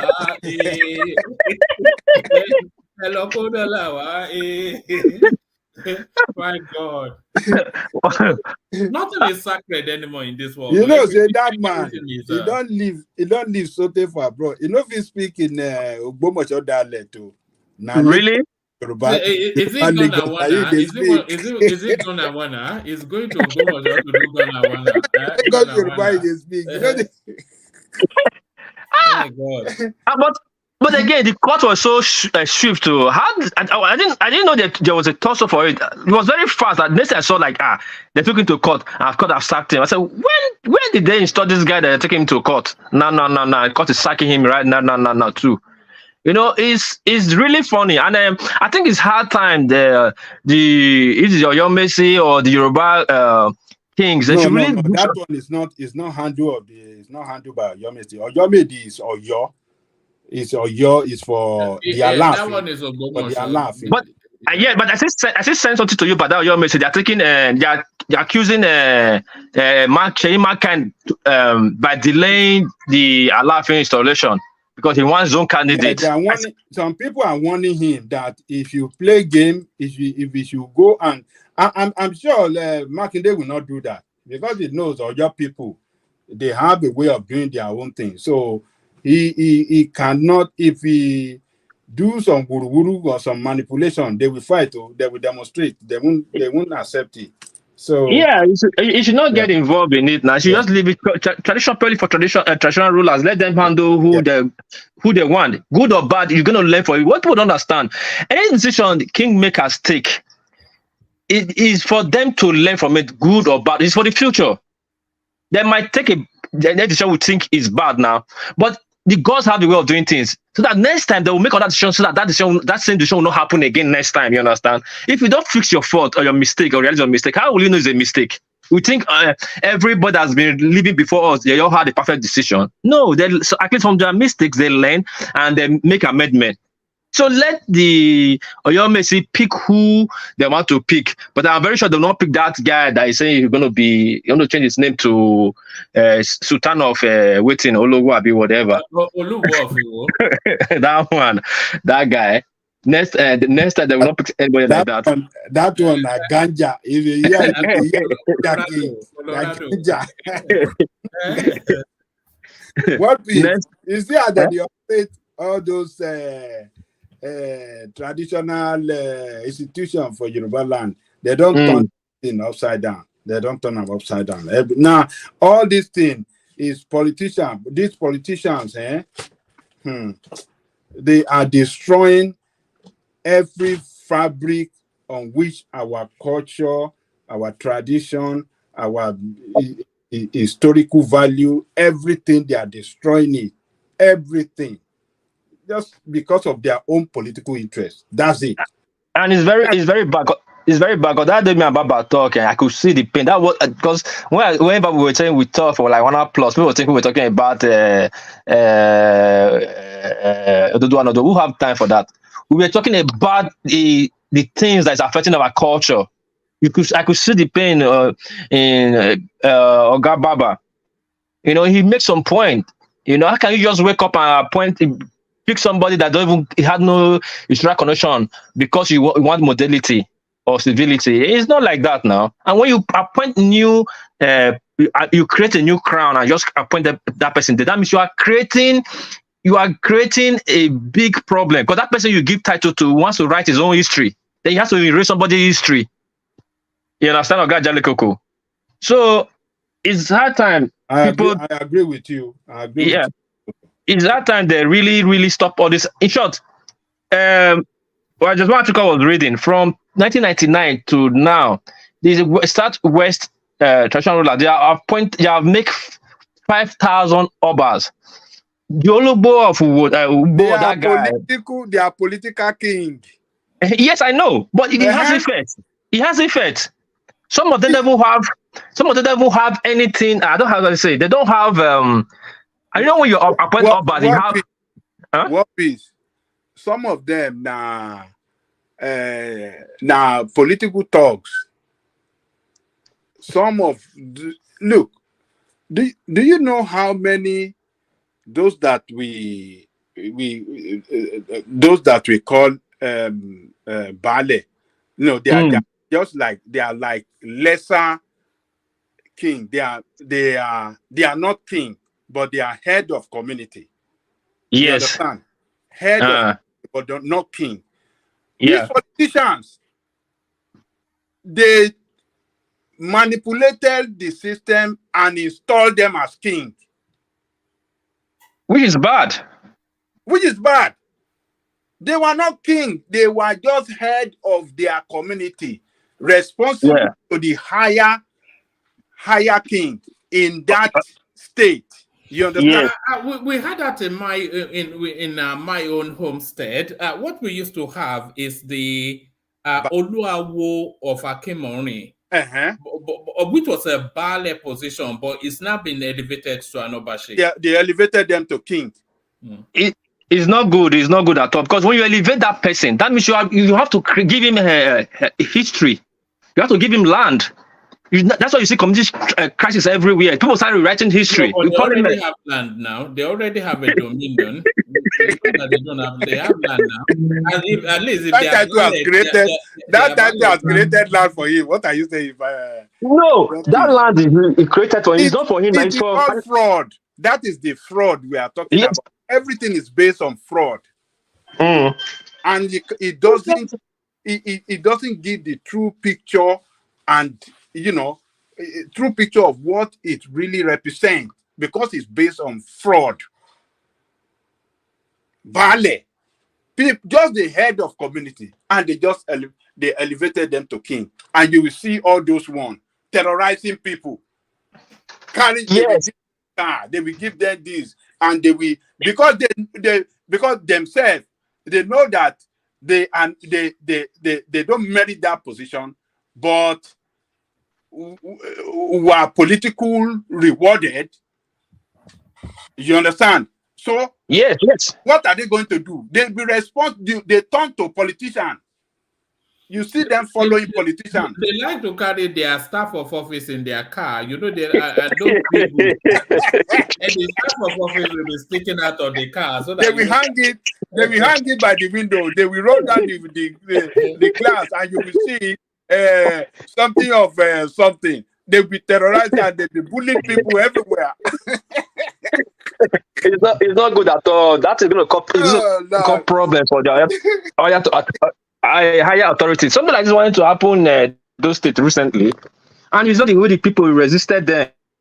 The Oba have to suspend 86 enogi, like you talking about now, like ballers. No, but they were complaining because they were making mischief on land issues. So there are too many complaints, and the Oba had to suspend all of them. And no election is coming, and the Obaseki tried to okay, because when Oba suspend them, their salary, they will not get salary. So they are complaining like, okay, we want to start controlling our side, not that we are leaving the Oba. You see the way people reacted. Even Obaseki have to back away from that position. You understand? Now they are all suspended. 86 of them, they are all suspended. You know, you don't do things like that. You cannot just start creating people that is ballet. You make them king. You make them king. They're not responsible. They're not. Nobody can question them anymore. If they misbehave in their community, who will going to question them? Who's going to come here and tell them that, okay, what you are doing is not good. This land you sowed is not good, or this is doing is not good. Nobody can control them anymore. And that's the problem we are facing in Nigeria. Police is spoiling everything. And I think we should really push that this traditional ruler of a thing, they should remove them from under the governors and the local government chairman. They should be on their own so that they can control, discipline all these their ballets and all this whatnot. But the fact of the matter is that, you see, we that are Yoruba, we know the real king among us, and we know those that are political king. So the political king, people know them that all this one are political kings. But the real traditional king that comes with history, ancient history, and ancestral history, we know them, and they are not many. Yeah, true. Yeah, true. Anybody will know that. Like for you were talking about Oyo now. If you talk about Oyo now, you talk about Alaafin for Oyo, the sort of Ibadan, the Olu of Ibadan. Yeah, are there not just 11 Yoruba kings that actually have actual Odua crowns? They are not many. They are not that too many. Yeah, they're not too many. Yeah, are we counting the Oba of Benin as part of the Odua crown Yoruba kings? No, don't count him. It's part of us now. It's part of our No, truth to be told. Along that Odudua children, they are not out of 5 that is really there. The Oba Benin, the Alaafin the real. I can hear you. I can hear you. There are 5 of them. Yeah, 5 of them. Yes, including the Oba of Benin. Yeah, everybody knows that. Every slang knows that. Is the Iwo crown? Is it not an Odua crown? The Iwo crown. It's an Odua crown, but it's a small. It's a small town. It's not. It's responsible to.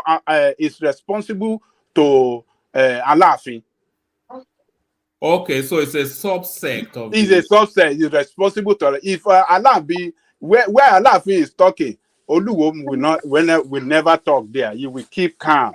He will bow his head. So he is responsible. There are a lot of kings in that Oyo that are responsible to Alaafin. You know. So if not that the military created state by state, and therefore they have traditional king state by state, those that are first class, those are distinct. The empire or the territory of Alaafin is beyond Oyo, beyond Ibadan. It got even to Ogun State and it doesn't go. Yes, I was going to say Benin Republic. Yes. So the Alaafin power is stopped. Then it was Oba Benin and the Alaafin. The Alaafin power stopped at it stopped at Ado Ekiti, and this thing was the demarcation was Otun. I don't know what I'm saying anywhere near Kwara. That was the demarcation. From that place to Benin was under the Alaafin or your control. Then from Kwara, this Ilorin was under Alaafin. Alaafin. There are many parts of that Ilorin and those Kwara State and Kogi State today. They are all under back then. They were under Alaafin then. Yes. You know how they used to bury the dead Alaafins in Ilorin. You know that was the original burial ground for Alaafins or for your. And you know the first Oyole is around the Kogi and the Kwara State. It was when this war between us and the Hausa people and the what do you call that Nupe people. Kwara State. Yeah, there were too many wars. So that dismantled that Oyole and they extended it. They moved out of there, and then they came down to where we have Oyo today. So it was formerly up closer to, around the Nupe, around that Kogi, the Kwara State. That is where we had the first, Oyole. The first, that's true. Yes, I read about it a lot. Oyole, it was down Ilori side, then that side, before it was moved upward. Yeah. So I don't know why the things. For me, I feel this trouble start from what time he started changing all these things. If not, because before 52, Alaafin Oyo was very powerful. Very powerful. They were controlling all those things. But when policy started, they started changing it. Because it's supposed to be very easy by now. Because there are only 5 of them in that South. If we want to really fix it. 5 of them, the Oduduwa children. Then the rest is supposed to be Bale or chief priest or whatever. But I think you guys will find a way to sort it out, Sha. Because if we continue like this, it won't be good at all. It won't be good continue like this. Is the Olu of Wari, is it a Bale as well? It's effectively no, Olu of Wari is Bale. It can never be. See, the Olu of Wari, they are Bale. Glorified Bale now. It's a Bale, but it's a Bale now. It was Awolowo and all the rest that power that man. They gave him that strong political recognition and made him, what they are today as but it kind of ballet now. But they're Duke. They're all bad children now. They're Duke. Like just all those other who have been Benin, they are Duke title Nogi. See, his name is Ogiame. Not for Olu of Wari. Is what I gave them that name Olu. Brought them from big Wari to the main Wari, which they still have problem today, and call it Olu of Wari. Yeah, his name is Ogiame. So Ogiame. To share the second. So they are all Ogi under, or they are all Ogi. But that's Ike's name now. Ike is Ogiame now. Ike on our. No, Ike's family. Yes, Ike's family is Ogiame. No, Ike's family is the one contesting with Oromia since Oromia came to Benin. Ike's family is the one that didn't allow Oromia stay in the Benin. Ogiame. They are the Ogiame family. The one contesting the throne. Till tomorrow, they are still contesting it. So. Ogie and Ogiame is 2 different things. Ogie means Duke. Ogiame means he's telling Oromia that you can't come to Benin. In Benin is Ogiso, that's Ogiso, that Ogiso, that we have Ogiso, not foreigner. That's what Ogiame means. Ogiame means. His coronation struck me. For somebody that is just a ballet, watch this.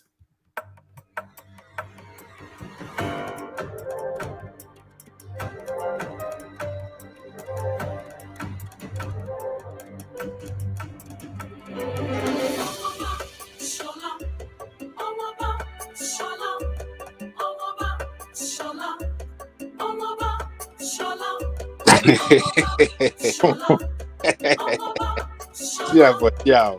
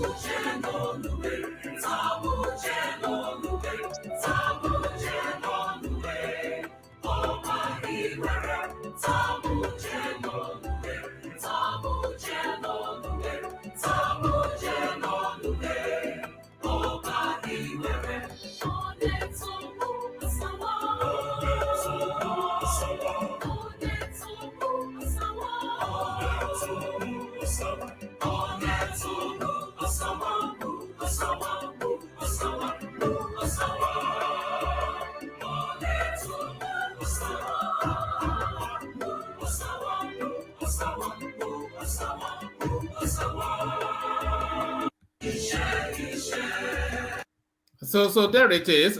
If you have that much ceremony for a Baale, what would you have for a proper king? I mean, Yeah, but like Gajako just said, he's a world that elevates him. But now he's not a king. Now he's a real majesty now. So you enjoy those.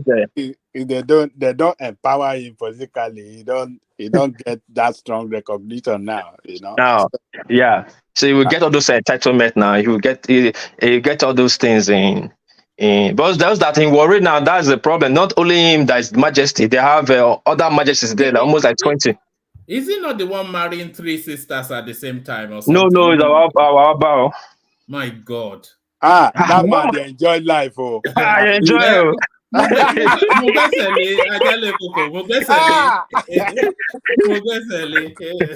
never enjoy life? Who never enjoy that kind of life?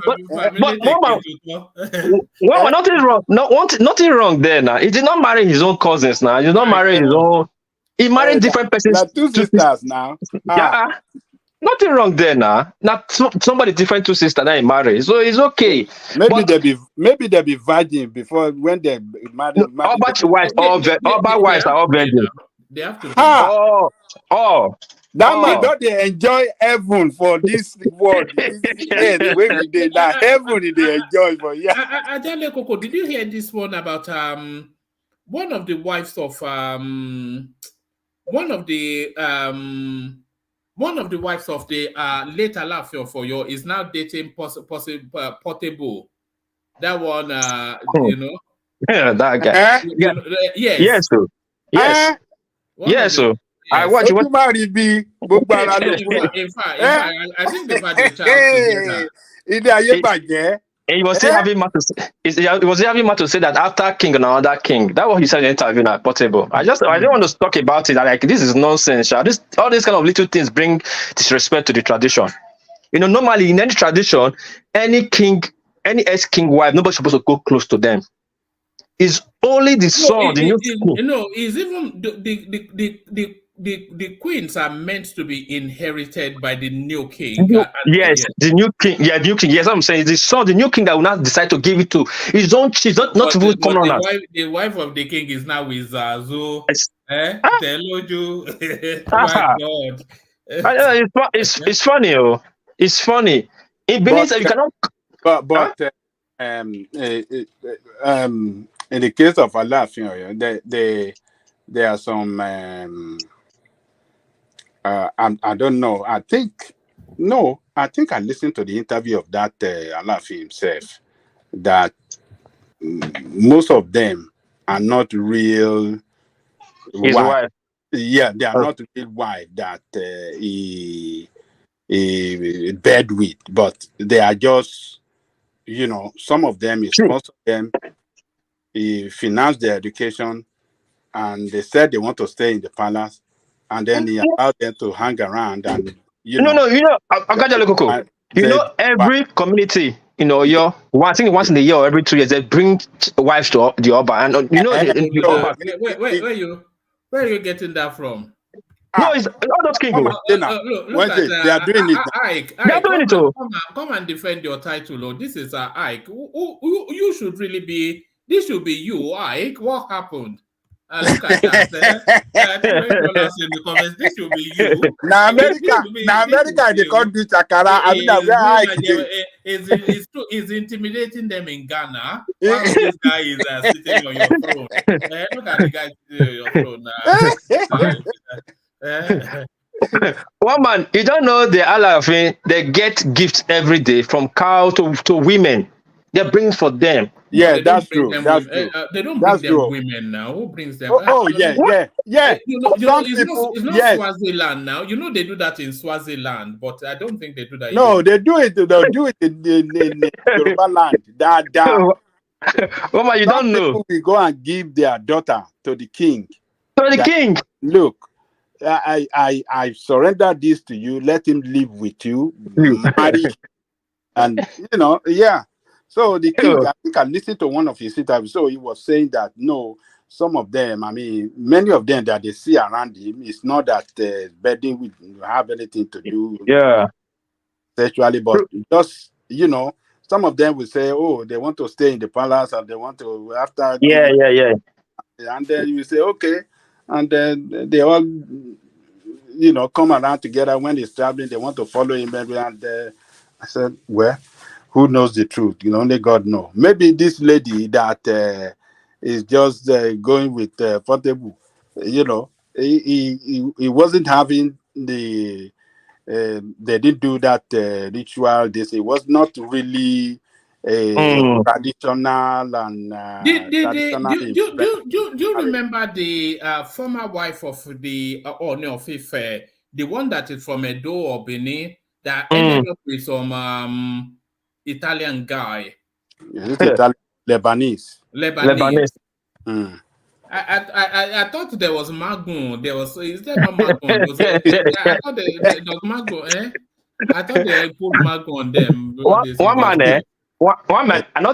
I don't disrespect the. Don't let us talk about our new. Let's leave our. No, our needs. Okay. Let's talk about the Benins instead. Yes.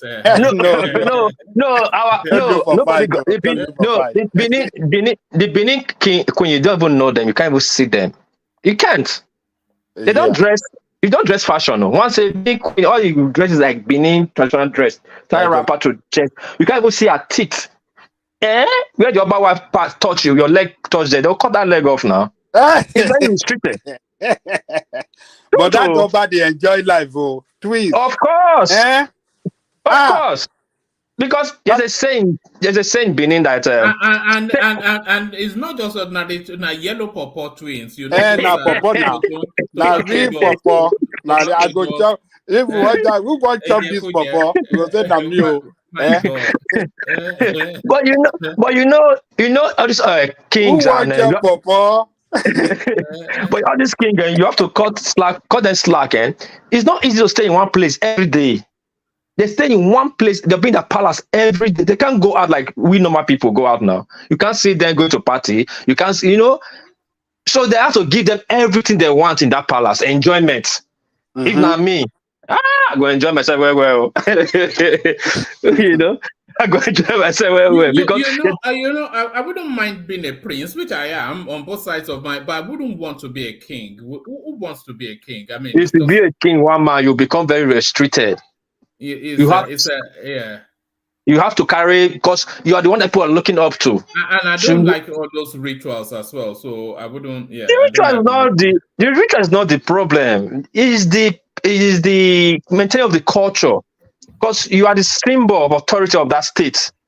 So whatever you say becomes law, even though it's not a written law on written law, because you are the custodian of that state. Because people look up to you. So you have to be very careful things you do. If you stay in your house now, what you're doing now, you're here sitting 8 hours. It's not easy. But imagine people sitting on that throne for 20 years, don't live in that house every day. Think about it, one man.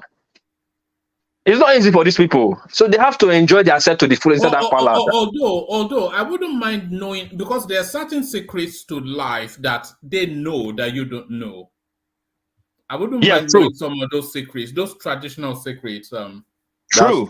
I've always felt that there's a world that we're not aware of.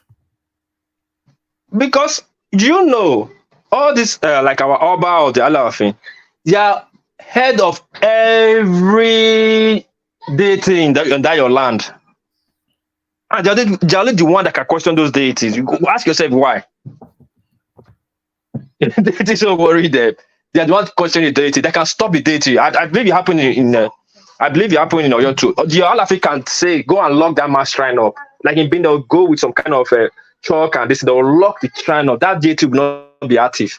How do you have that? How do you have the... Oh God, Jale Coco. You broke off. Oh, did I break up? Sorry, can you hear me now? And yeah, we can now. Yeah.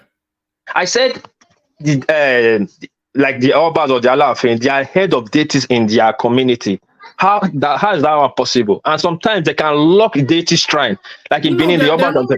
They are not head of deities; they are custodians of deities. Oh, yes, custodian, yeah, the right word. And they can search some deity shrine. They'll say, go and lock that shrine up. If the chief priest misbehaves, they will lock it up, and that deity will not perform his duty. How did the Alafin job?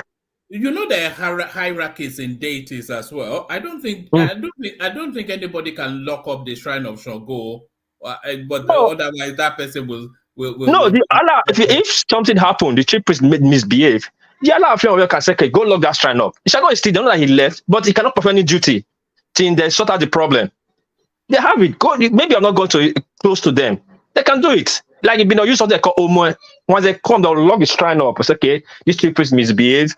He did this. They'll log his shrine up. So he can never enter. Nobody can serve that thing. The problem is rectified.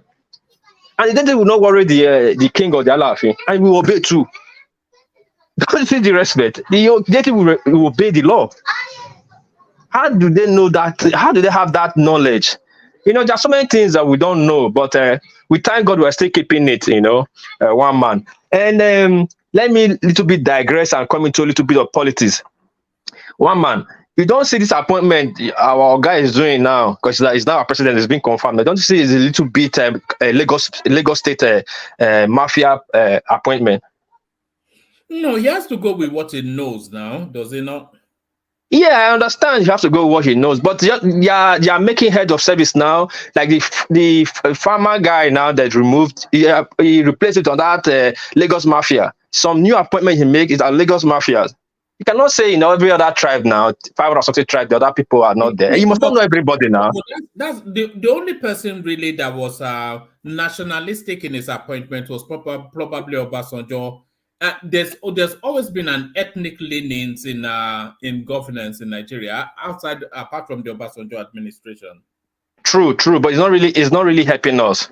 Because we have seen it from the past two, from Jonathan to Buhari, what the government that thing take us to, what it took us to, or what it cost for the country. It's not really too good because the ministry they will not be happy. At least since Nigeria is so divided now, at least put somebody there that will make people come out to work with you. You know, because it will be difficult. You have to be fair though. The best brains in Nigeria are in and from Lagos. Well, but it's not only the Lagos Mafia that is in. At least if you bring on that person, like for example, now you bring Utomi, is from South, is a Lagos Mafia. At least that's how people won't take it like, okay, they'll be happy that they have one of their own there, you know. But what I'm saying is, we want the community to work. Where did we came from? Those one that is how will I say, those are the appointments you must make. We are talking about this new appointment that people are looking up to, like head of service, this farm, all these things. At least shuffle it a little bit. You put your people on the major side, this chief security officer, and this guy Rubadu. Sorry, I forgot this Rubadu guy. Do you think this guy knows his job, his duty at NSA? I don't think either Ribadu or Gbajabe Miller, I don't think they know what they are doing. They're just there to do fine boy, and that's you mean Ribadu that is following them to all political meetings? Yes, now. Imagine that. When did you ever see Yusuf Bichi at anything? In fact, I've only ever seen one picture of Yusuf Bichi, you know, online. Just the same picture. I don't understand. He follow Ganduje to court, Supreme Court, the very first day. If it's the same country, that would be a problem. Every wedding but hold on, no. We have to recognize one thing, that he's a politician. He's not a professional. He's not a how do you describe them? Well, he's a policeman now. He's not no. He has retired long. It's been around with Tinubu for a very long time. I mean, it's not how do you describe people from what do you call them?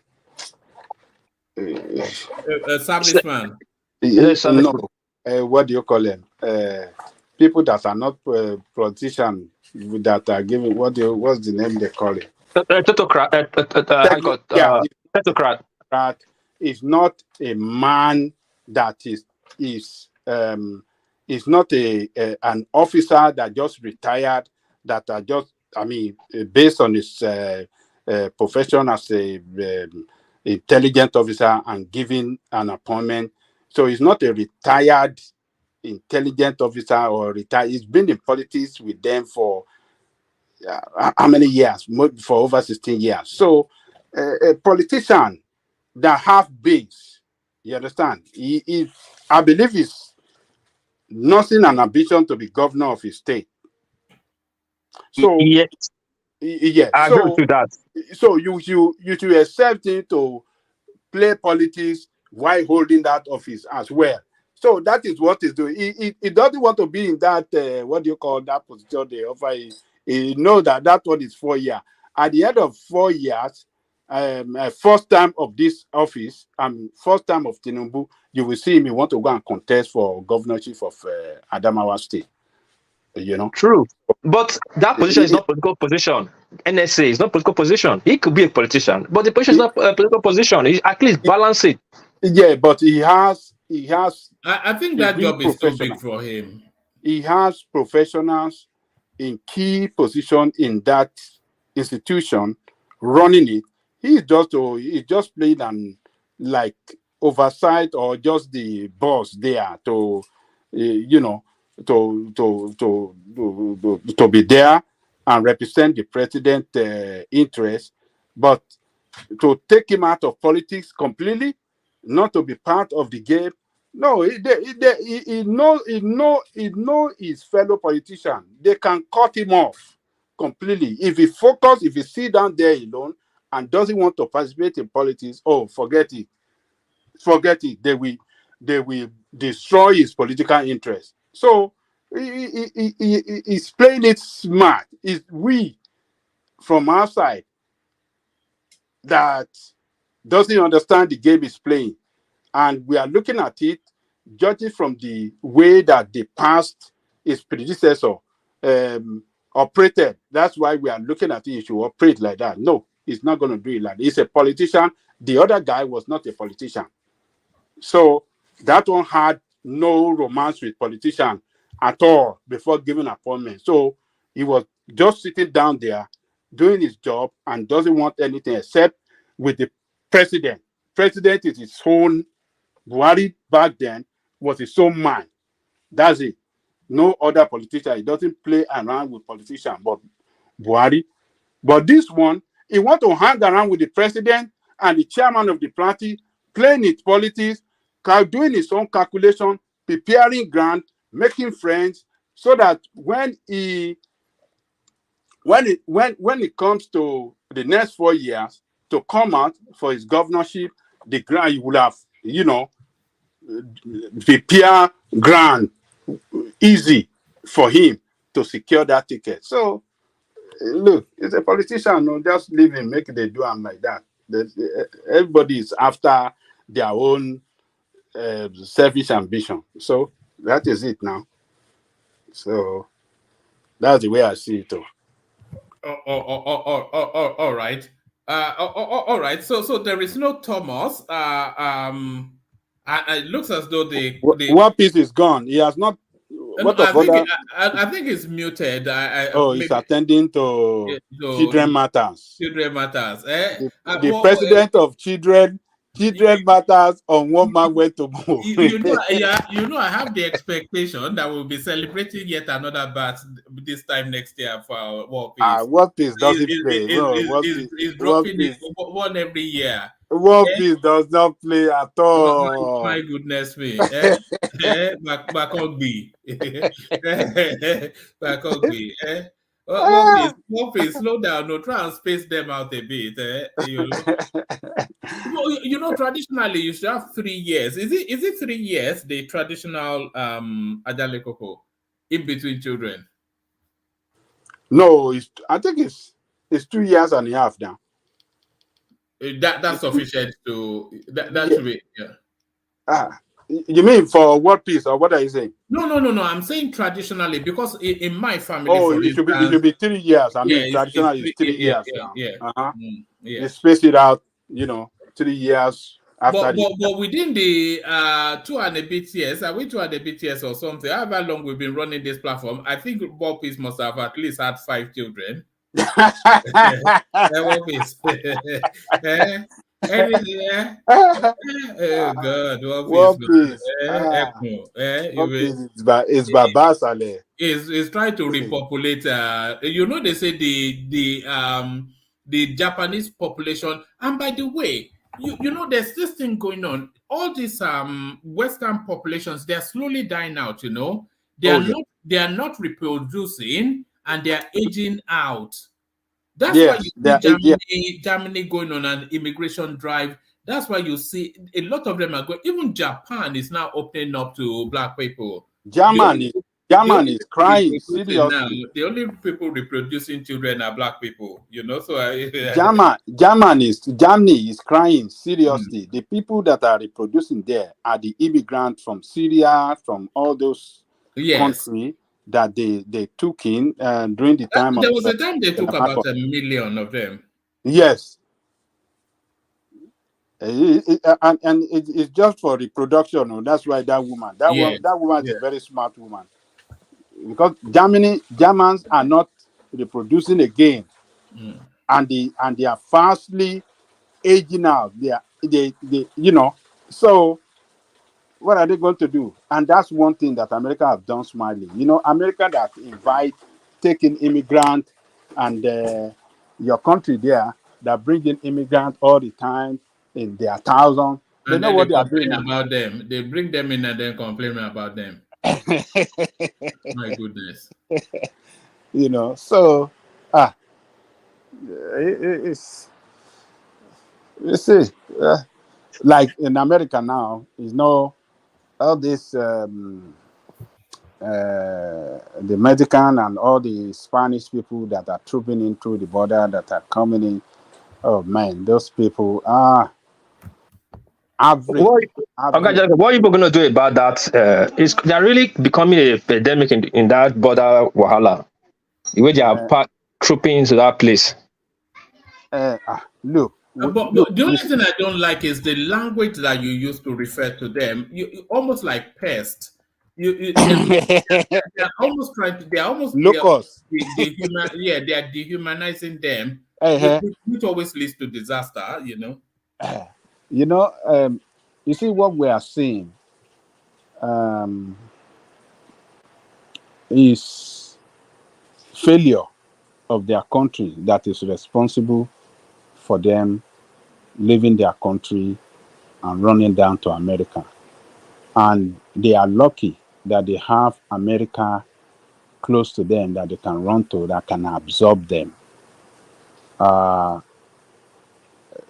In the case of ours, Nigeria, we are the biggest country in West Africa.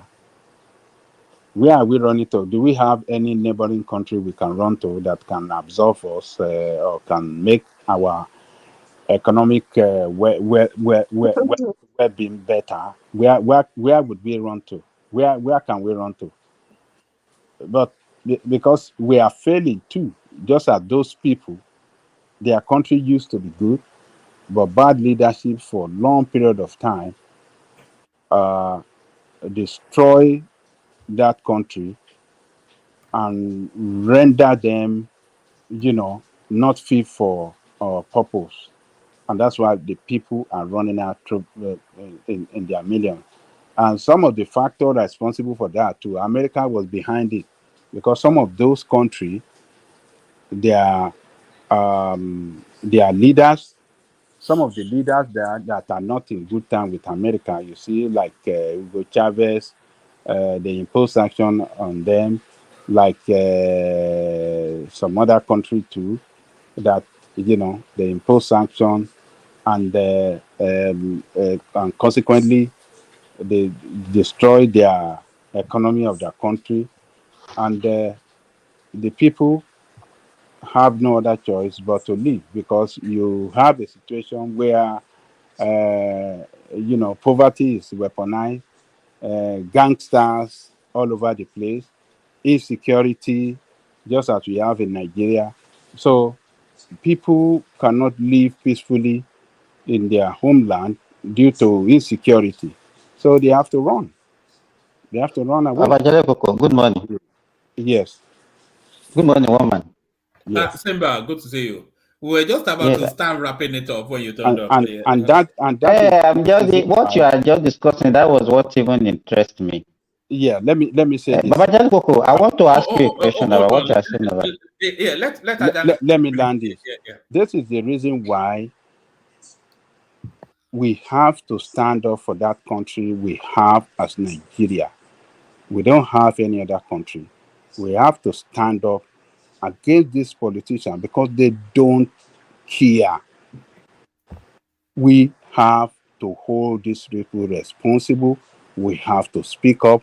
We have to cooperate together. We have to do away with our tribal and all these sentiments that drive our sense of purpose. We have to do away. There must be a meeting point for us as Nigerians, irrespective of the tribe we're from. And at the moment, the country is seriously down. And how can we get it up? We can cooperate, join hands together, fight for good governance. That is the only way out, because that country, it is failing. You must not allow it to fail completely, because those people that we are seeing on the TV running come from other countries around America to America, it's because their country failed. The country failed. It failed. So look, when we are growing up, we used to watch all these failed countries in Africa, like Ethiopia, like some other country.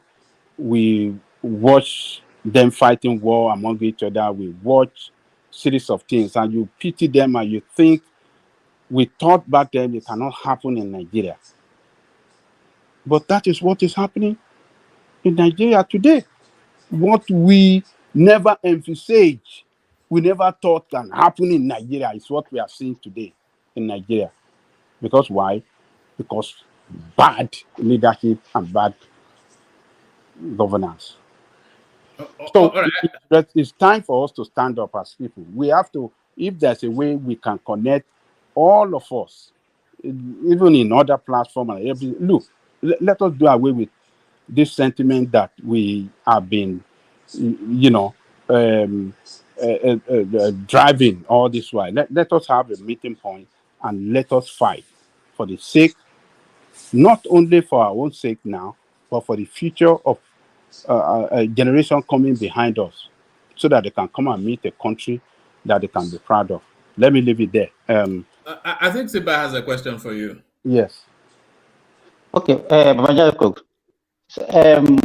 two things. Earlier on you talk about the low fertility rates in the developed world, like in Japan, in the Europe, and the likes. I was watching a documentary about 3 days ago, and they were talking about this same problem in Singapore and Hong Kong.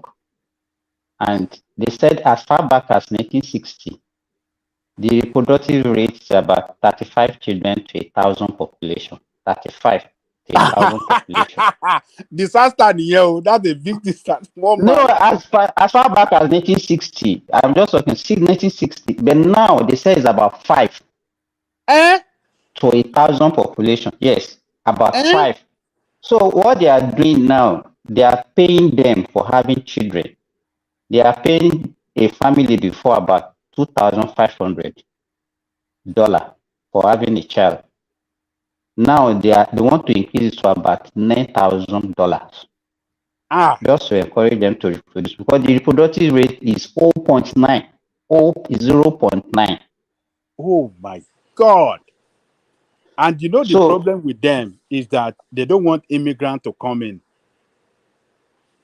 They don't welcome immigrants. They are not immigrant friendly. Exactly. We can wrap everything. Let me talk to what you just finished about the economy of all these developing countries. You know what is happening in the world now? It's just like blocking a drainage. If you block a drainage, water will always find its way. The policy of the so-called developed world, America, the Europe, and the rest, is not favoring the developing country. And they are not helping the developing country at all. They contributed, whether we like it or not, they contributed to the economy menace of all these countries. They encourage corruption in those countries. All the money looted in those countries were being developed world. But at the same time, they will say they should not come to their country. Is what we are awaiting in the world is like a bomb.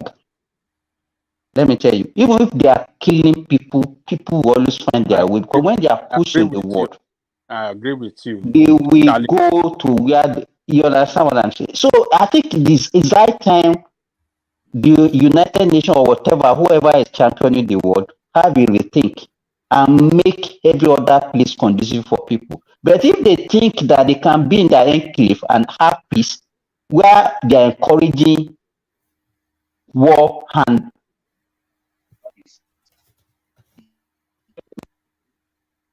we're losing you, Simba. it's just a matter of time. Where I agree with you is the direction that this world is moving towards. We don't know. We don't know. War everywhere. War everywhere. This war, we don't know where it can lead to. A slight mistake can just it can just lead to nuclear war. Do you not see a third world war and inevitability? It's almost unavoidable, the trajectory that the world is on now. Look, one man, it is so unpredictable. We cannot predict what can happen. Every time now, when I'm going to bed in the night, I pray. I say, well, only God knows if tomorrow will come, if we meet tomorrow. Not that anything will happen to us, but with this nuclear threat from one side against the other, we don't know what can happen. And this war is affecting the economy of... Look, this little war they are fighting in Israel and Palestine, you will see the world economy will shrink because of two things. Inflation might go high because if the war gets worsened, we are going to see supply of energy, oil. That one will be affected. The price of oil. Let's say Iran, they go and attack Iran now. There's war. Iraq is dragging, and Saudi Arabia and other country, you see the price of the oil will go up, and that will affect the economy of the world. Already, the economy of the world is not in good shape. Inflation is high, so we are going to see that. And then the shipping through that region, supply chain will be affected as well. So we should be ready for long-time economic hardship all over the world. Long time. Yes. Hello. Already Israel is suffering. The economy now is running negative. S&B has downgraded Israel to negative. Because you ask the question, why did they hold on in actually the land invasion of Gaza? Initially, I think they are waiting for supplies from the Americans. That's why I suspect. But carry on. Yeah. No. They are even. Let me tell you. Initially, about 75% of their population supported it. As we are speaking, only 25% are supporting it now because they are already seeing the effects. Yeah, it's not a war that they can win. You know, when Russia invaded Ukraine, we were thinking that okay, it's something that they will just run on them, and then within some few days, they look at it now. It's over a year. So you understand? So no, you see, Simba, see the images coming out from there. No, it's so bad. Nobody, like even the Israelis, a lot of them are speaking again. They don't. When we talk about justice and equity, let me tell you, we are just deceiving ourselves. There's nothing like that. There's no word like that in the world. No, that one. Let's cancel that one. Is not in existence. It's not in existence. It's not in existence. We are just deceiving ourselves. It's not in existence. The poor oppress the rich, the powerful oppress the. So that is the law of nature. But I said you to water now, and then it's just unbelievable that this can be happening in this modern world. What we are seeing, I mean, look, one man. There's no day. I'm telling you, and I'm telling you the truth. When I watch what is coming out from there, particularly, do you know the size of Gaza? I'm telling you, the whole length of Gaza is about 41 kilometers, just 41 kilometers. It's a very small space now, and you have almost 3 million populated. People.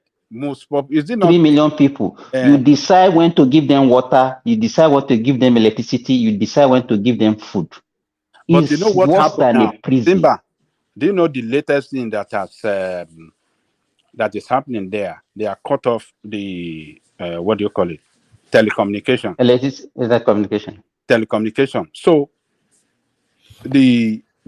what is happening now as a result of that is that when there is a bombing in a particular place, usually they will report it, they will call ambulance.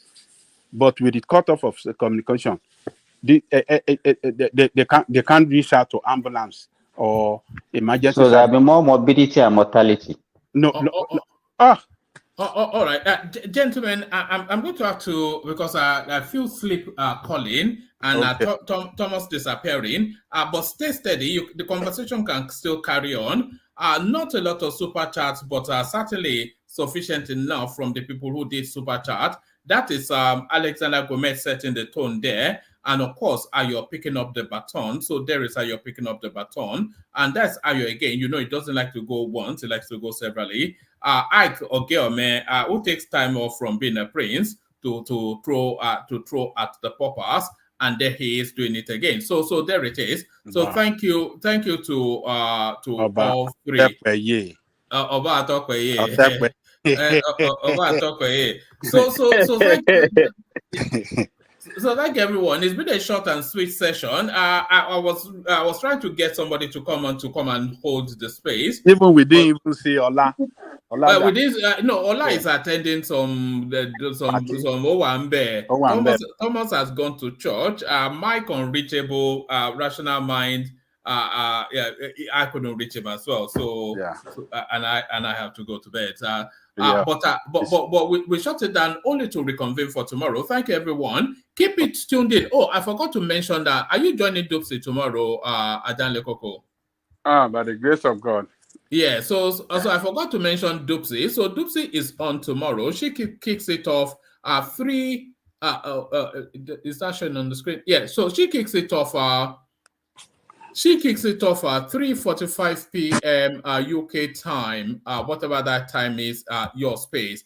Let me put the link in so you can join her.